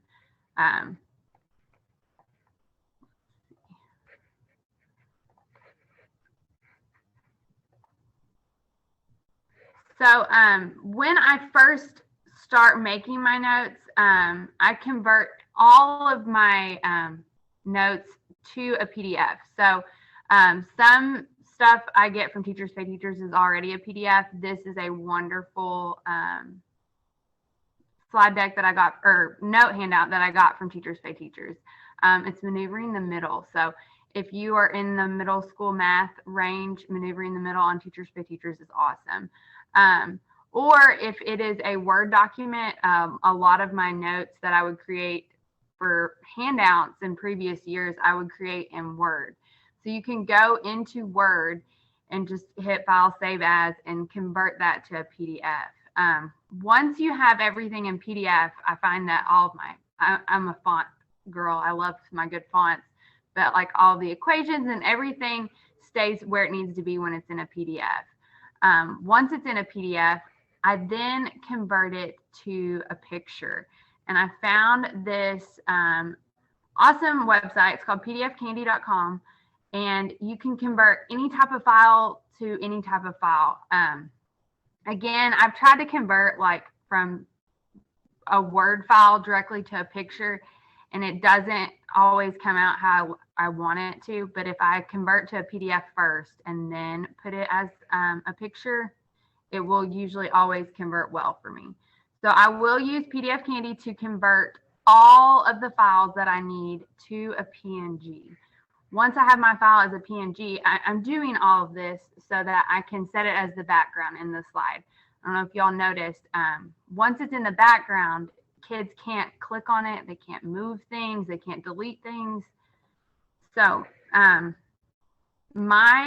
all of my stuff is still a typical document size. So in Google Slides, you can change the page setup. So if you go to File, Page Setup, and then you choose Custom, you'll choose a custom page setup. You can use the standard paper size. So I would always convert mine to the 8.5 by 11. That's the first thing I do in Slides. I always convert my files to a paper size. That's almost everything I have is standard paper size. So I go ahead and convert that. It's important that you convert your size before you add anything to it. If you add stuff to your slide first and then change your size, it stretches it, it pulls it, it messes it up. So change your setting or your size settings first. And then from there, in Slides, you can choose your background. So for each individual page I will make that page the background of my slide. And again, once it's set as the background, the students cannot delete it. They can't move stuff. It's like essentially handing them a digital copy, right? So from there, my kids are able to just take their notes. We have had some virtual notes. I have been able to have my kids back in class, and we have continued with digital notes. That way we don't have as much contact in passing out papers. And right now we're on an AB schedule, so having their notes right there on the computer, they're never going to lose them. I mean, they lose them in their drive, and of course we have to find them, but they're never completely lost like they do a paper copy.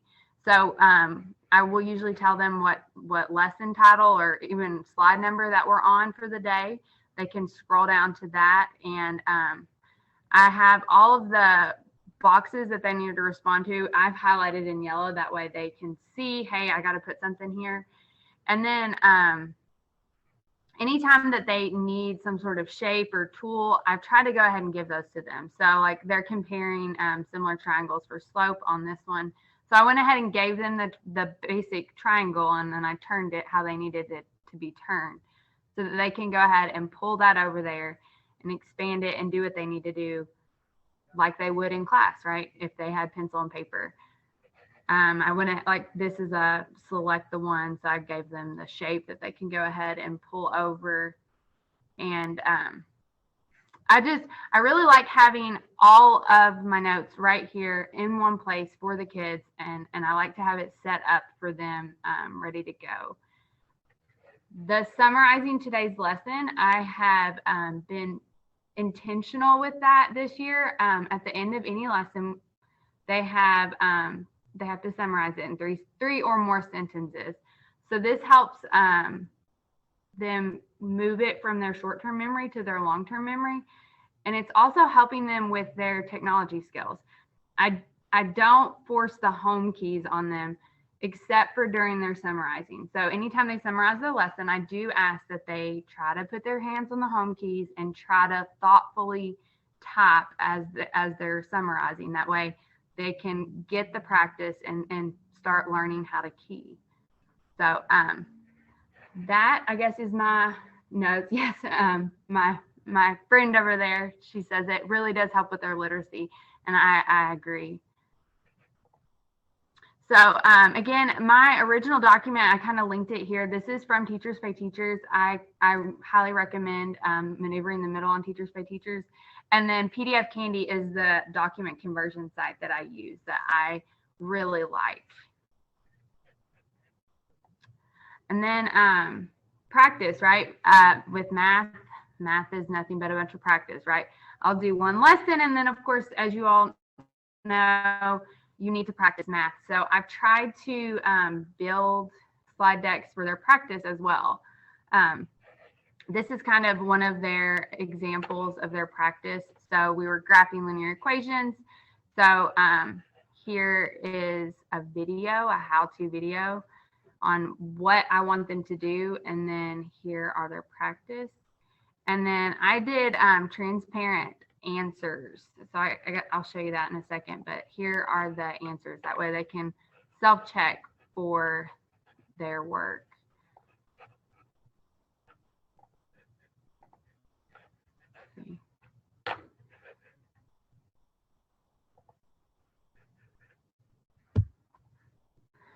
So I use Screencastify. Our district bought us a license to Screencastify, but it does have a free service. I think it stops you at 15 minutes for the free, but I will use Screencastify to kind of talk them through the instructions. I teach middle school, of course, so middle schoolers love to find a good excuse not to do something. So I don't want them to ever be able to say, well, I didn't know how to do it, so I didn't do it. I will walk them through several examples in my directions. And then instead of putting the video some other place, some other link, I've started embedding them as their cover slide. So this is the lesson, right? It's graphing linear equations practice. That's what they're going to see in their Google Classroom. And then the first thing that they see is a video. So they can't miss it, right? They will see my video. They should click on it, right? And they'll have all those examples right there for them. So again, this was something that I made in Google Slides. So we have, I don't know if anybody's familiar with CUDA software. So it is a math program that it basically generates practice problems for you. So you can copy and paste those problems from that sheet that it creates. So I copied and pasted all of my problems in there, and I put my directions on there. And again, like the previous one, I did not want my kids to be able to move the graphs or accidentally delete the graph. So once I had everything on there except for the stuff I wanted kids to move, in Google Slides, you can go to File, and then you can go to Download, and then you can download the slide that you're on as a PNG. So once I have that downloaded as a PNG, I can go back in and put it as my background. So I would select, once I have that picture, I select it as my background, and then I delete everything that I've already put on there, and it's gone, right? But it's now my background. So once I have all of my background kind of in place and like how I want it, then I will build on that. So they're graphing linear equations. I went ahead and gave them the dots. That way they're not having to draw the dots, right? And then I did want them to identify the slope and the y-intercept. So I gave them boxes that they can pull and move to kind of circle the slope and circle the y-intercept. And then they have extra dots here. I wasn't concerned with that. So they can, after they do their work, I included the answers. So I took pictures of all the answers, and then I changed the transparency under the format options to 50%. So they are halfway see-through. So once they are finished with graphing, they can go down to the bottom of this slide deck and grab those transparent answers. And I've taught my kids to copy and paste. We copy and paste like all the time. So this is what it would look like before, right? When they're all done graphing, they go down, they can copy and paste the answers onto their own work. And so since it's perfectly the same size, they line that up. And I don't know if you can see that, but that red line was part of the answer key. So they know that they got it correct if that red line lines up with their blue dots. And if it doesn't, then they know that they need to fix it. Also, they can't really cheat with this because of the layers.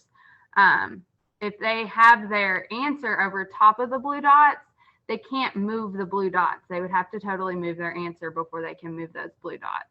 So I do want them to have that opportunity to correct their work. And I do think that there is power in them recognizing their own mistakes and learning from their mistakes. So I absolutely want them to fix it, you know, and so I feel like this was a great way to have them self-check when we are virtual and I'm not able to walk around the room and check graphs.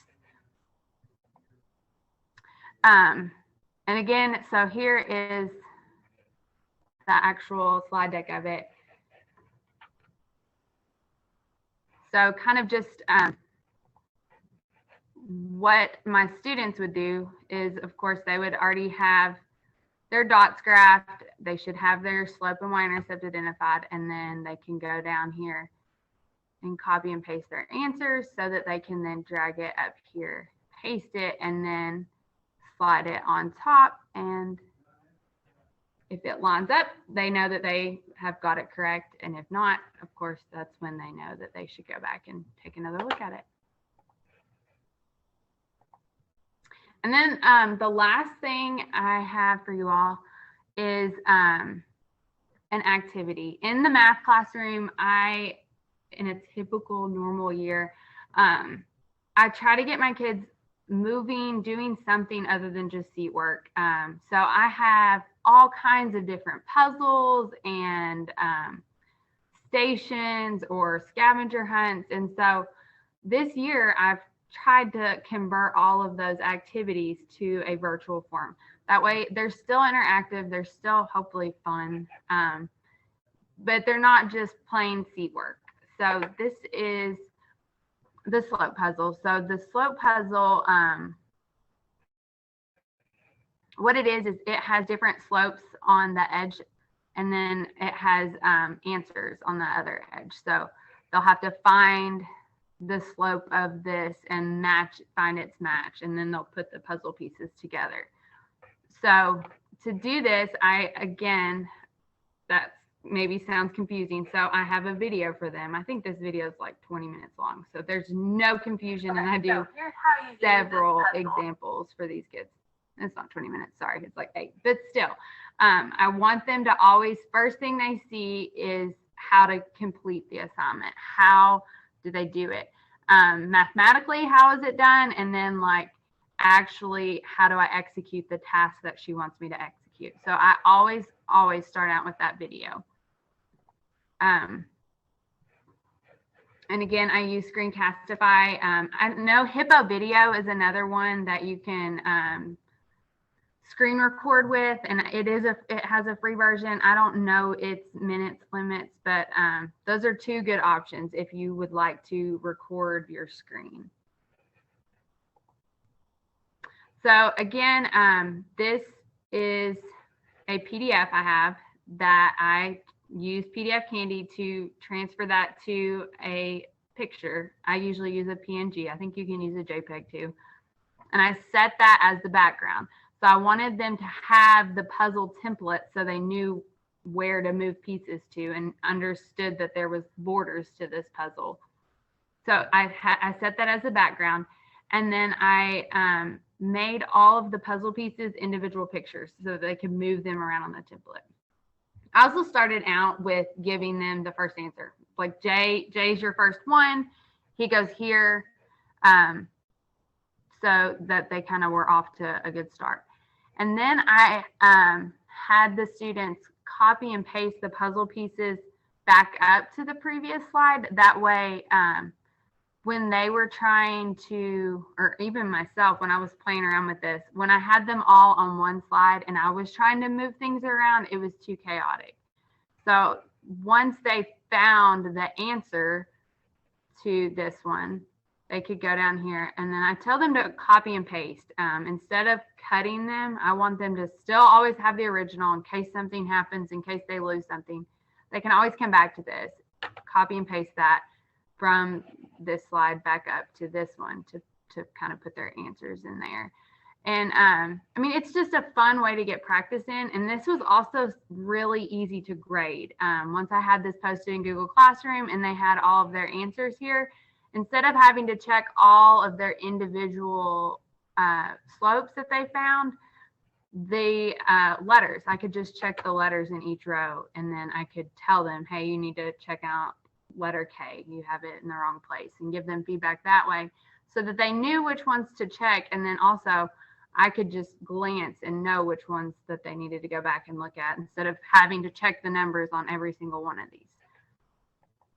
So the slope puzzle, the original slope puzzle, was something I did by or Teachers Pay Teachers, and then I converted everything using PDF Candy. So I think that is all for me. If I have time, I have a quick trick I want to show you all. I just kind of figured it out today, but do y'all have any questions about slides right now?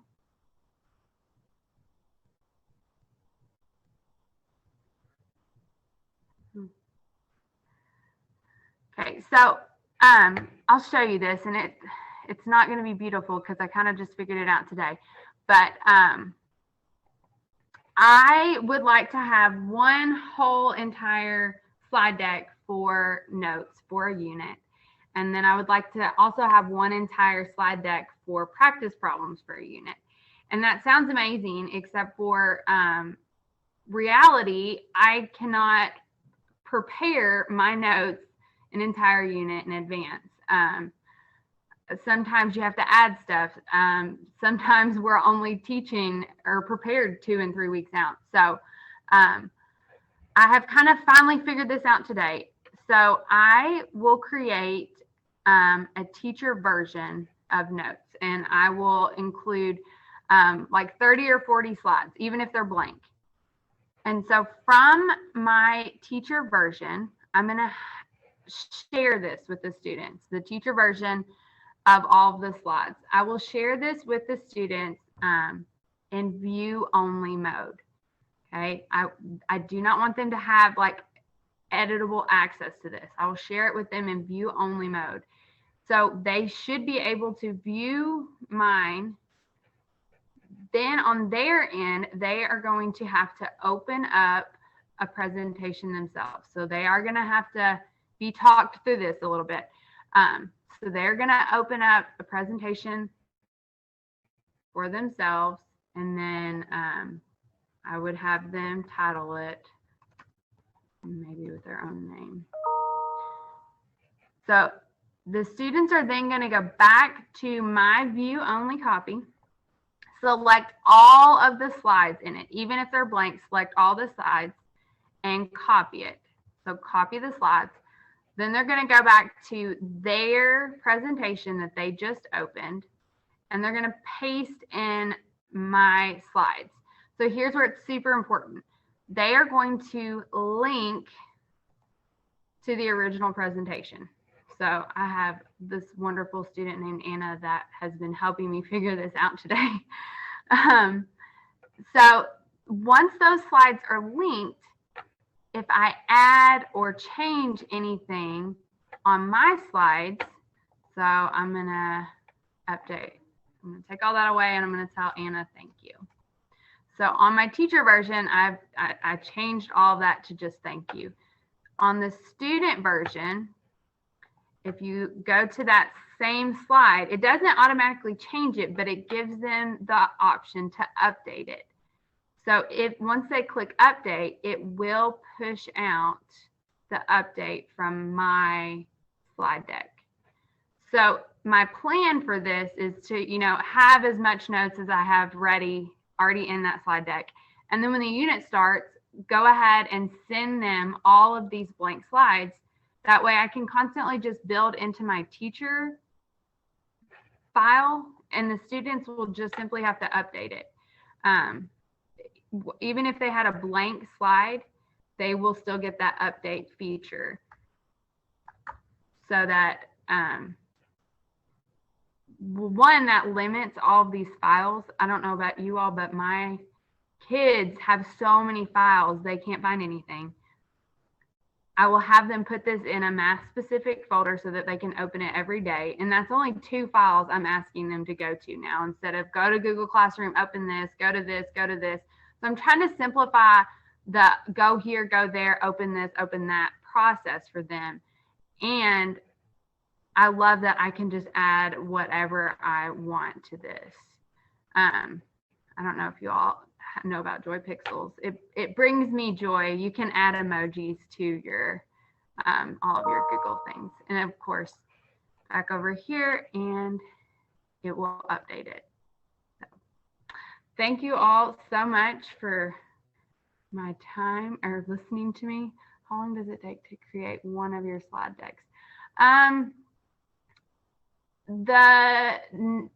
can probably get an assignment or an activity created in a planning period. So maybe about an hour. When I'm working on my giant unit notes, it's I can probably move all of my pictures and boxes and text boxes into place. I can probably do 2 or 3 lessons in a day. So as I'm working through it, if I already have all of my material there and I'm ready to just pull it together, I can usually get about 2 or 3 lessons put together in a day.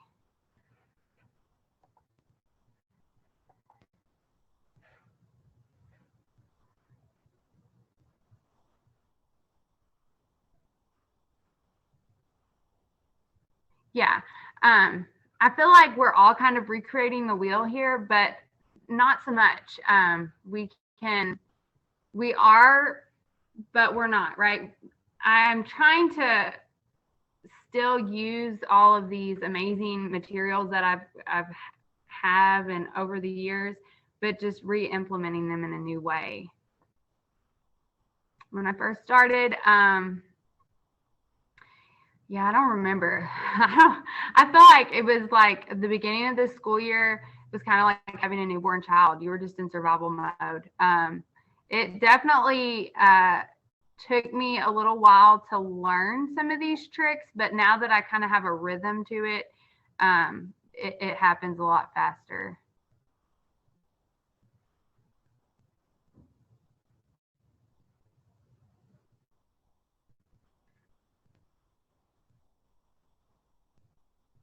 Thank you. Thank you.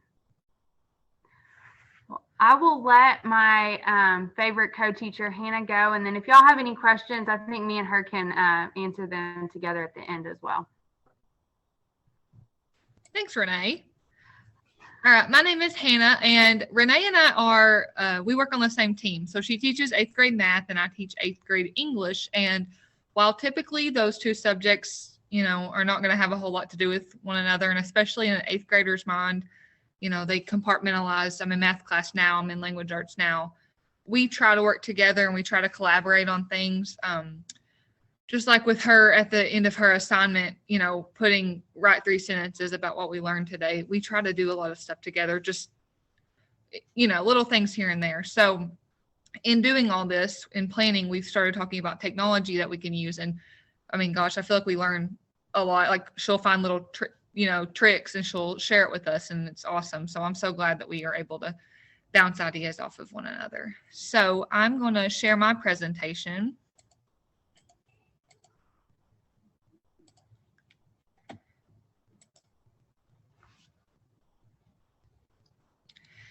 And so this past summer, I got my level 2 certified educator through Google. And I will say, the person who asked the question earlier about how to, when you first started using it, I feel like I'm learning every single day. And like Renee said at the beginning of the year, I feel like I was just barely treading water. Like I've learned something new every single day. But I've watched a lot of YouTube videos. I've joined a lot of teacher Facebook groups, and just my coworkers and I, through trial and error, I feel like we've been able to figure a lot out. So I have kind of put together some tech tools that any teacher can use, I think, in any subject and any grade level.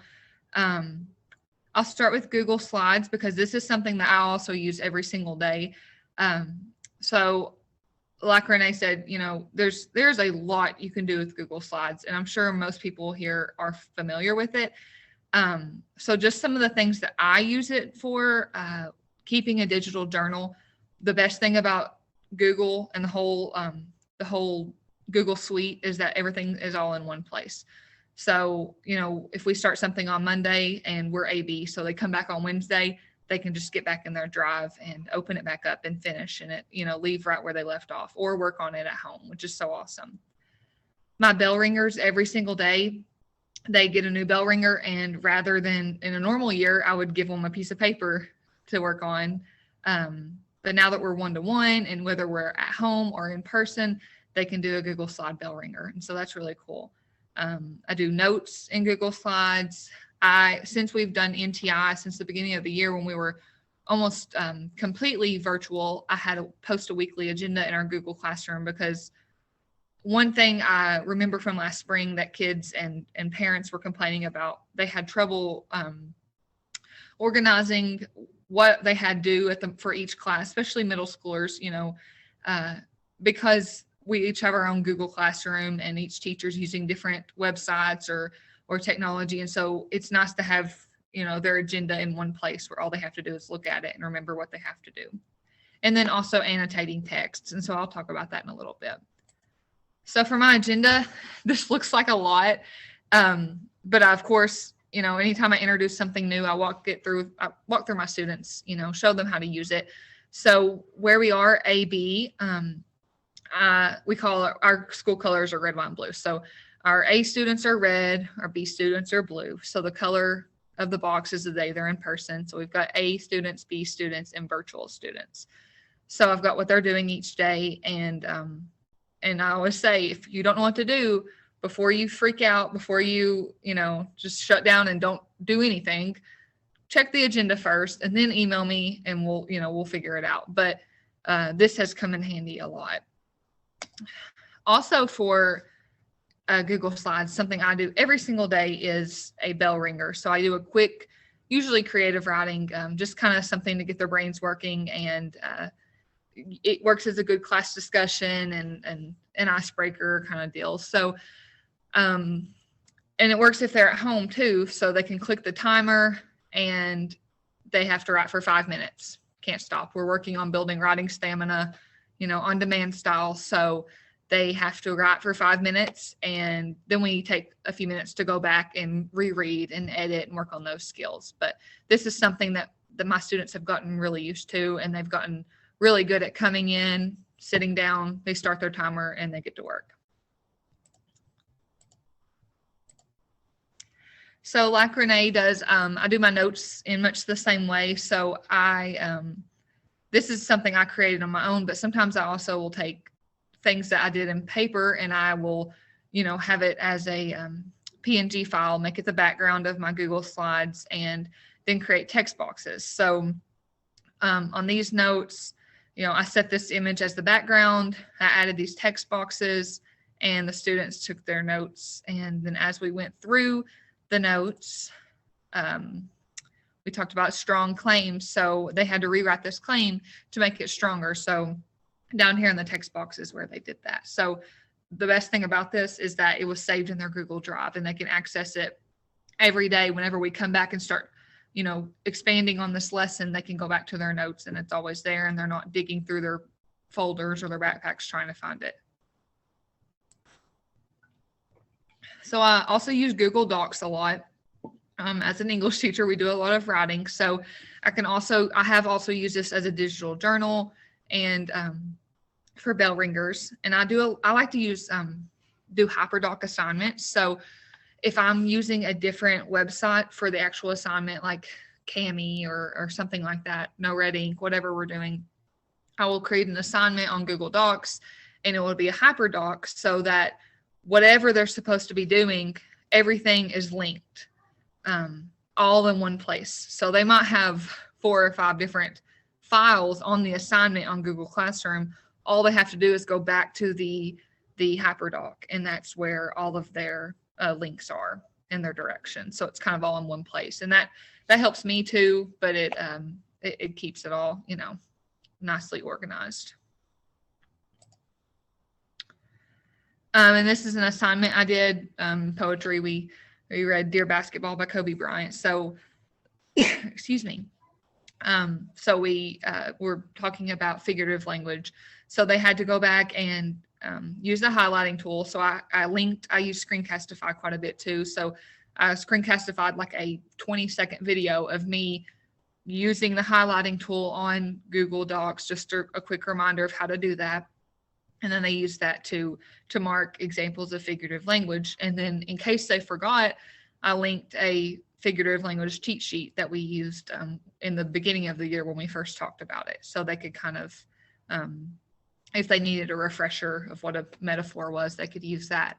And then their third, what they did was they viewed the short film called Dear Basketball. So there's the link to the YouTube video there. So it's nice that everything is all in one place. They're not having to go back to Google Classroom like 100 times between each assignment, and they can clearly see that they've completed everything. So I saw the presentation before us. She talked a lot about Kami, and she definitely seemed a lot more versed on Kami, but I'm a newbie, but it's something I really, really like. And Renee uses it a lot in her classroom too. So I know it's a really cool tool to use in math because it has the equations and all that. But if you're not familiar with Kami, basically you can take a PDF document and upload it to this website and assign it, and students can alter it however you want them to. So I'll show you. Here's a screenshot. I have the free version of Kami right now. I'm using it for as long as I can before I pay the $99 or whatever, but it is worth it, I think. So this was an example of an article that we read, and they had to read it on their own.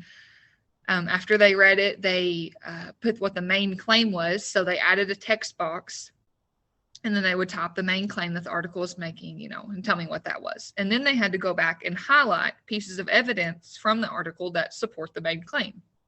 So they would click on markup, and they would click their whatever highlight color they want and highlight that. So that was super easy to use, very easy to explain to the students how to do that. They were familiar with it already because they use it in math class, and it works great with Google Classroom. So something I could do beforehand and send to them, or they can do also, is make comments.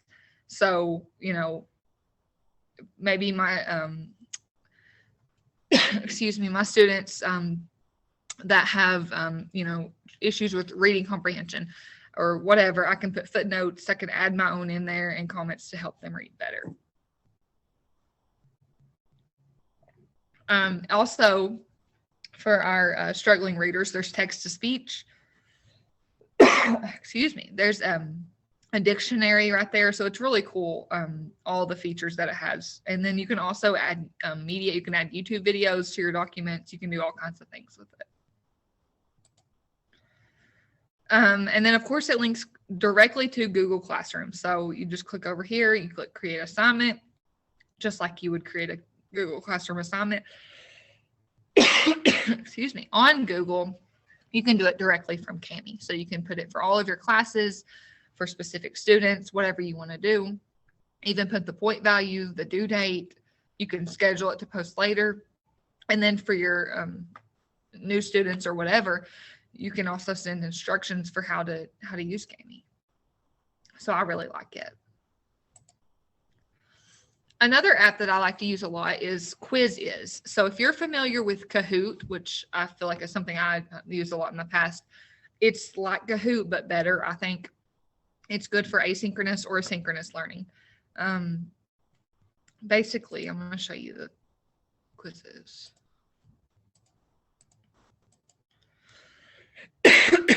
So here's just one. I did not make this quiz. I found this from someone else. You can either just do it as like an actual quiz, or you can do it as a lesson. So if I click Start Live Lesson, then I would lead this.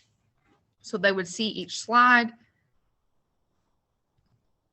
And you see slide 1 has questions, so we would discuss that. And then as it goes, there would be questions throughout. So they would be participating on their own device while I am lecturing, but it also, makes it more interactive. And then for asynchronous learning, you can assign it individually for students. So they can do it at their own pace. You can set individually how many tries you want them to have, how many attempts, or and then you can go back and see, in your reports, you can see how long they spent on it, how many attempts they made, and it's really useful. And it links just like everything else to your Google Classroom.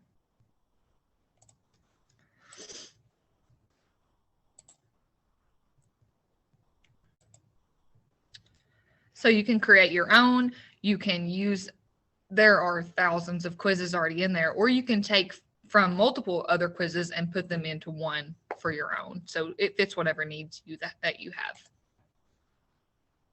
Yes, please. So let's see. You can see right here, it's really interactive. So students can, just true, false question. There are whatever, and then they can select all. So you can ask all different kinds of questions within your live presentation. So another type of app that I like to use is called Nearpod, and it's similar to quizzes, but way more than just quizzes. So it's also good for asynchronous or synchronous learning.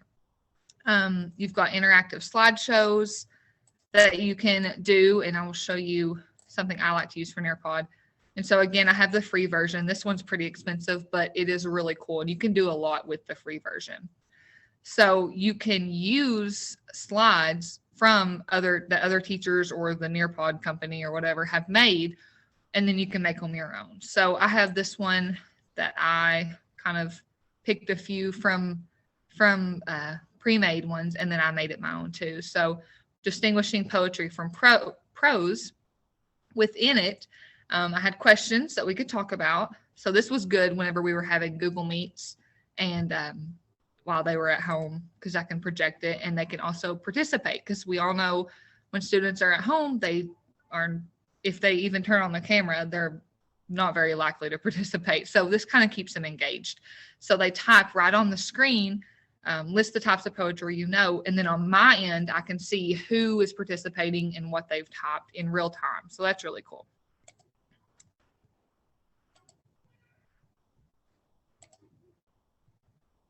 You can upload documents into your slideshows, so that's really cool too.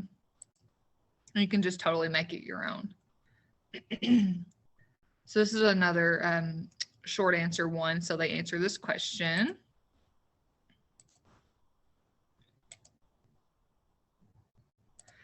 And so you can just see, you can even annotate on here. You can, there are ways to, where they can draw directly on the image or whatever. There are all kinds of different questions that you can use. So Nearpod is, there's so much more to it. And actually there is an extension for Google Slides. So you can link your Nearpod account to it, but you have to have the gold or silver or whatever.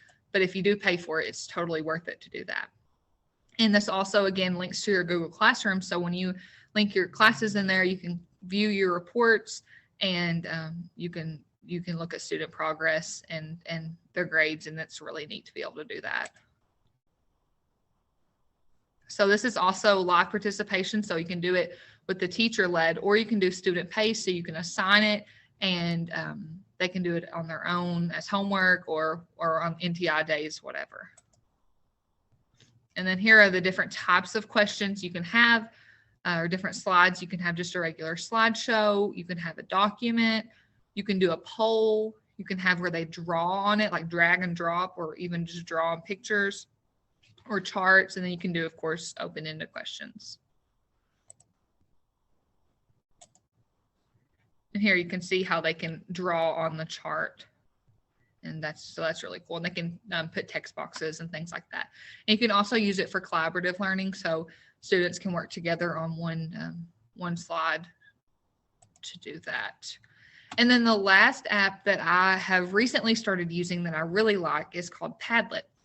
I use Padlet. I started using it whenever we were virtual. And so it was kind of like a bell ringer at the beginning of class through Google Meet. So I would put the link to the Padlet in the chat, and students would get on there. And I kind of used it like a, like the college discussion boards. You have to make a post, comment on each other's posts. So we kind of did it like that to get students talking. And so I would ask a question. So what's your New Year's resolution? So the students would comment and make their own, whatever their resolution was. So sometimes I would have stricter guidelines about what to type. Sometimes if they just wanted to say they wanted to sleep less for the new year, that's fine. Usually it's just to get them talking and participating. So then they can like other people's comments, but they have to reply. So that's really cool. And you can keep it anonymous, or you can have it put their names on there. So whatever you prefer. And then I can also make a post and comment. And what's really cool about Padlet is it saves this forever. So it doesn't, disappear. So these are examples I took from Padlet. So you can do book reports that way, and it all puts it in one place, and they can see each other's work. You could do a map with links to different places. You could do notes or a KWL chart where they're all participating in the same document.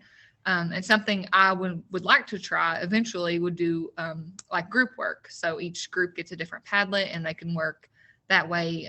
It would be good for research, putting all of their research in one place. Here they have discussion questions where they answer on there. So there really is a lot you can do with it. That's something I'm excited to explore a little bit more, but I think it could be used in any grade, subject, whatever. So I think that's all I have. Sorry, I know I talked fast and I went through a ton. Which type of slide do you use the most from this application, from Nearpod? I like the open, the short answer ones. I like that a lot. But I also like the one where they can draw on it, where they can like drag and drop, or they can make a text box, things like that. The students like that, and I think it's interactive, and they like that. Kind of takes the pen and paper assignments and makes them, a little bit more interesting. Yes, and Marquita's right. So the Padlet, you can put videos, you can put links, you can put all different kinds of files in there. It's not just typing. So I'm excited to explore that one a little bit. And that's all I have. Thank you all so much.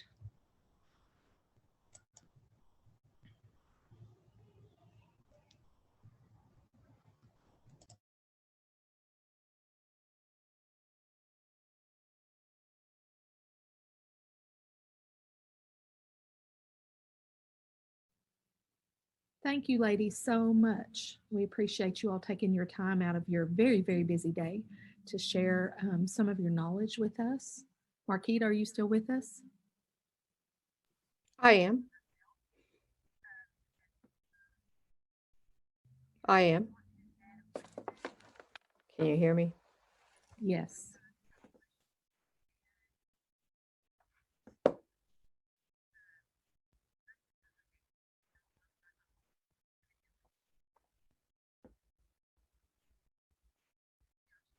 Thank you again, girls, ladies, sorry, for sharing your information. I think that you gave us so much things that we can go in and play around with and share with students. You did a great job. Thank you. Thank you for having us.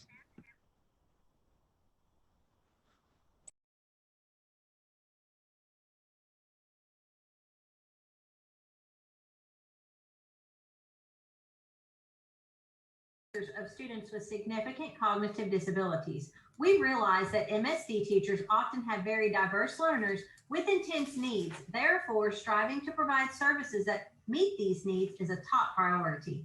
We provide professional learning opportunities, which include training on evidence-based practices specifically designed for learners with significant cognitive disabilities. Southeast South Central offers a new teacher partnership agreement, which includes 9 topics over the course of 2 years, as well as follow-up coaching. Additionally, coaching and troubleshooting the implementation of EBPs is available to all teachers for both groups and individual MSD teachers.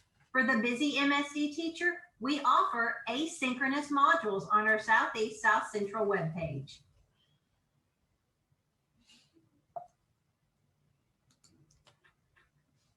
Southeast. Gosh, so frustrated. Oh man, let's go to the next slide, Brandy. Okay, sorry. I'll see if Angela can start early. Want me to? Yeah. Extreme reading is designed for middle and high school students who read at a 4th grade level, but still fall at least 2 grade levels behind in their reading. Consultant Denise Bailey leads the work through training and coaching at both the classroom and school levels. Please contact Denise about joining the new cadre starting the summer of 2021. To sum it up, extreme reading provides an opportunity for students to become strong readers and stronger students.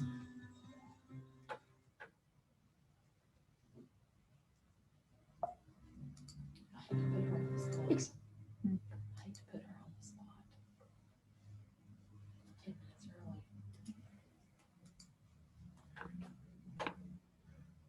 early. Angela, are you with us?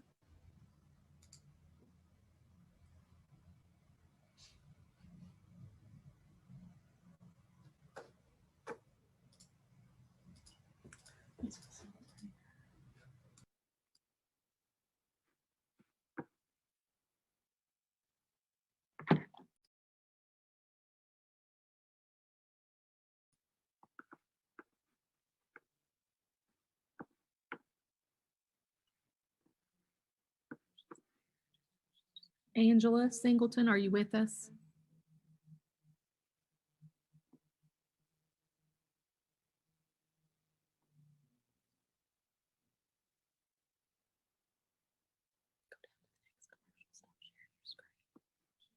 Stop sharing your screen. Roll down to slide.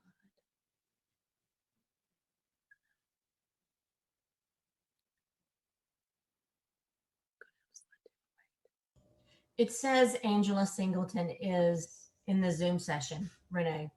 Yeah, I see her. I'm now. here. Oh, there she is. Hey, Angela. Sorry, I think I was talking with my mute on. That's okay. We do it all the time. Right. Do you mind if we go ahead and start just a few minutes early? No, I'm perfectly fine with that. Perfect. Thank you so much. So I'm going to show you GoFormative. There is a free version and a paid version. So we used to use the free version last year before COVID started. And then one of our teachers reached out to them and said, hey, with COVID going on, is there anything that you all are offering right now? And they opened it up for the paid version for free. We all fell in love with it, like our entire math department. I teach high school Algebra 1 and honors geometry this year. So our entire math department fell in love with it. then once the school year 2021 started, they were no longer doing the free version. So our district was wonderful enough to pay for this for us. So what I'm going to show you is the paid version. You can log in with Google. The only differences that I know of for sure between the paid version and the free version, the paid version, you are limited on the number of PDFs that you can upload in the month. And then the paid version is also limited on the types of responses. So you can see my screen here. I have everything organized into folders, except for this hot mess down here. I can decide to sort this by newest first, oldest first, A to Z, whatever you want there. So this is all of my next week's stuff, and you can see that I have not assigned it to anywhere yet. So let me show you what I have assigned. So if we're looking at this, you can see that I've only assigned it to my 6th period. This little green means that it is open. This red one means that it's closed. And then this means that it has yet to be, like it's scheduled to open later. So we'll go into this.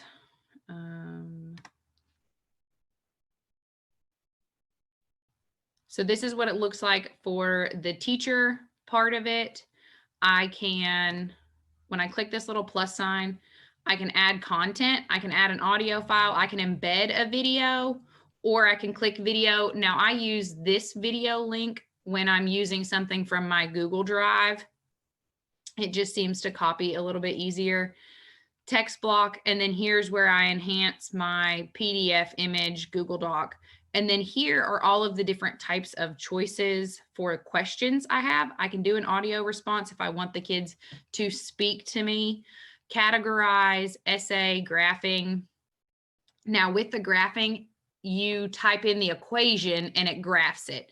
So this isn't the graphing in the sense of you put a graph in the background and then you have the kids draw on that. For that aspect, you would want to use show your work. So I will scroll down to the bottom here, and this is the edit background. So when you do a show your work question, the students will click edit background, and then they will add the image. Now, Formative just did an update to where you can, this camera option didn't used to be here. So this is more user friendly for the students now than what it was. Now, if I wanted to put something, say I want my kids to graph, and I can come in, at one point I had an image of a graph saved to, okay, graphing template. So I save it to my desktop and then I open it, and this is the graph that I want them to use. Now I can resize it, and once I put it in here, they cannot get rid of it. So if I put this as their background, when they click into it, they will be able to see that, and then they can draw on that. So I'll hope that none of my students are on this currently, because they're gonna be like, what has she done? Now, when I click at this little eye up here, I can preview as a student. So this is also tablet friendly if they have some type, like they can use a cell phone if they want to. I'm gonna click on the computer module, and this is what they see when they come in, so they can see their directions. And then I like that they can see their picture and the questions right there next to it. So there's no longer this toggle back and forth, and then they can zoom in if they wanted to, like if they couldn't read something. And this was an activity that I would normally do in stations in the classroom. So instead I just scanned it to a PDF and then uploaded it. So if we go to, you can see here, there's a graph there. So I go show your work. Let's say I wanted to graph something. They can scribble on that and then show their work. They can also upload the picture, which is what I use it for, with it being math, I like them to upload their work so that if they're missing something, I can go in and annotate that. So let me delete this first, and then I'll show you the different types of feedback that we can give.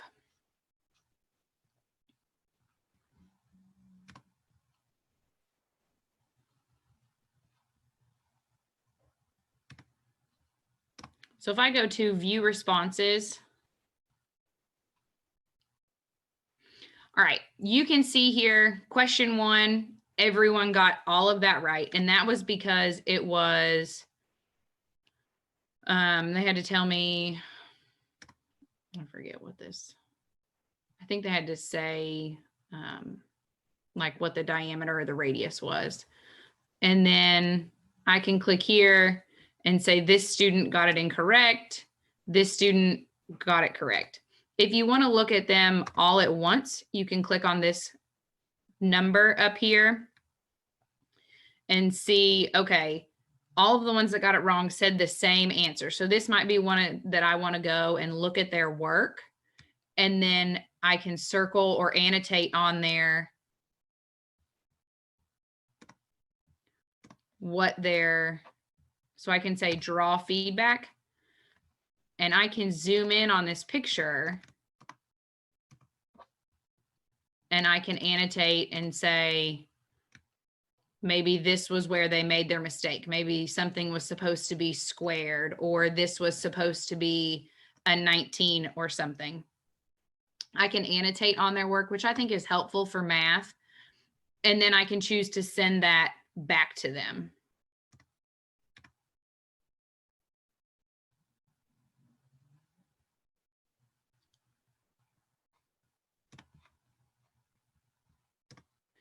And then, so it says you have unsent feedback. Do you want to send it? And I'm going to say, no, I do not want to send that. But otherwise you would. So you can see that I have my students upload pictures of their work. And I also do the same with notes.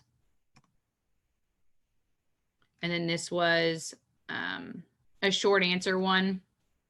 It was a kind of a puzzle, and they had to put together the pieces of the words. So quick glance from the totals, you could see if there was anything, if they all missed the same question, then that would definitely be one that I want to go and look at. You can assign different points for the questions. So let's go through making a formative. We will title this practice 122-21. I can add a text block that says, and I like that I can add my Bitmoji in there. I don't know that my students really care one way or the other since they're high school. And then I can add a YouTube video or a Google.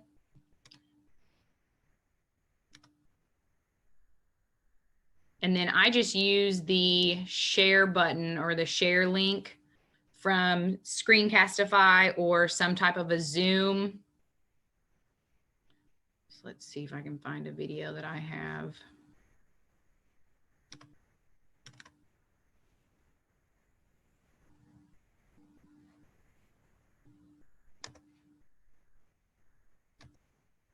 So I'm going to right click and say get link.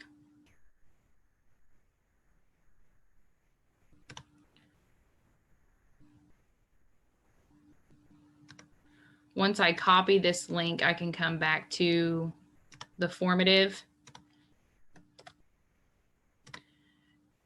And then it will put this video right in here. So one thing that I really like about this is I can give the students one assignment for the day. I can put their video in there. I can put their worksheet in there for the day. And if I have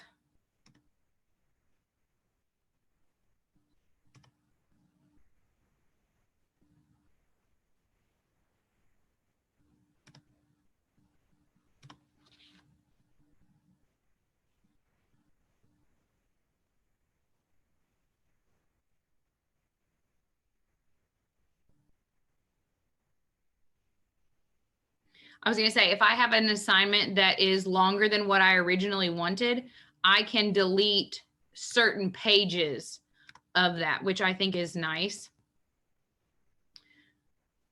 So let's say maybe I just want them to do the first 8 problems for today, and then I can save those other problems for tomorrow. I can remove that from the formative. Now, to add a question, I just click where I want to add it. Now, this one is a short answer, or I'm sorry, multiple choice. So I would just click multiple choice there. And then I can type in my question if I wanted to. I would imagine that that would be something if it was a different content. And then A, B, C, D, you can change these. You can just click on it and change it. If you wanted to type Apple, I don't know, if you wanted to put it with your sentence. And then you can also make them show their work for each individual question if you wanted, but you do not have to. You can also eliminate this if you wanted to make it a 50-50 choice. You don't have to use all 4 of them. And you can even add more. So when we do ACT prep, I add the additional letter E in there for them. And then, so let's say we have our assignment ready to go. We'll put a couple more questions in there. And then you can see this little gray area where it says 1 point. Sometimes you can, if you want, you can change it to 5 or a half a point. You could do, when I do tests on here, I make them obviously worth more than 1 point. And you can also, if you know they're all going to be A, B, C, and you always want the same answer choices, you can click this and it will copy so that you do not have to go back in and change anything else. So there's one that I have prepared for next week where they have to name the 3D figure. So instead of having to go in and type cylinder, prism, rectangular prism, triangular prism, and all those answer choices, I type it once and then I copy that question. Now you can make it numeric, which is math friendly, and it gives them the little additional keyboard down here to where if they needed like squared or something like that, they have those options, the less than or equal to, greater than or equal to symbols. So when I go to assign this, it does link with Google Classroom. It syncs with it and it's very, very friendly. So I can assign it to multiple classes, or I could assign to just one individual class. And I can click on adjust settings. I really like this because if I have some free time and I can plan in advance, but I don't want the kids to see this just yet, I will say schedule open close times. If you do not schedule this, the minute you create it and post it, the students will be able to see that on their end. So let's say I don't want them to be able to see this until next Monday at 8 a.m. And then maybe I want to allow them a full week to work on that. So I can set it to close on Monday, February 1st, or whatever day or time that you all wanted. And that just means that they would still see it on their screen, but over here on the right-hand side, it would tell them that it is closed. If you wanted to do time limit, so with the COVID world, I usually only use the time limit for a test. I try to make it as close to realistic as possible. You can obviously do custom if you want. Allow edits. You can make it hidden or you can keep it visible but not allow edits. One thing that I really like is you have options of when to return their scores. So when it says instantly, the minute the student types in the answer and they're done, if it is correct, this little bubble at the top will go green. If it is incorrect, then it will go red. So I always tell my students, this formative will give you instant feedback. Please do not leave them bubbled red if they're incorrect. You can return correct answers when closed or after the student submits, or you can mark don't show answers. I personally say don't show answers because I teach high school, and let's face it, I was in high school once. I would find a friend, we would take turns on submitting, and then the other one would get the 100 because we would get the right answers back. You can display the questions in random order if you would like. Personally, if I'm pairing it with a worksheet, I would not do that because it will not match the worksheet anymore. So one of my other favorites about Formative is assign and post to Google or assign only. We learned from one of the other teachers in our building, if you assign and post to Google, you can then use the grade passback feature.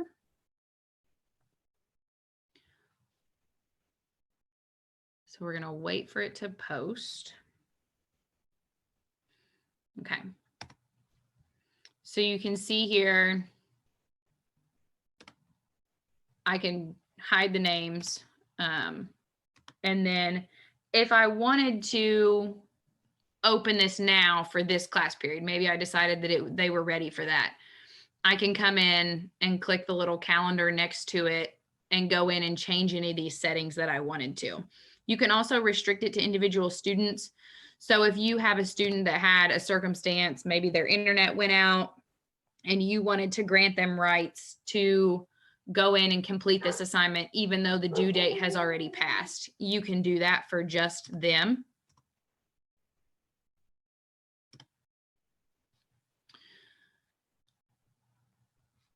So let's go to one that I have already done.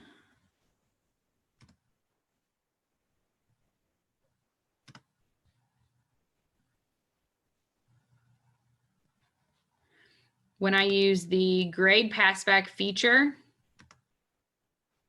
I'm going to say passback grades to Google. When I do that, so this assignment was originally worth 231 points because I never went in there and changed to half points.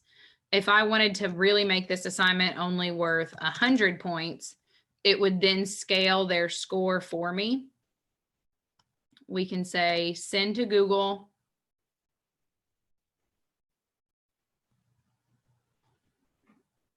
And then we're going to close. So now in my Google Classroom,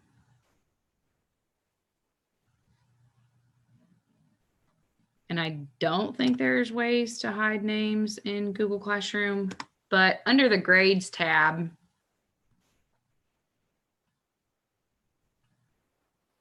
just bear with me, act like you don't see these names, sorry. I can say, okay, return all. So then it's going to return these scores to them in Google Classroom.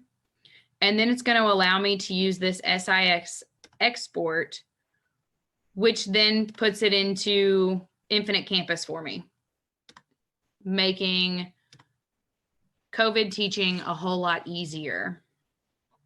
There is a library, so you can pull from formatives that have already been made if you would like. There's a tracker.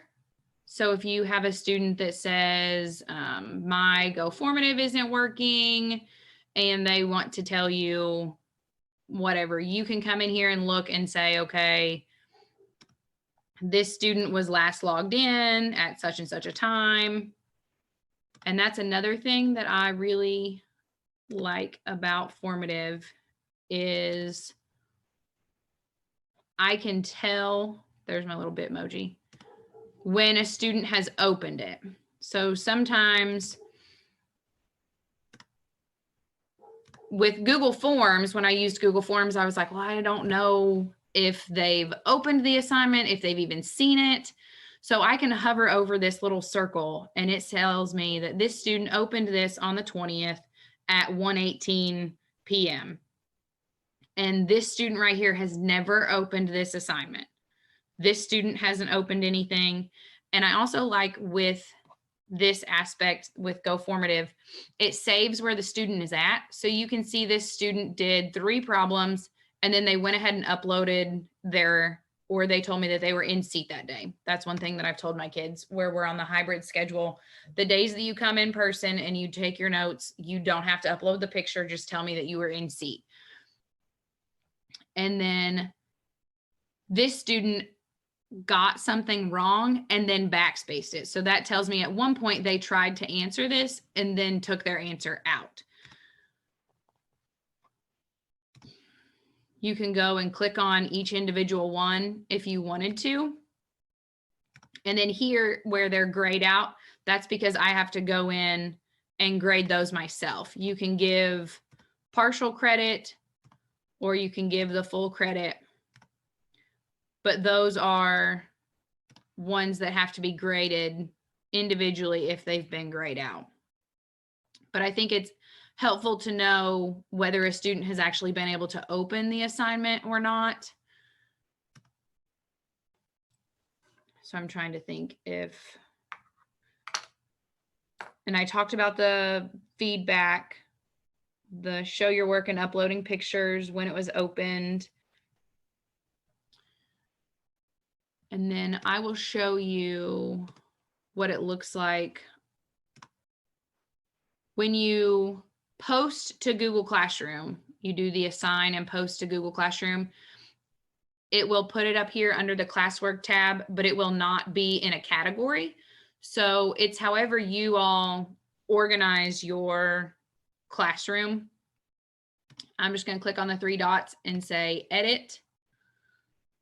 So you can see here, it puts the link, and then this is the name of the formative. So I don't have to go in and rename anything. I'm just going to put the topic so that my students know where to look for.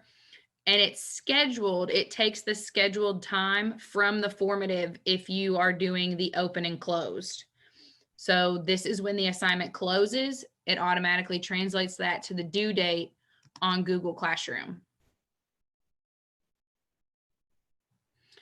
Does anybody have any questions on Go Formative itself before I switch over to Desmos? Hey, Angela, I had a quick question. Sure. So if you have a student who receives like a reduced amount of assignments accommodation, so is there a way that you could differentiate that for one particular student? Yes. So if you're talking like normal, or I hate to call them normal, your regular students will receive 5 assignments for the week. And then maybe you have a student that will only receive 3 assignments. You can go in to adjust the settings and restrict to individual students. And then I would just not click that student's name so that they would not see that assignment. Right. And you can do select all or none. And then you can clone an assignment. So if you had a student that just received maybe accommodations as far as like answer choices, instead of it being 4 answer choices, it becomes a 50-50. I can click on the circle and I can make a copy of it. And then from there, I can say, okay, assign to this class, and maybe go in and change it to where this one only has the 50-50 answer choices. Another thing that you can also do, you can collaborate with teachers, with other teachers. So these blue folders are ones that another teacher has shared with me. And then you can see that this has the little collaborator with it. Now, when somebody shares something to me, I can also go in and I have the option to copy or share. I do have the option to move, but it will pop up and say X number of collaborators will lose permission if you move this. So there is an option as well. If you're working with a collaborative team and you say, okay, create the assignments for chapter 1, I'll create the assignments for chapter 2, and then you can share them with each other. And there was a question in the chat box. Is GoFormative free? Yes, GoFormative does have a free version. But now I know for the free version, you are limited with PDFs that you can upload per month. And I think it's 10. So with math, and I'm sure probably with reading and English, sometimes your worksheets or your assignment might be 2 or 3 pages, and that would be considered 3 out of your 10 for that month. So that is kind of a drawback to the free part of it. And then as far as the features, with the paid version, you do get more types of a response. So I don't think with the free version, you get the audio response. I'm not sure if you can upload the videos or those types of things. It's been a while since I've used the free version. But I will say, I do think it is, I don't think it's super crazy expensive if your district would be willing to pay for it, if enough teachers would use it. I really enjoy it. And it's honestly one of those things, I think I'm going to continue to use it when normal all students come back in seat, that type of thing begins, because the students can have their worksheet right there in front of them and their questions. And then if they're working, if student A is on question number 1 and he just now solves it to put in his answer, I can set it up to be immediately. And if he gets it incorrect, then it's going to go red. And maybe student number 2 over here is rocking and rolling and he's already completed his assignment and submitted it. Neither one would ever know where the other one was at, but they're still getting that feedback right away. And if I have students working on an assignment, I can see what they are doing from my end. So let me see. Let me find my kiddo's assignment for today and see if any of them are currently working on it.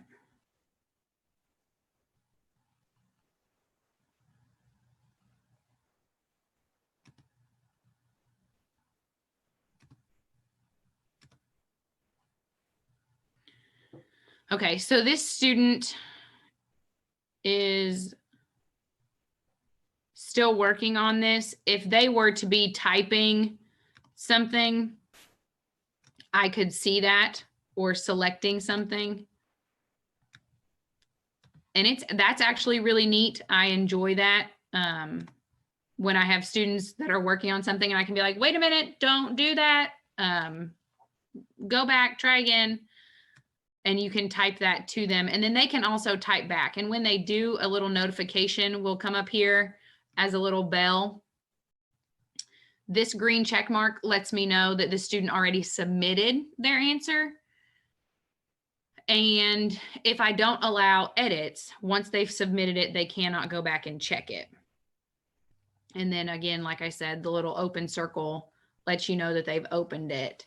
So that's one thing that I do prefer over Google Forms, because with the Google form, you never know if they truly opened it or not. I have asked them if they're working on any type of an update to require students to have an answer to submit something, because I have had a couple students where when they were not used to the time cap, the minute they open that, so the way that works with the time limit, the minute they open the assignment, that timer starts and they can close the assignment, but it will not stop the timer.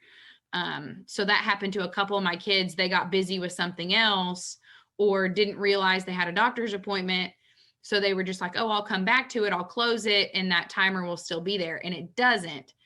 So they tell me that they're working on some type of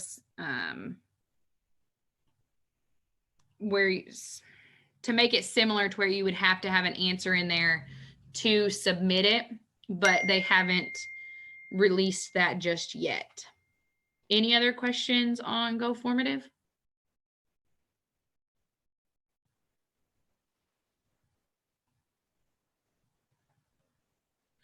All right, one more thing I was going to show you. Desmos is free. and you can go to the teachers, browse activities.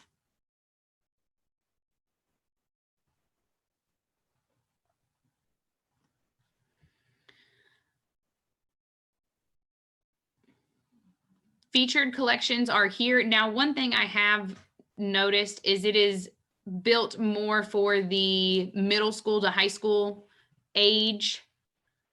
Managed classes, this is also Google Classroom friendly.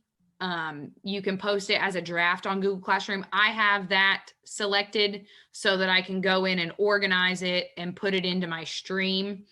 But the minute I assign it, if students were to go to their student account, they would be able to see it. So if I go to view activity history, these are all of the ones that I've assigned my students at some point. The polygraph makes it more like a guess who game with the students. So I like to use this in the Zoom.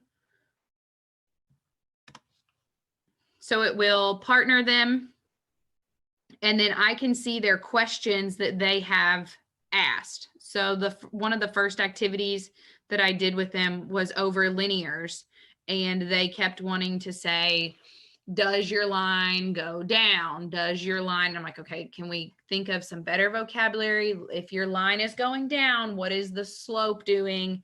And that type of thing. So I like that I can see their questions there.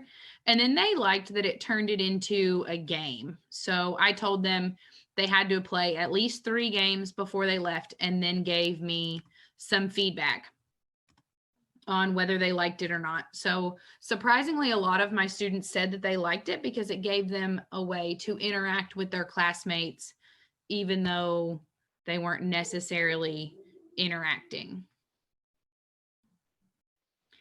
Yes. Okay. So mathematical vocabulary is huge. And that's one thing that I really like, being able to see their questions, because where it's different, if you did this activity in class, you could hear their questions.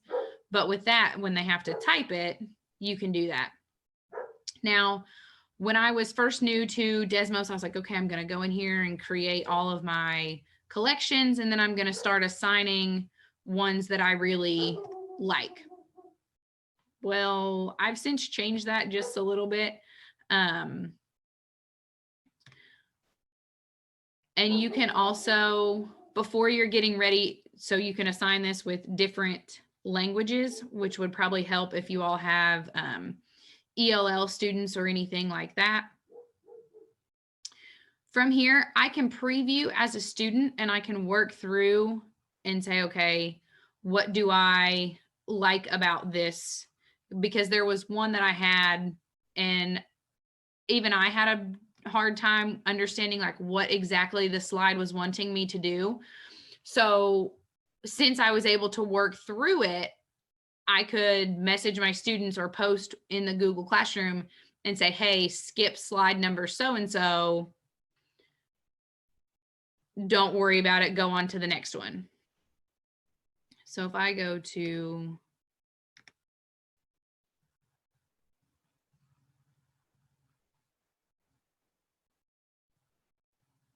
all right, from here, I can see the check marks, meaning they got this correct. I have, well, there were 3 students down here that had not completed it yet. I can click on this one. And if I'm not mistaken, it shows me what they did and why it was incorrect. And I can also give feedback to them. There was one activity that I did with my honors geometry that turned into a matching game that they really enjoyed. This one.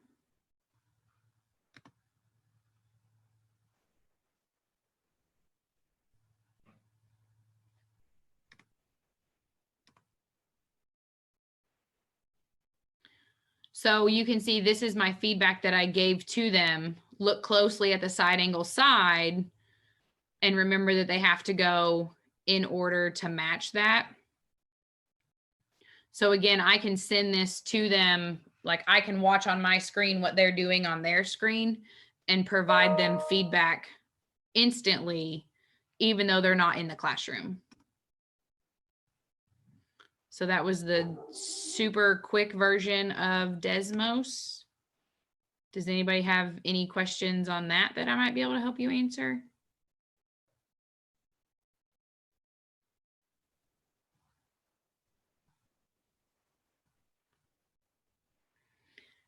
Yes, and it's free. So my kids have really enjoyed it. So, okay, since your daughter's in honors geometry, you might want to help her if she needed. There's a geometry tool and the graphing calculator. So I can draw a circle and then kind of look at different things that happen from here to here. You can use it for the graphing. So if we needed to transform, that was another activity. Let me see if I can find that one. I did an activity with my kids with reflection and rotations that they enjoyed to a certain extent because they could watch it happening. So let me see if I can find that. I'm not sure if she has done that.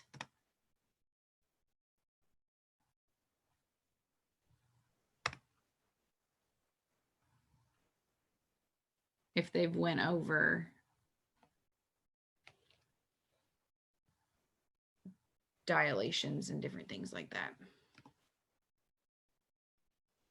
So you can see that they have to move around this. So now if I wanted to say translate, and I say, okay, I'm going to go from here to here.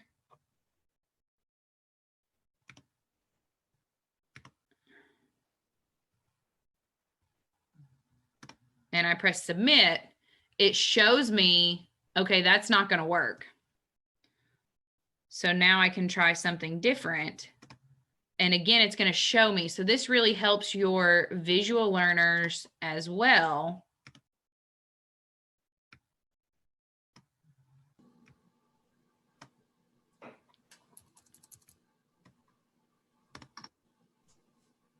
And then it tells me that I'm correct. As on the teacher's end, it will show me that I did the translate. If I did something that was incorrect and I just didn't backspace it or didn't delete it, it would leave that as well.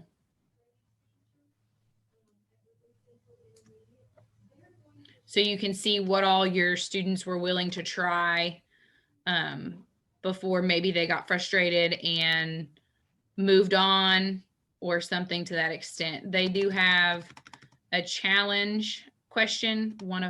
This one was one that I had a student, she was like, can we please Zoom? I'm really confused about this. And so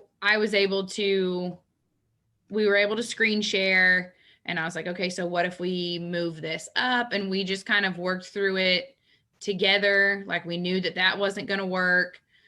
So then instead of translating, we went to reflection and tried a few different things. So it really helped her to be able to see this moving. Okay, Jessica, we are at the end of your presentation time, or Jessica, Angela. You're okay. Thank you so much for sharing. It's amazing what you've been able to do here with these applications. Thank you. Does anyone have any other questions for Angela?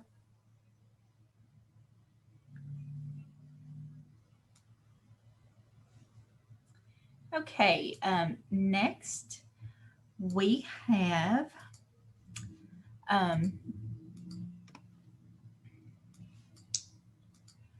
Jessica Tipton. Jessica's on here.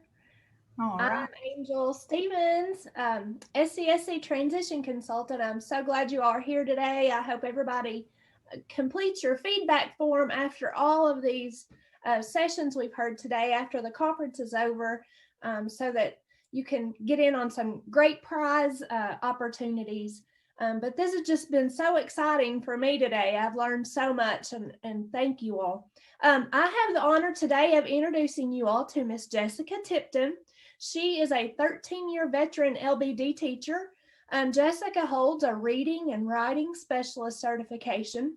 She's an exceptional learner, national board certified teacher, and is currently a social skills teacher and special education facilitator as an alumni member of Madison Central High School in the Madison County School District. Jessica is involved in several educational programs. Two that she's most proud of is the Community Work Transition Program and the Madison Central Drug Prevention Program.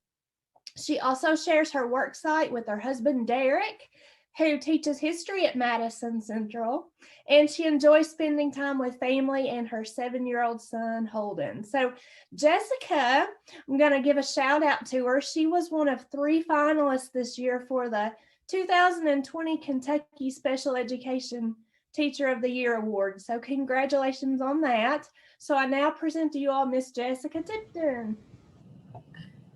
Thank you, Angel. I appreciate that. So I'm going to be sharing a couple of tricks. I don't have many tricks, but I'm going to share a couple that I do use in my classroom right now. So I do teach resource social skills, and that is service minutes on students' IEPs. And so a few tricks that I've developed during this virtual is voice typing using Google Docs. That's been a really helpful feature to help meet these students' needs. And then also Jamboard. So I'm going to be sharing my screen today, and it's kind of going to be a demonstration. And then at the end, you guys are going to have the opportunity to log on to a Jamboard and kind of play around with it a little bit. So Angel, if I mess something up, please let me know as far as technology. So I'm going to share my screen here. So at this point, you guys can see this is just a blank doc. And I don't know about you all, but I have, if you are a special education teacher and I'm a high school special education teacher, writing is what the students dread the most. If you say, okay, today we're going to do a short answer, the moans and the groans and the nonverbal communication just tells that they are dreading it and they struggle with it and they hate it. So this kind of little trick has been beneficial to me.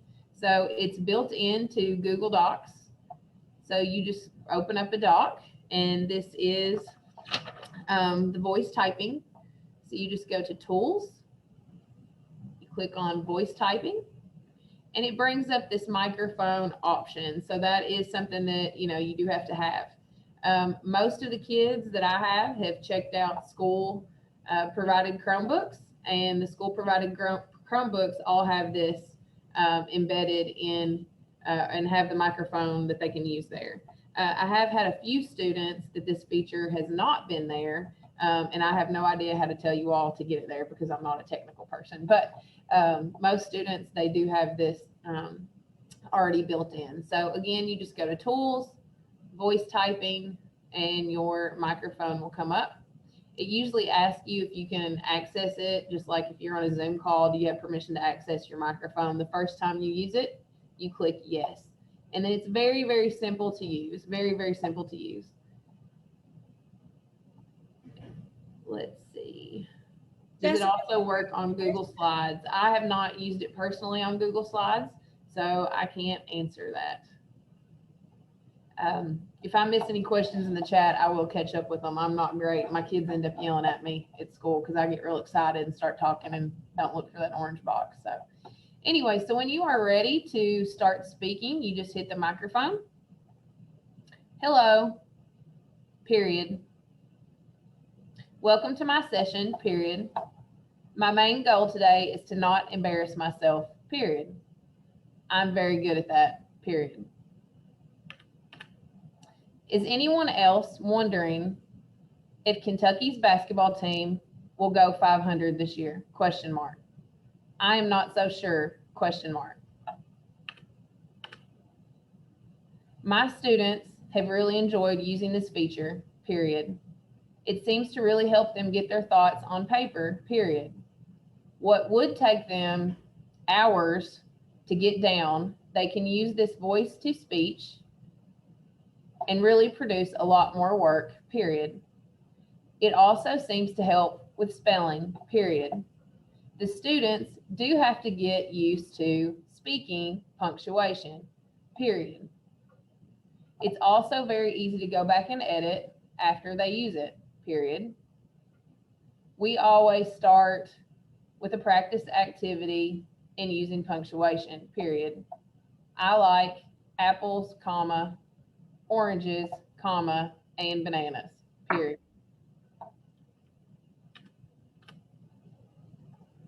And then you can stop it in between if you wanted to go back and edit as you go. I usually kind of encourage the students, if they have a good flow, to kind of keep on going. This also works. Something that I will tell you, I do have, I teach special education. I have a few students with speech deficits. Learn from my mistake. This can be frustrating for students with speech deficits because it just cannot register their speech. But another thing is students with scribes. This may be a great technique for students, or a tip for students with scribes while we're at home on virtual learning. It can also be used in a breakout room with those students with speech deficits. Just because they can't use it doesn't mean that I couldn't help them and use it in a breakout room. So I don't know about you all, but sometimes the hunting and minimizing and pulling up their shared form on My Teacher Google Classroom, all of those clicks take time and becomes frustrating sometimes, and then the computer will lag or the internet or whatever.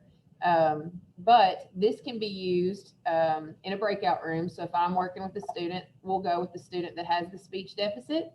If I am in a breakout room working with this student on a paragraph, student with a speech deficit, I don't have to have anything pulled up on my end. The student can tell me what they're wanting to say. Okay, Ms. Tipton, I want to say this.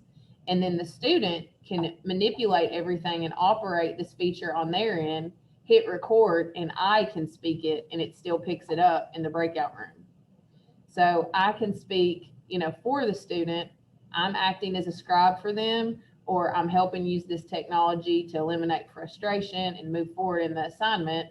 It still works in breakout rooms, and you can do it cooperatively with students as well. So that's kind of fun and efficient, and it just kind of eliminates some of the frustration with the writing. Really easy to use. It does pick up. I had a student in a breakout room, and I always have my students share their screens so I can see what they are doing in their breakout room. And I entered the student's room, and he was just working. It just looked like that he was just writing a book, And the more I looked at it, and then when I really started listening, he had his radio on, and it was picking up the song lyrics of the radio. So that was kind of funny. And I could not get the student's attention. I just kept like saying his name. But so I ended up having a ton of radio song lyrics on that Google Doc, but it was just kind of a learning experience. So it is pretty sensitive, but it is pretty efficient as well. Really easy to use. If it wasn't easy to use, I would not use it. So again, this is just, you go to tools, and it is voice typing. And I'll have to check out and see if you can use it on slides. All right, my next thing that I'm going to talk about today is the Jamboard. And I don't know, how many of you all are familiar with the Jamboard or not, but I'm going to kind of hit on 4 things: how to create a Jamboard, why I like using this virtual tool, use some examples or show some examples of the Jamboard, and then I'm going to give you guys the opportunity to kind of explore it. So the first thing I'm going to do is just show you all how to create a Jamboard in case anyone's out there that's, completely unfamiliar with Jamboard.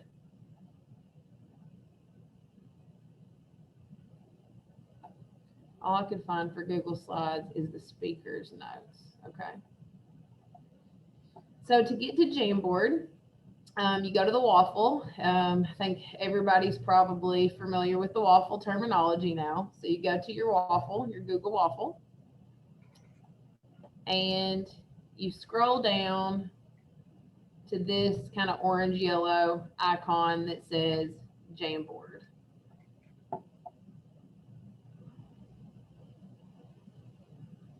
And you see these are some Jamboards that I've used previously, and I'm going to be sharing those, a few of those. And then down here to create a new one, you just go to the plus.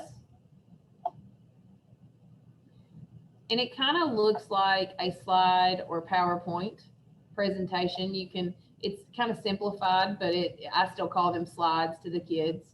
I believe they're unlimited. I've never needed more slides than it gave me. So you add slides by simply clicking at the top, and that expands your presentation. So over here on the left, you have features. You have a pen feature. You can change your color. So you can write. You have an eraser feature that you can erase. If you use one of the other features and you need to go back to select something, the select is the arrow. The one that I like the best is the Post-it note, because I'm a Post-it note person. If you could just see my desk. I wouldn't want you guys to see my desk, but if you could, there's Post-it notes everywhere. So I like the Post-it note feature here. You can add images from your computer. So you can save worksheets, PDFs, anything like that. Pictures, you can have the kids upload pictures. Shapes, you can have them insert shapes. Text box, just like, you would on a Google slide. And then the kids love to play with this. It's a laser feature, so they can scribble over your words, and then they'll go away and not get in any real big trouble. So my students love that.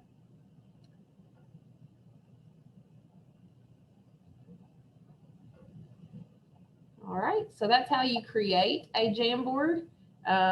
I like Jamboard because it is collaborative. So you're going to see that here in just a second. My student teacher is in here with me. So I'm going to have him sign in to a Jamboard that I've used in class before. And I've kind of combined several different examples of maybe ways that you could use this. So you can share the Jamboard link right on your Google Classroom. You copy and paste the link in, or you embed it in your assignments.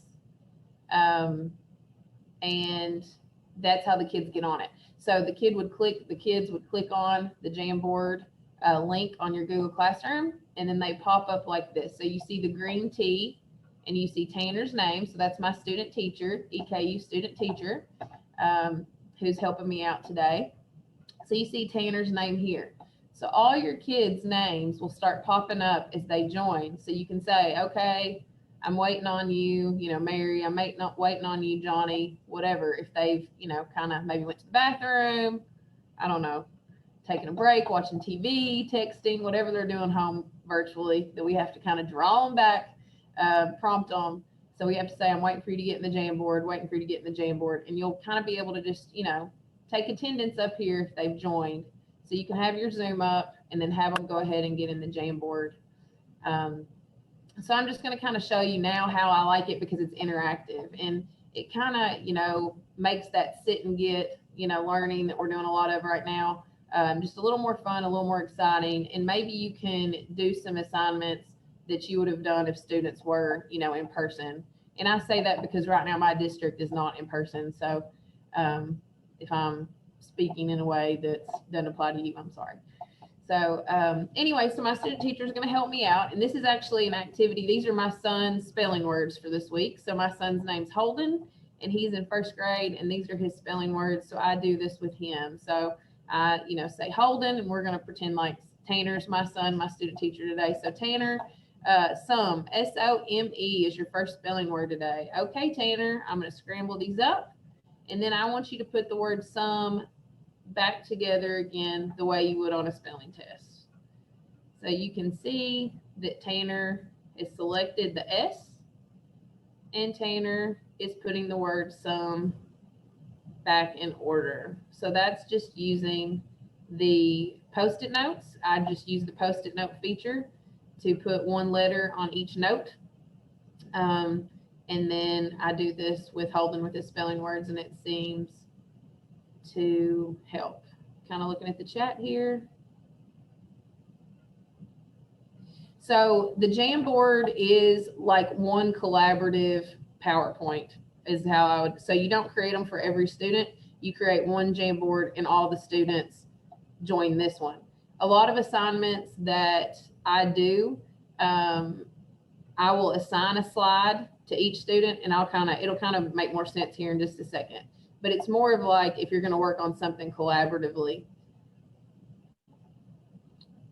So here's another example of sight words. So I got spelling words and sight words. So this is something this is again Holden's sight words this week. So I write out sentences to kind of help him use context clues to learn these words. So the first one, I blank metal using my metal detector, because he got a metal detector for Christmas, because that's what 7-year-old boys want. So Tanner, if you'll kind of do the first couple there on slide 3. So you can see that Tanner has select found. I found metal using my metal detector. Good job, Tanner.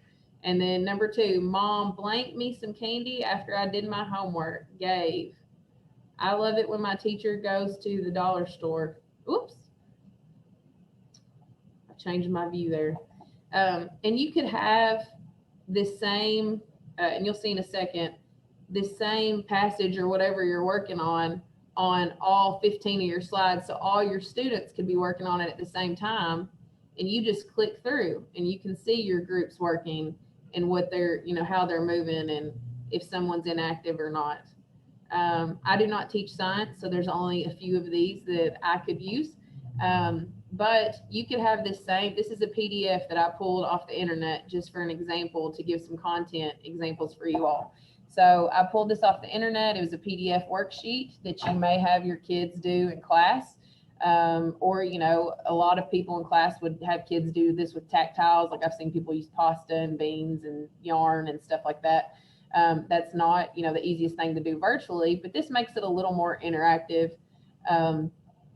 So you could have kids work in partners. You could have them race for time, whatever. You can use the same image, the same PDF. If you have 15 students, you can assign slide numbers to students. So Johnny, you're number 2, Tanner, you're number 3, Jessica, you're number 4. And then you say, okay, we're going to have a race, or we're just going to do practice, or however you want to do it. Label this cell. And you've got their word bank down there, so they can use the word box for this.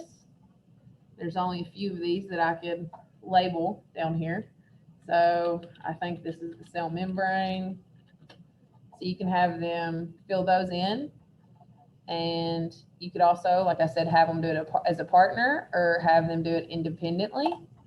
And another thing about this is, I don't know about you all, but I get sick of like just a form, a doc, a sheet, and the assessments being like that all the time, because sometimes when we were at school, it was some more of an activity, and that was the assessment for today. So I feel like sometimes you get in a real habit of, we have to have a form, we have to have a form, we have to have an exit slip.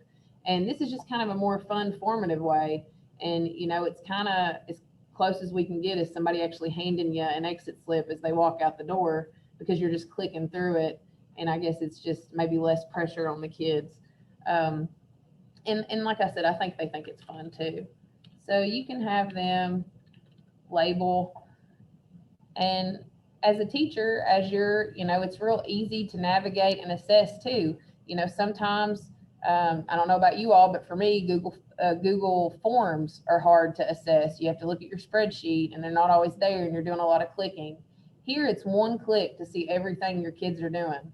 So if you had this image here, this PDF up 15 times, and all your kids are on one Zoom, but they're all working on this, one Jamboard, all you do as a teacher to assess them, it's like walking around the room. You're just clicking to the left or clicking to the right.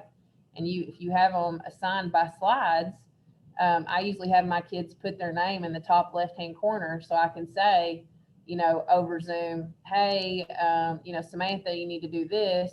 Or I can send them a private chat message on Zoom so I don't embarrass them and say, it looks like you have 2, 4, and 6 incorrect, redo those.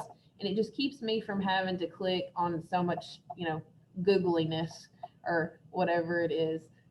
So I just I like the Jamboards. If we have any, this is formative assessments or informal assessments, I guess, like any special education teachers working on goal monitoring. If you have a caseload of first graders, it also might be a way that you can simultaneously do some goal monitoring. So this is a goal monitoring passage that we use at my school, that our school psychologist uses as well for some informal testing. So it's kind of modified, or we've used it. I've just taken a screenshot of a PDF on my Chromebook and I put it up here, and then you use how you would in person. Okay, Johnny, you've got 3 minutes as you go through this passage. Select the word that makes the most sense to you, and then Johnny can go through and he can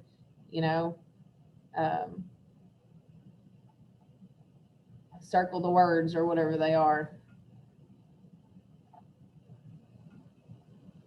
And then you collect your data, right? And maybe you're going to work with the kid tomorrow with the same passage. And then after you're finished and you've recorded it wherever you needed to record Johnny's data, you can hit the undo button and you're ready for your next student the next day. And it's still going to be, your PDF is still going to be there. So you might be able to reuse some of these items as well, depending on how you use it. A lot of possibilities. Or if you're probing 3 students at one time, you might have the same passage on 3 of these. They all might be in the Zoom and they're all working on it. You collect your data that way. So a lot of endless possibilities. Okay, this is mine and Tanner's time to shine here. We're going to kind of model how you could use some collaboration. And we're going to create a graph for you all. So we have different assigned parts that we've talked about before. So you could use this if your kids are in breakout rooms, working, again, some group work. And, I don't know about you all, but I get nervous my kids being in breakout rooms without me. But at least if you're doing it like this, then you could monitor them. So Tanner has assigned parts that we could be talking about in our breakout room. Okay, Tanner, you do this, I'm going to do that.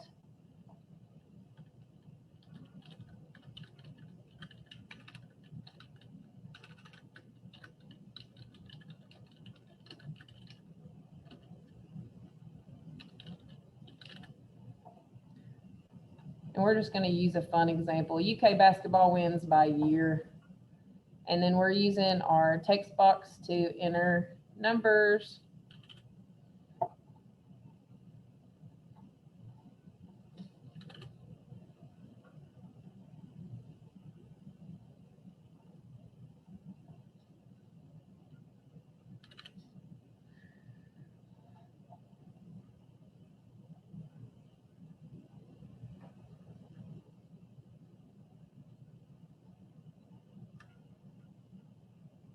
And so you can see where the collaborative, and I moved that one,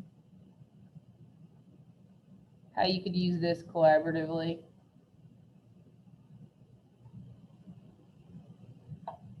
And then Tanner's going to start shading them in as I adjust my numbers a little bit. So again, just a little more interactive, and all your whole class can be doing this at the same time on this one Jamboard. And you monitor it just by simply hitting, whichever slide you have assigned to them. So really neat. While Tanner's doing that, I'm going to check the chat box here.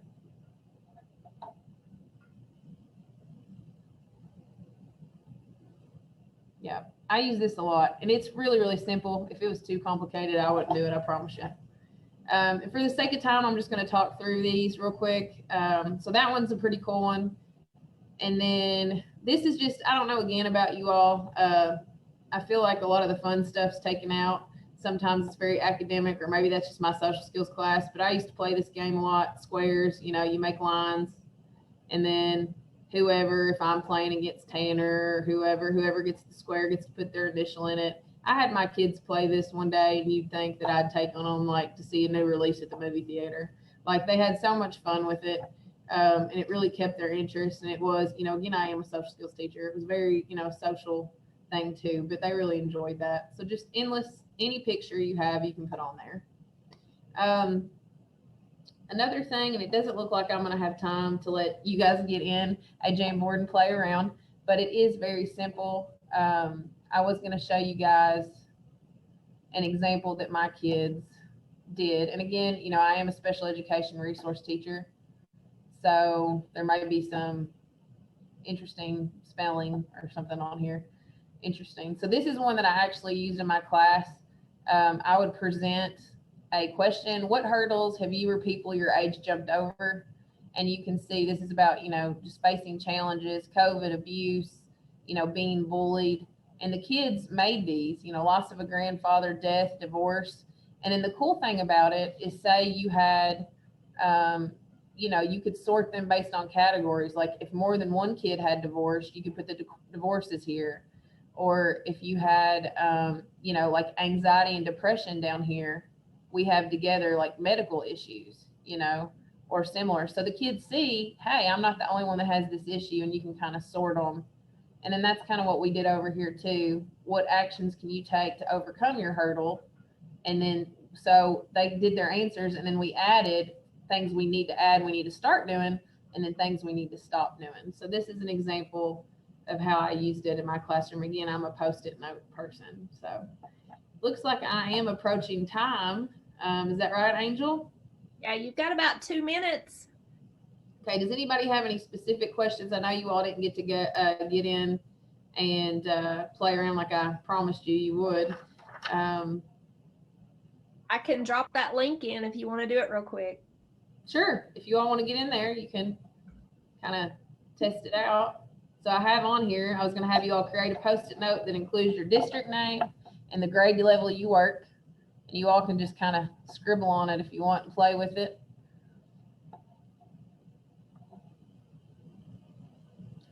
So you can see all the names popping up at the top. I will also say that participation on a Jamboard is better than if I just say, go work on your Google Doc. And I do have to redirect. They like to put in their, names, or they love to do the laser over whatever I'm trying to get them to do. So sometimes we have a 1 minute doodle or a 1 minute, just play around. And so we could, here we could, and if you're anybody can move anybody's. So you can see I can sort, so I got a Madison County person from Foley. I can put us together. So you can kind of sort them and categorize them as a way of organizing too.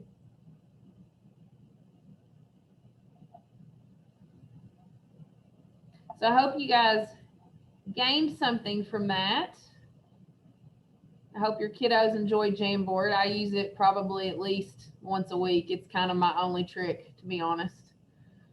So. Yeah, thank you so much, Jessica. And Jessica is on the global at jessica.tipton@madison.kyschools.us. So if you all have any questions, you can reach out to her. And we are so thankful that you were able to join us today, Jessica. And I enjoyed the Jamboard and the forum. So thank you so much. All right, thank you all.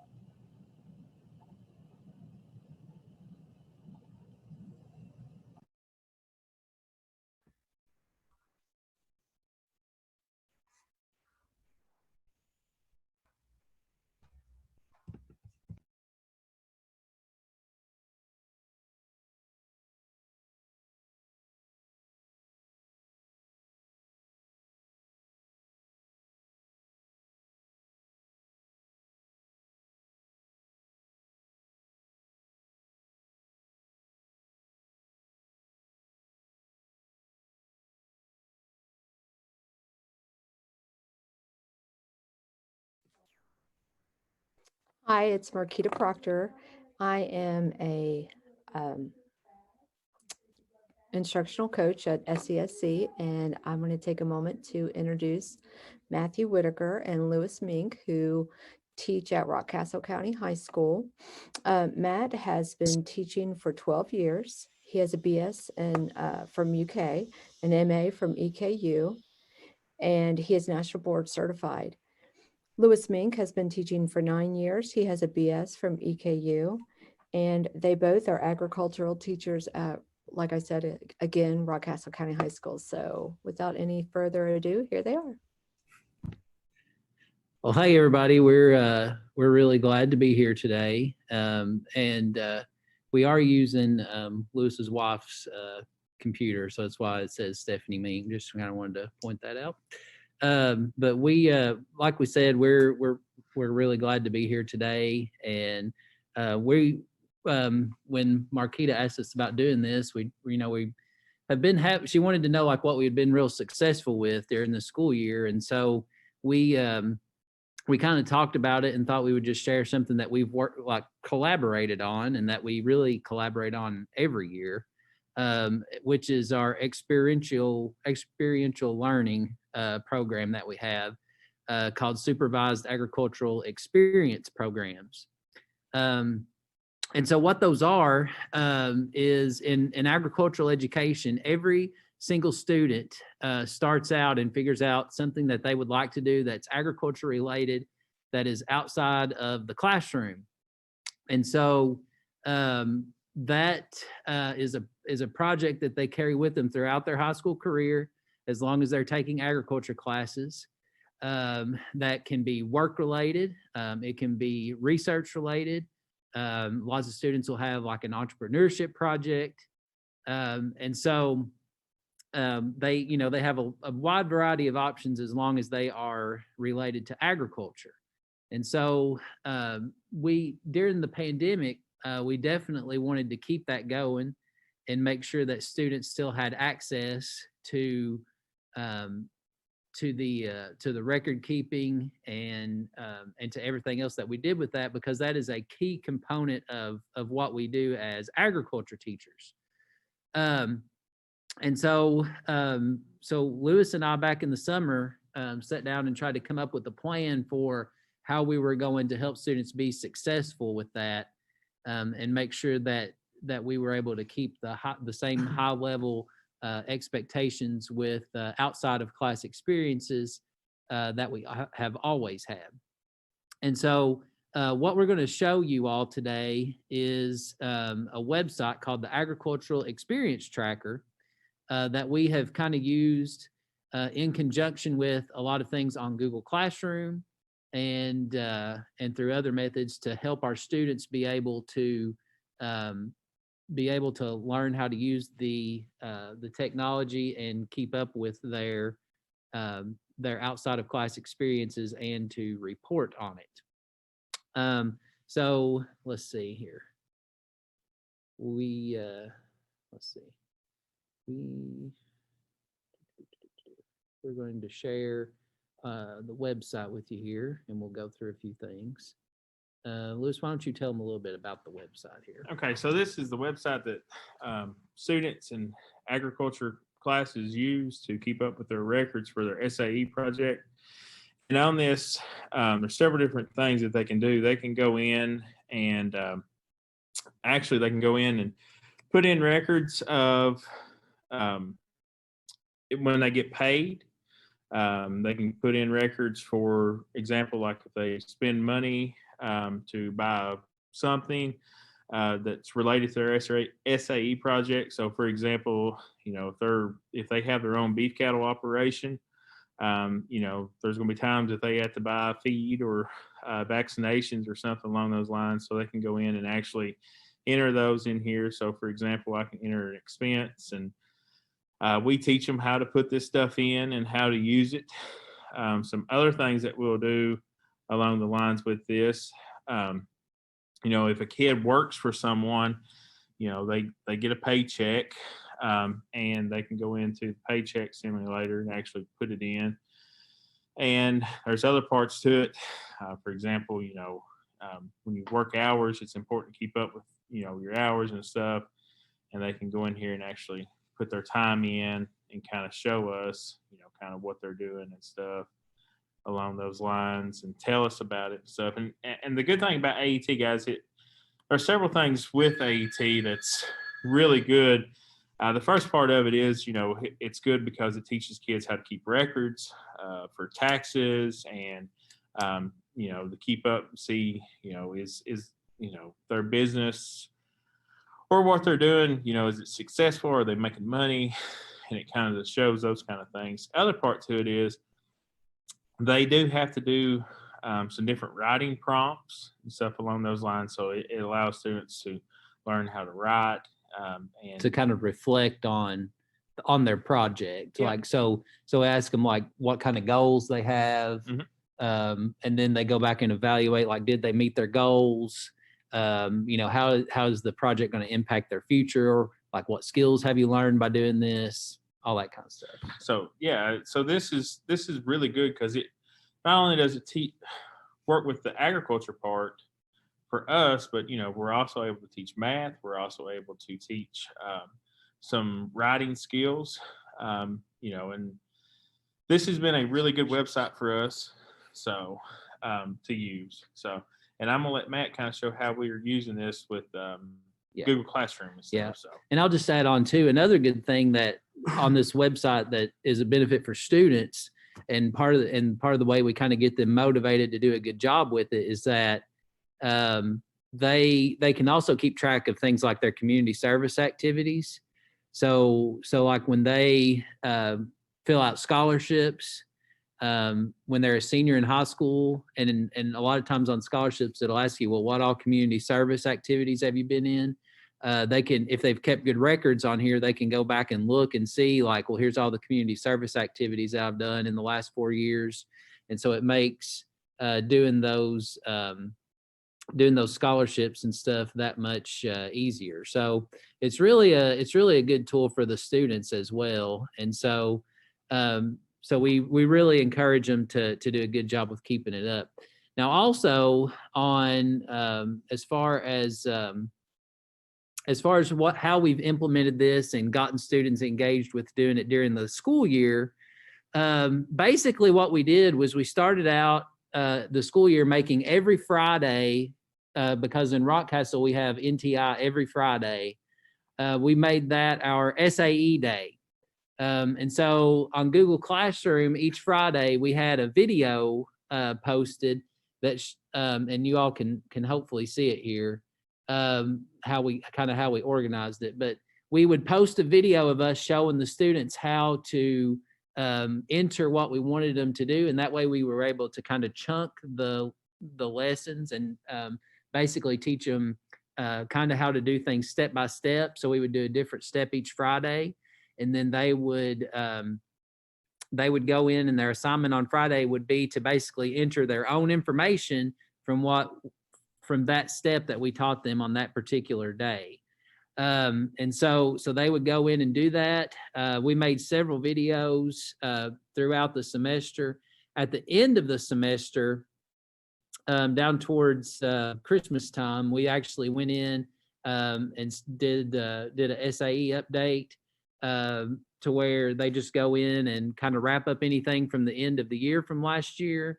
And we did basically a records check on them for the semester. And then this semester, we're actually going through and starting to have them reflect.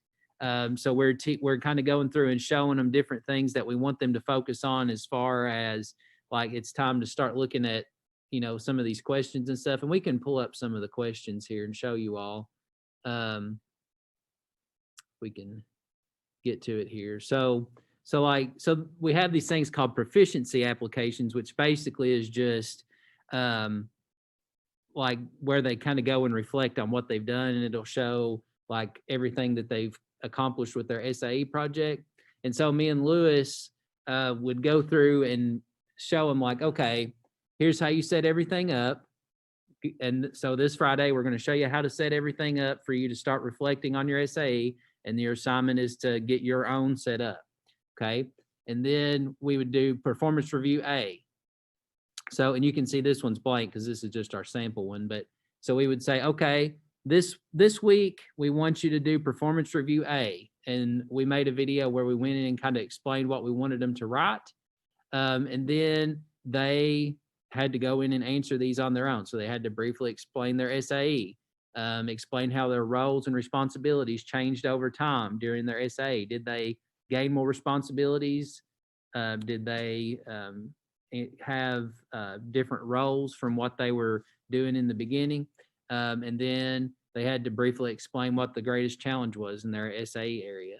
And so the good thing about this is it really encourages students to go in and really think about what they're doing and how it's helping them prepare for a career in the agriculture industry or in any industry really. And then it also has the side benefit. This is not the main benefit, but a pretty big benefit of it is that we have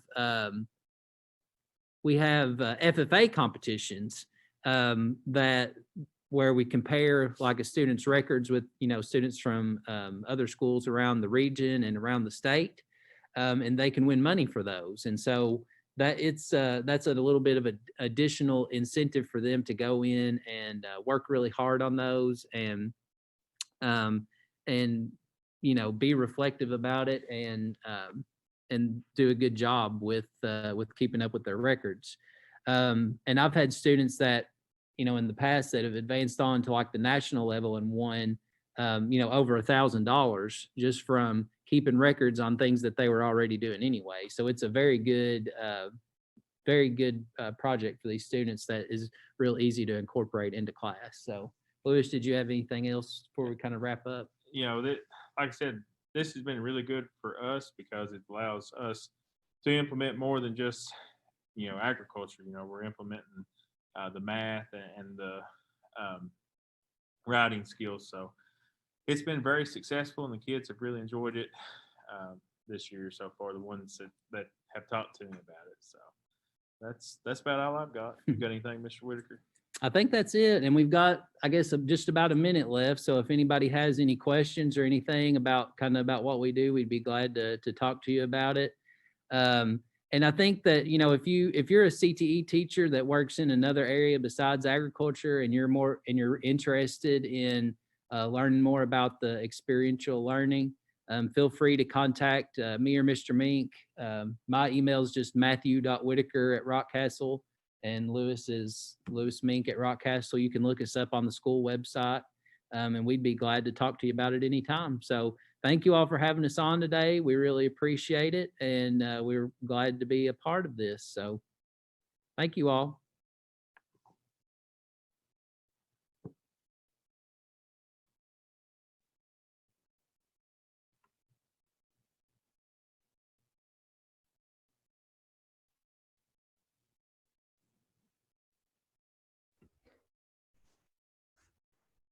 Thank you, Mr. Mink and Mr. Whitaker. I think that a lot of people could benefit from just talking to some of the agriculture teachers in their building.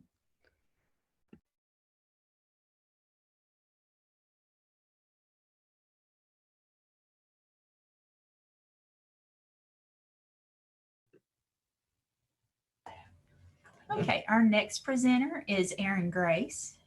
Angie, are you going to introduce Miss Erin? Yes. Great. Hi, everybody. I'm Angie Keene. I'm a instructional, I'm so sorry. I'm an instructional coach project leader here at SESC, and I'm bumfuzzled now because my dog has decided somebody must be at the door. It's my pleasure really to introduce Erin. I've gotten to know her over the past couple of days. Erin taught Spanish for 10 years at North Oldham High School, and she is now in her 5th year of teaching Spanish at Rockcastle County High School. She says, like educators everywhere, she's had to devise an entirely new way of facilitating student learning due to this corona pandemic. In this presentation, she'll share some of her strategies that have worked well for her and her students. When Erin is not in the classroom, she's working to advocate for her students and public education in general in her role on the board of directors of the Kentucky Education Association. And Brandy, there is a video if you want to go ahead and click that.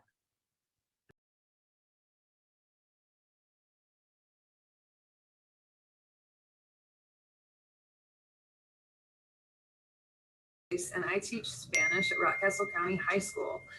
This is my 15th year as a high school Spanish teacher, though it is my first year teaching with so much technology. This is the first time my students have been one-to-one as far as everyone having a device. And then of course the pandemic and some kids here, some kids not, A day, B day, all of that is totally different and totally new. So I am going to share with you some of the strategies that have worked well for me and for my students. I'm by no means an expert on teaching with technology, but I have managed to find ways to take some of the things I believe about how to teach in general and apply them to the digital space. So I'm just going to share with you some strategies, and maybe you'll take something that I say and help you. So in my classroom practice, I try to structure the time like in a normal year. In my previous 14 years of teaching, I try to build some predictability into the class. I start with a warm up, teach a lesson, we do some sort of practice or application. Slight variations on that theme, but that's the general idea. So I like having the students come into class with some set of expectations about what they're going to do, some amount of routine and structure, but I don't want them to come in thinking every single day is going to be exactly the same, because that gets boring. So some ways that I build in predictability, some structure into the class is how I start each unit with the objectives, the I can statements, and then I end each unit with a performance assessment. And that is similar to how I did this before technology. So now the I can statements are all in Google Classroom at the start of the unit, and the performance assessment is at the end of the unit in Google Classroom as well. I like to structure my weeks similarly. So I give a quiz at the end of every week, and I like to structure my days similarly. I like to start with a warm up. In normal times, it would be like a little piece of paper that they would pick up on their way in as like a bell ringer, a papelito, I would call it, and they would get to work on that. And that would be how we would start class. And then there would be some sort of lesson and or practice activity and or application after that. I like to build in variety to what I do too, so that nobody gets totally bored by, I record my own lessons. I teach my students in an asynchronous format, and I record my own lessons. I don't just like pull other teachers from YouTube or anything. And I try to vary the styles of video that I make. I'll show you some examples of that momentarily.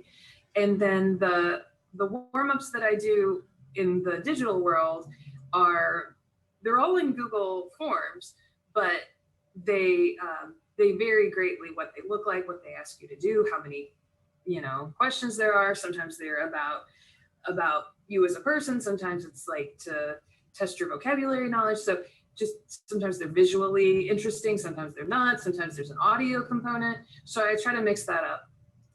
And then when this all first started, I felt very overwhelmed. I don't know about you, but I sat down and started watching some of those like YouTube expert teachers, and I felt really overwhelmed. And so I just had to reel myself in and say, well, let's just try to use a few tools well. So I'm going to show you the few tools that I feel like I use pretty well and that works well for my students and that accomplishes what I'm trying to accomplish. So first of all, I just want to talk about how I organize myself and my students. So I set up a Google Classroom that has no students in it. That's the one you see in orange. And in that one, I can plan out days, weeks in advance. So, and then the way that I name the assignments, I name it by the day of the week.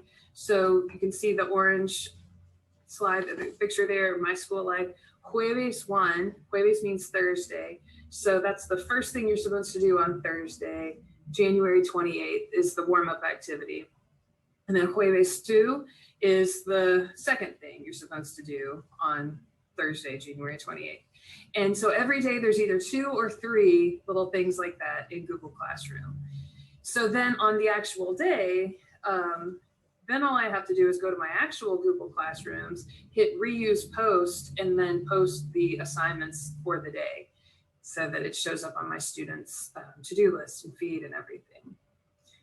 The video lessons that I'm making, I try to vary like where I am when I make them. I try to do different things, use different props. These are a couple of examples of just me holding up words to the screen. Sometimes I'll teach a lesson at the whiteboard. Sometimes I really like it when I can step out of the classroom. So like that picture at the bottom was, let me introduce a friend. And so I went around the school and introduced friends. Sometimes I like to make videos outside, just something to make it like, oh, what's it gonna be today? The tools that I hope that you're familiar with, but maybe not, there's a tool called Screencastify. And if I'm not careful, I'll just default to that and use it all the time, because basically you could show a PowerPoint and have your little face down at the bottom talking through it. And I do use that often, but I try not to only use that because, like I say, I try to build in some variety. In the top picture there, you can see I'm using a document camera and Screencastify. These videos are like right along with me, and the students follow along. In the bottom video, I don't know if you can see, but I'm actually holding finger puppets and modeling a conversation there. But those are some of the ways that I try to make my videos have a little bit of variety. Practice activities, my favorite way to do a digital worksheet is in Google Slides.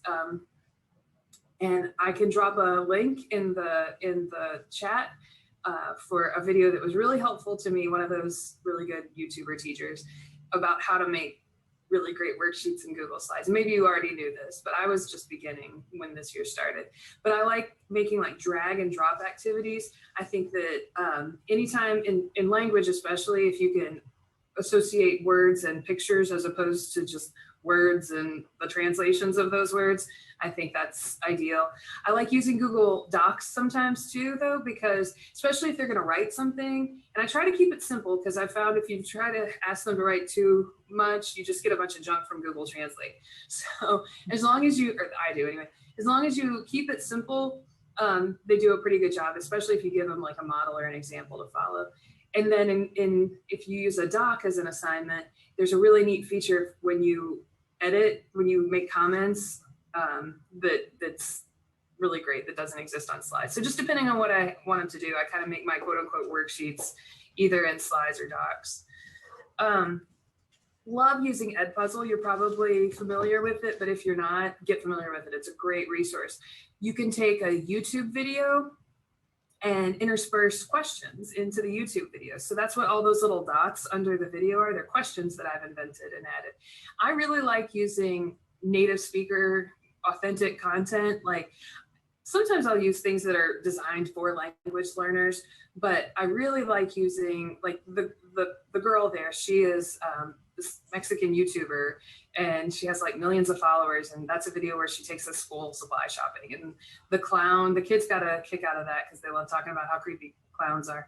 But it's a video for Spanish speaking children explaining primary and secondary colors.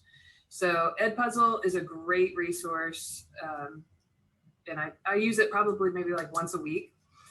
Assessment, I do all my quizzes in Google Forms, and they vary. Like I can build audio into them. Like in this one, you can see there's audio clips. They have to like copy and paste them into another tab. They hit play, and then in that one, they heard me say a number, and they just had to pick which number it was. In this one, the one in the middle, they had to answer questions, and grading in Google Forms is way easy. I really like it. This one is more about knowledge of vocabulary, pick which word makes more sense in the context. I really like it when I can add anything visual into these pruebas. And in that respect, these are actually better than, paper quizzes because there are colors. Like when we got to the part about like hair and eye color, like I could put pictures of people and actually ask like, what color are her eyes? on a photocopy, I couldn't do that. So it took me a little while to learn how to actually get pictures in Google Forms. What I've been doing, I've been using the snipping tool on my desktop computer and like snipping out the picture that I want to use and then saving it to my computer. And then I just go over to Forms and upload it where I want it. So that's an extra step. Like when I would make PowerPoints, I would copy and paste. So that's having to like cut it out and save it, or just having to save it to your computer is an extra step. But once you figure out how to do it, it's pretty simple. This is an example of the type of performance assessment that I give at the end of each unit. I include the directions, and then I always make a sample video of me doing the assignment. And then some students won't feel comfortable just taking the instructions and taking your example and running with it. So I actually give a detailed how-to, like how to structure what you're saying, because some students just wouldn't even attempt it otherwise. So anyway, those are just some of the tools that I have found helpful and some of the strategies that I've found helpful. And I look forward to discussing with you any questions you have or any thoughts you have after this is over.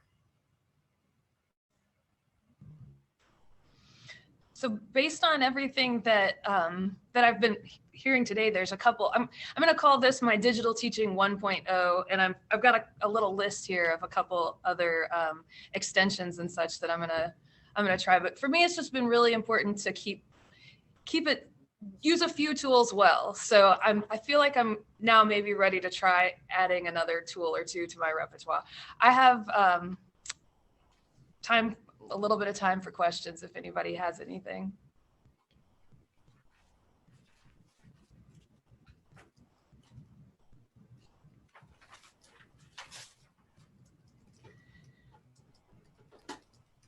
Okay, thank you, Erin.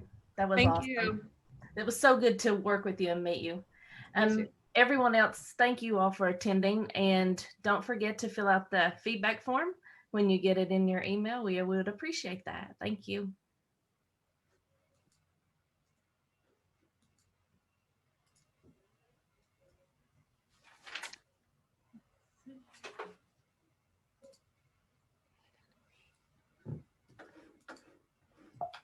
Can you share?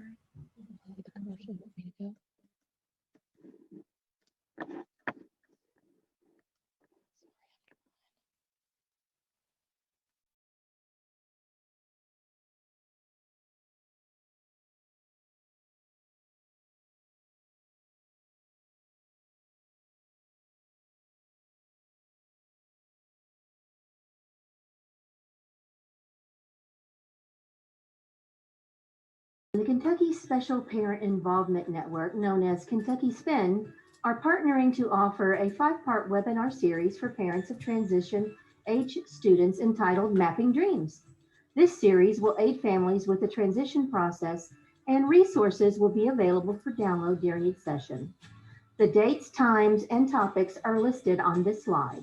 A link to the flyer and the registration links will be placed in the chat box during the summit.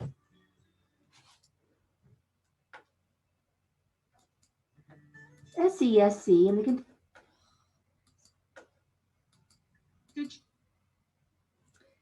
Okay, our next team that will be presenting are Ms. Terry Blovelt and Bobby McBride.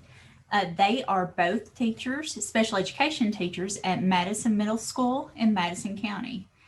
Ladies, are you ready? Yep, I'm ready. Okay, so you can go ahead and share.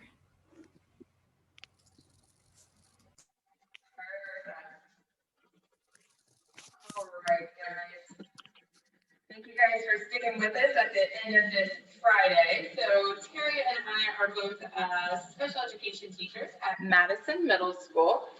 Some of the things that we're going to talk to you about today, we're going to look at Google Calendar and how you can set that up for students to schedule their own appointments. We're going to go over a few digital resources. We are both resource and co-teachers, so we're going to talk a little bit about some co-teaching strategies or things that we use, and then how, especially here during virtual, we are meeting individual students' needs. So So here's a little bit about who we are. Miss Terry. Okay, so I've been teaching, this is my 18th year, all in special education. I have hit the gamut of everything that you could possibly think of with special education. I did a year with the moderate severe kids, and then a lot of my experience is elementary through middle school with SLD, mild, that kind of thing. Lots of autism, lots of EBD kids, that kind of thing. I've worked with the hard of hearing, and I've worked with blind students. So it's really been quite the journey. I'm an autism specialist. I'm rank 1. I have a master's degree in special education. I have a bachelor's degree in both elementary and special education, K through 12. I got Google certified because of all of this. I got CAMI certified, and I became an Ed Puzzle coach, all just because of all this crazy virtual stuff going on. So tons of experience to throw at you guys. I have 10 years of experience in actual teaching. I have done K through 12. I've taught at every level. Most of my experience, however, is in the elementary schools. I did 2 years internationally. These past couple years, I was actually in Brazil until COVID hit and decided we would pack it back up and come home. I am an autism specialist as well, so I have worked with a lot of the severe disabilities. I do have a bachelor's and master's in exceptional education, and my focus was in general education, so kind of that co-teaching model. Okay, so we put on this, let's start with positivism, because as special ed teachers, just being a special ed teacher, I think is hard in itself. But the biggest thing I think for a special ed teacher, and especially in this crazy environment that we're in this year, is that you have to remain positive. And so my motto is always just start the day fresh every day, not start a new week fresh. Don't relax over the weekend. Every day you've got to come back and you got to start fresh. You're going to have that kid that, is total horrible to you one day, and you're going to have to come back the very next day, and you're going to have to love him and really get in there and really work with them. So these are just some of the quotes and things that we use that kind of help motivate us to keep us as special ed teachers wanting to continue to work with these kids every day, no matter what, to reset our brains and go back and start with a positive attitude at the beginning of every single day. Okay, so let's take a look at Google Calendar. So I know for myself, if it's not on my calendar, it doesn't exist. The only way I remember what is going on in my life is if it's on that calendar. So this is about being organized and helping keep all this crazy manageable. So it's not just for me to put my schedule on.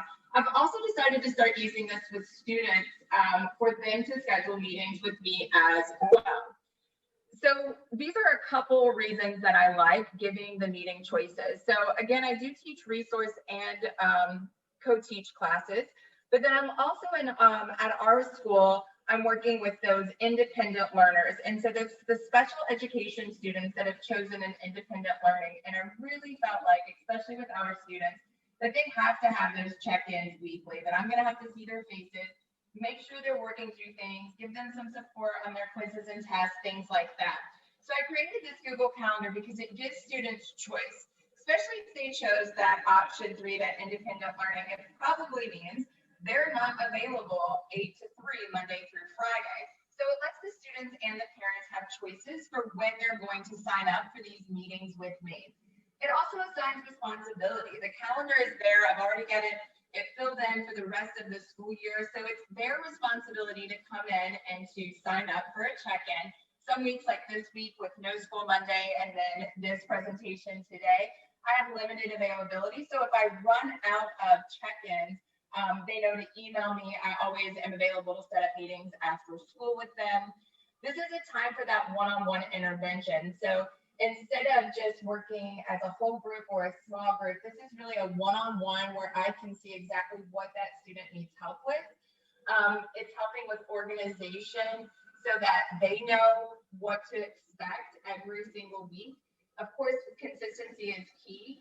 The changing back and forth has been a real struggle for us and our students. So having this consistently available is good for them.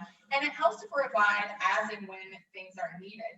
So if I said we're meeting every Monday at 8 a.m., maybe Monday at 8, you don't have questions or needs. And so this is a way that the students can come to me and get that support when they need it and how they need it. So these are the steps on how to do this. So I'm sure we're familiar with Google Calendar, where you can go in and you can add your events. So how do you add these appointment steps? Your Google Calendar has to be in a weekly or monthly view, so not daily. I usually keep mine in weekly anyway, so that's fine. You click on the day and time that you're wanting to provide these sessions. So I'll click on the day and time and just click once, so it's the small screen. And then underneath the title, you're going to select appointment slots. After you do that, you can do more options. You can add in information. I always just name mine check-in, but you can add in your Zoom links or your Google Meet links so they know how to meet you.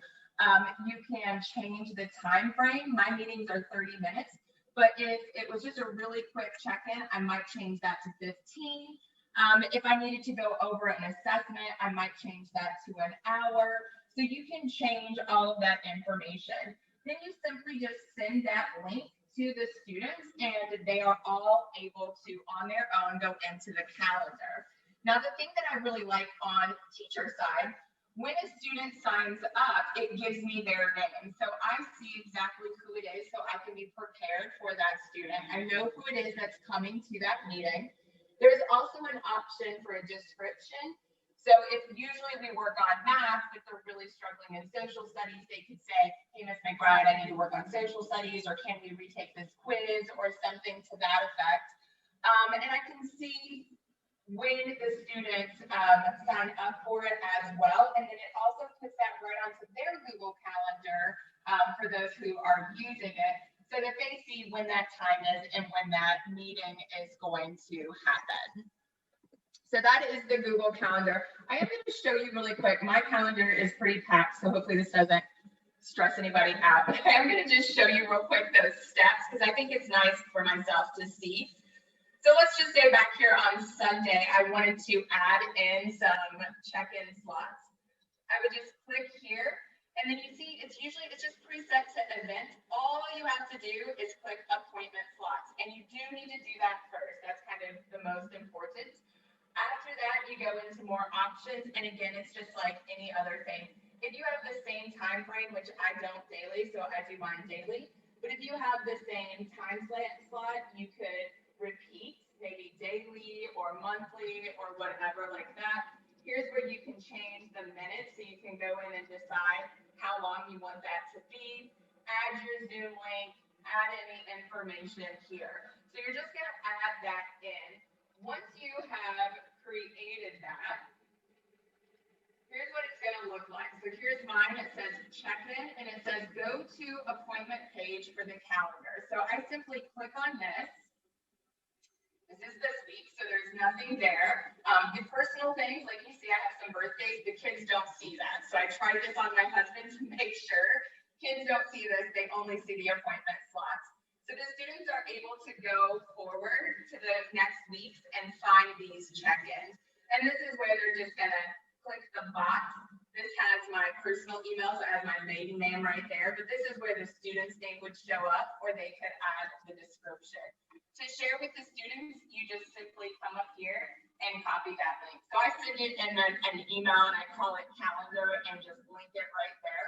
But this is the link. So that's how you can use Google Calendar with your students so that they can sign up for these individual meetings.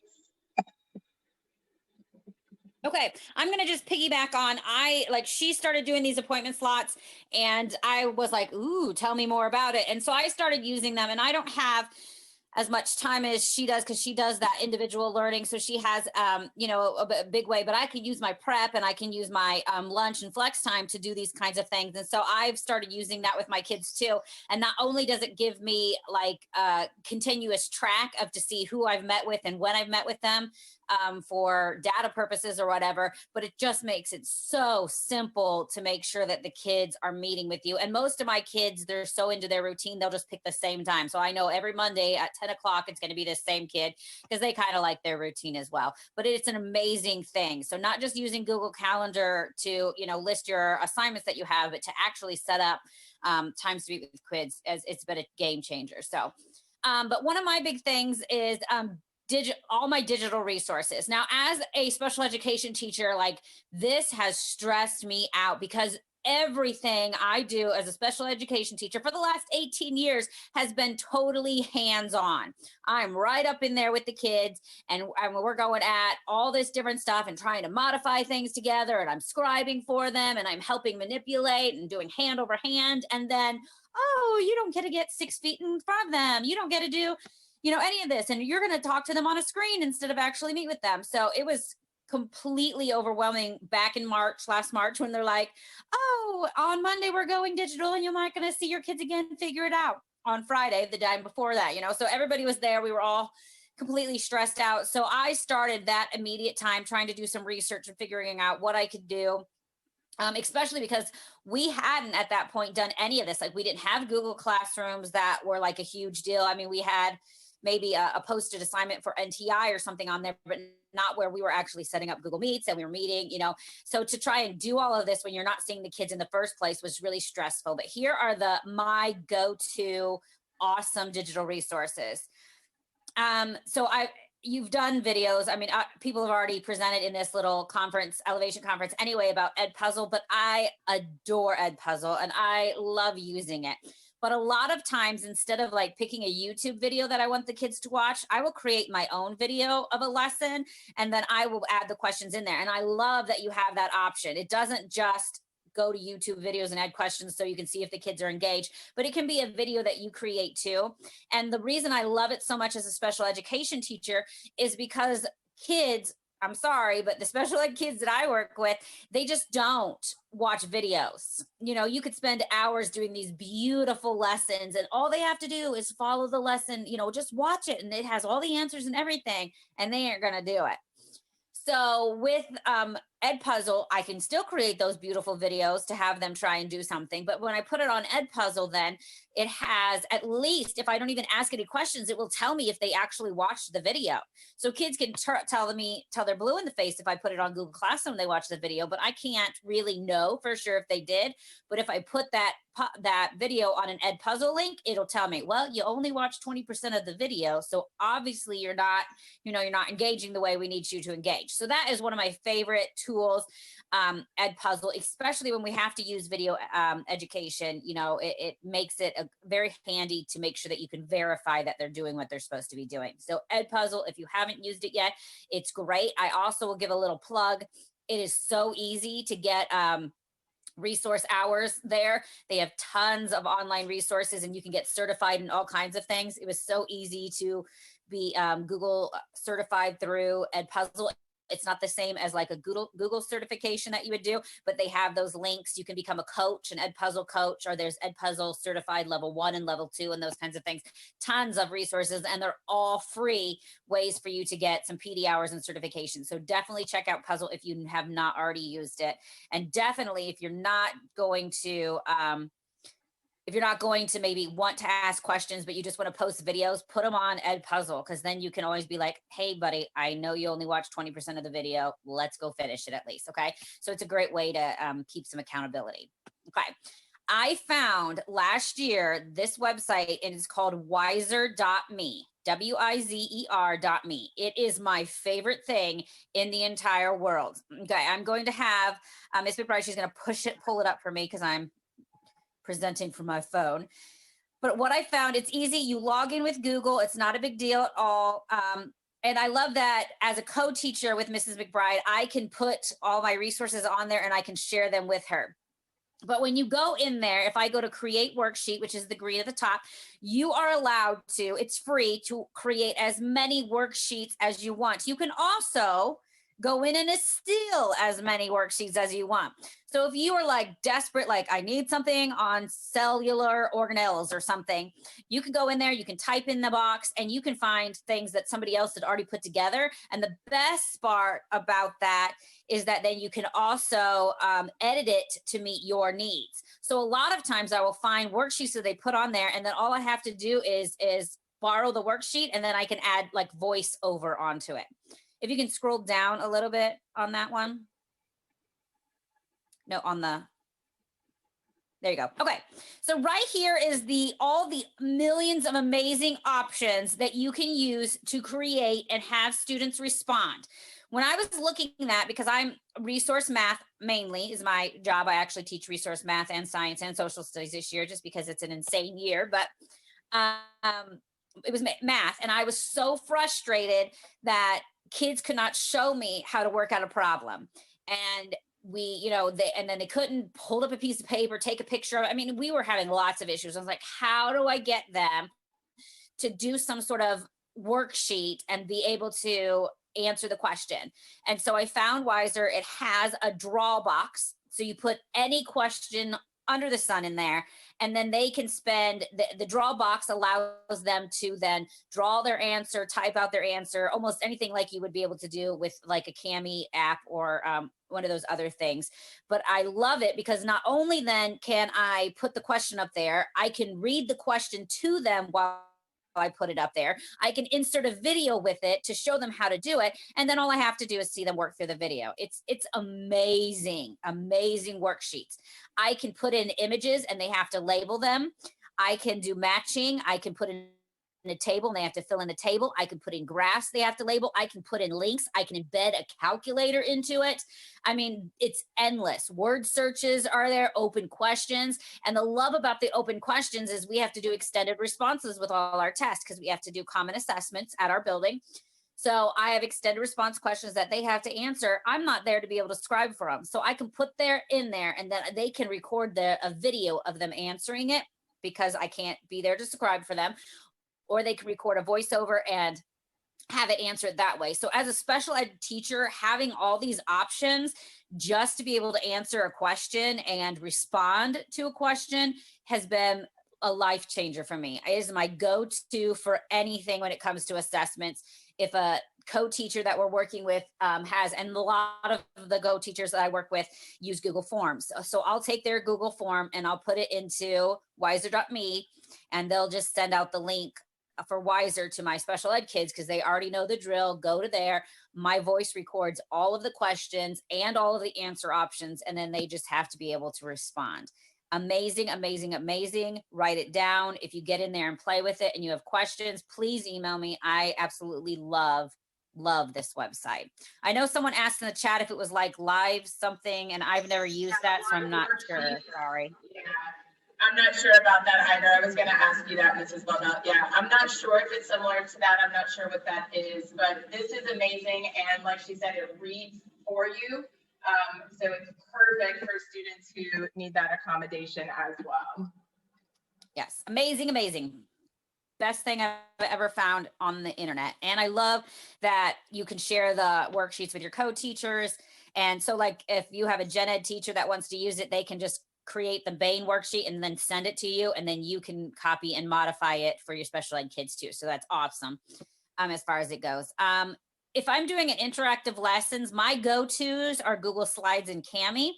I just watched something on Jamboard, so I'm totally going to check that out and maybe put some Jamboards into my Google Slides. So we'll see how that goes. But I love Google Slides. I put everything in Google Slides because you can write on top of it. You can have boxes that the kids drag over. It's amazing. And then my second go-to is Kami. I like Kami because of worksheets that I would have for math. On Google Slides, I can put them in there, but it's a lot harder to draw with a Google slide on top of it. But you can use that draw tab and you can really work out problems that way. But I've never heard of Jamboard before, so maybe using a Jamboard in light of Kami might be work. If you have Kami and you guys actually have the full bought, not the free version, but you bought out all of them, Kami has amazing tools, but the free version is just okay. Kami is free, Cami is free, but there's extra tools for those of the people that want to there's extra tools. So yes, it's free. Yes, you can use it as a draw point, and yes, you can do the text over, and basically you just upload the PDF and you write all over it. But if you get you can get your corporation to actually pay for the Cami. It does have a lot more cool features that you could use with it. But the free version is okay, especially if you want that drawing piece. Okay. And then my favorite extras, and these are just things that I use to make my slides fun, my Camis fun, my Wisers fun, just to add extra to it, is the snippet tool. Now, I know in the last presentation, if you were in here just now, she talked about snippets. I am a MacBook user. So my MacBook, if I want to take a picture of something that I have, I use Command-Shift-4. But on the desktop computers that we have at school, you have to hit a snippet tool. You just type in snippet tool in the search, it pops up, and it basically lets you cut out and take a picture of anything that you want. And then most of the times what I do is I take it to the site, the remove.bg, and that's remove background. You take any image you want under the sun, any image, and you plop it up into remove it website, and it takes out the background. So it's so nice that you can manipulate it a lot easier that way. So you don't have all that background stuff going on for like maybe a really nice small picture that you have. So definitely check that out.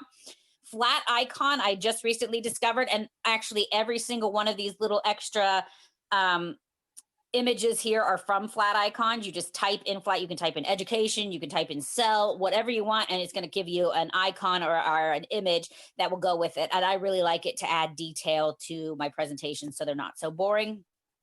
And the last thing that I found is called the ChatterPix app. It's something you have to use on your phone, but I love it because you can take any picture, so a picture of your dog, or whatever, and you can make it talk. You can get your Bitmoji. If you're one of those Bitmoji teachers, you can put your Bitmoji picture on there and you can make it talk.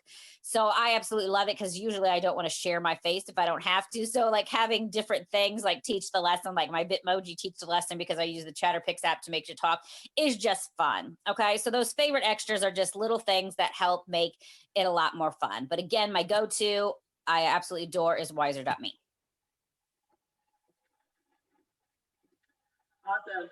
So now we're going to talk a little bit about co-teaching with awesomeness, which is what we like to do at Madison Middle. So how to reach these exceptional education students in the general education classroom. So of course, there are tons of things we could put on this list, but these are just a couple ideas of things that we do in these classrooms. So I'll go over this top list. So science, there's a lot of interactive notes that we use, some guided notes with the students, having models and videos, especially when you're asking the students to do something like Ms. Bobbitt was saying, you're not right there with those students. So having those models and videos is super helpful.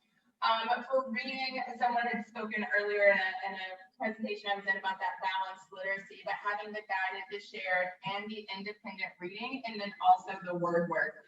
So even though I'm teaching in middle school right now, I still think it's really important to focus on that word work, that spelling and vocabulary with the students as well. And then I still do virtually those breakout rooms for the guided reading on their level. In math, we can use digital whiteboard. That's a really nice tool so that you can write with the students. I think math last year I thought was the hardest to do virtually because I'm so used to just working out the problems with the students and showing them. And it's a lot more difficult for me anyway to do that virtually. So having that whiteboard, super, super helpful so you can just write that out with them. Again, the video lessons for the students, not only for asynchronous kind of instruction, but also as a reference for them.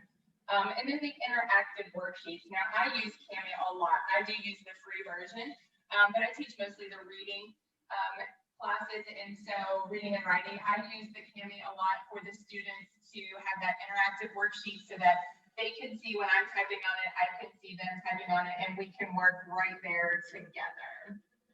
Mrs. Bobbitt, you want to do the second line? Sure. Okay, so in writing, you can do, we do sentence stems a lot. A lot of modeling our writing and direct instruction. We use a lot of graphic organizers. We throw up a graphic organizer. We show them how to manipulate the sentences and to make writing interesting. Our problem, I think, a lot in special ed is that just getting them to do the thinking part of it is almost harder than anything, getting that starting point down for them. So you do a lot of discussion with them about, the starting of it before you could even get to the part where you're trying to teach them the writing part of it. But I do know that the direct instruction, like even copying, like you write a sentence and them copying is big, especially now in this digital world that we're having to work in. Social studies, one of the biggest things is we do interactive notes, a lot of digital interactive notebooks that we create for the kids so that they can slide and manipulate and look at graphs and a lot of that informational text feature kind of stuff, because they can't have that textbook right in their hand. So using the interactive notebooks really helps them get some sort of, be able to manipulate something. So that's big in our social studies class. And then some just general things I know with the gen ed teacher and a special ed teacher, it has been amazing to be able to just sit back and collect data as you're watching the students do their work, be able to reteach a lesson in a breakout room. It is amazing, and really help with them with work completion, because a lot of times the teacher's going so fast, the kids are so far behind. So just being able to pull, those breakout rooms again are major big things a lot of times. And I do know that one thing that has been a struggle is the gen ed teachers teaching, and most of the time a special ed teacher doesn't want to interrupt, so they'll type in chat, but that kind of doesn't work with special ed kids a lot, because a lot of the special ed kids maybe can't read exactly what you meant in chat. So to have that working environment where you could interrupt each other is great. For Miss McBride and I, we teach social studies together. So it's amazing how she can manipulate all the screens to watch how the kids are filling in the information while I'm presenting it, or vice versa. She's presenting, I'm filling in the information. But I love that we are comfortable enough, and I urge you to please get comfortable enough with your co-teacher that you can interrupt each other and you can speak out to a child, any child, not necessarily just the special ed child that you're working with, to make sure that they're staying up or staying with you. Or make sure that you get them in those breakout rooms when they have work time, so that you can really get those skills taught for them. Our last thing, I know we just have a couple more minutes, so we just wanted to go over really quick meeting individual needs, and especially for exceptional education teachers, we have specific times written into their IEP that we have to meet those times. So we'll just go through a couple of ways that we do that. Okay, I have check-ins every day, and I can give you links to those. I think I stole them from some teacher that was giving them away free. So I don't think I created them all by myself. I might have adapted them, but check-ins that I have every day, and they just do a quick smiley face thing, how they're doing. And then if I see that maybe they're not doing so well, and I'm surprised how honest they are with that, but I'll check in then, through an appointment time to really work with them. We created a Google Classroom on top of their regular classrooms just for the special ed kids that I can, that are on my caseload, so that I can work specifically with them on specific assignments. So that has been amazing. The sessions, setting up individual sessions to work with kids has been amazing. The kids love it too, because I think a lot of times they won't talk in the group, so that when you get them one-on-one, you get more of an interaction with them than you would later. And then I send weekly reminders every week, because we're on that AB schedule. So every week, all my students will say, Monday's an A day, make sure you're going to this class and that kind of thing. Because if you don't, it's chaos. So we do mostly synchronous. I like to meet with my students every single class period, but I am branching out and trying to do some of that flipped classroom, mainly because I find that our students really struggle with that independent learning. So if they're in a general education class for science and that teacher just posts an assignment, my students historically just don't do it. They think it's a free day. So we're really working on how for them to go in and to complete that work independently. I'm also working, I do stations for all my language arts classes. I do formative assessments daily just to kind of see where they're at, how we need to move on. Those individual check-ins, flex time, I always do remediation every single day. I meet with my students. I do offer tutoring after school. Now that's a me thing. We don't have to do that, but I do offer that for my students. I do virtual and paper copies. I was every weekend just kind of driving around town doing drop-offs for students that need the paper copies. And then we're updating the grades and giving that feedback immediately. That's really important, just like those emails, not just with the schedule, but also the feedback with the students, so that they don't feel like, they don't know if they did well, or they don't know how to improve something. So making sure that we have very clear and direct communication with them. So guys, I know it is the end of the day, the end of the Friday. We want to thank everyone for being here. These are our email addresses. If you guys have any questions, anything that you want us to go over or talk to you more about, please feel free to reach out to us. We are definitely here for you. Yep. Thank you. Thank you so much, Terry and Bobby. That was a great presentation. You mentioned several tools that I'd never heard of before.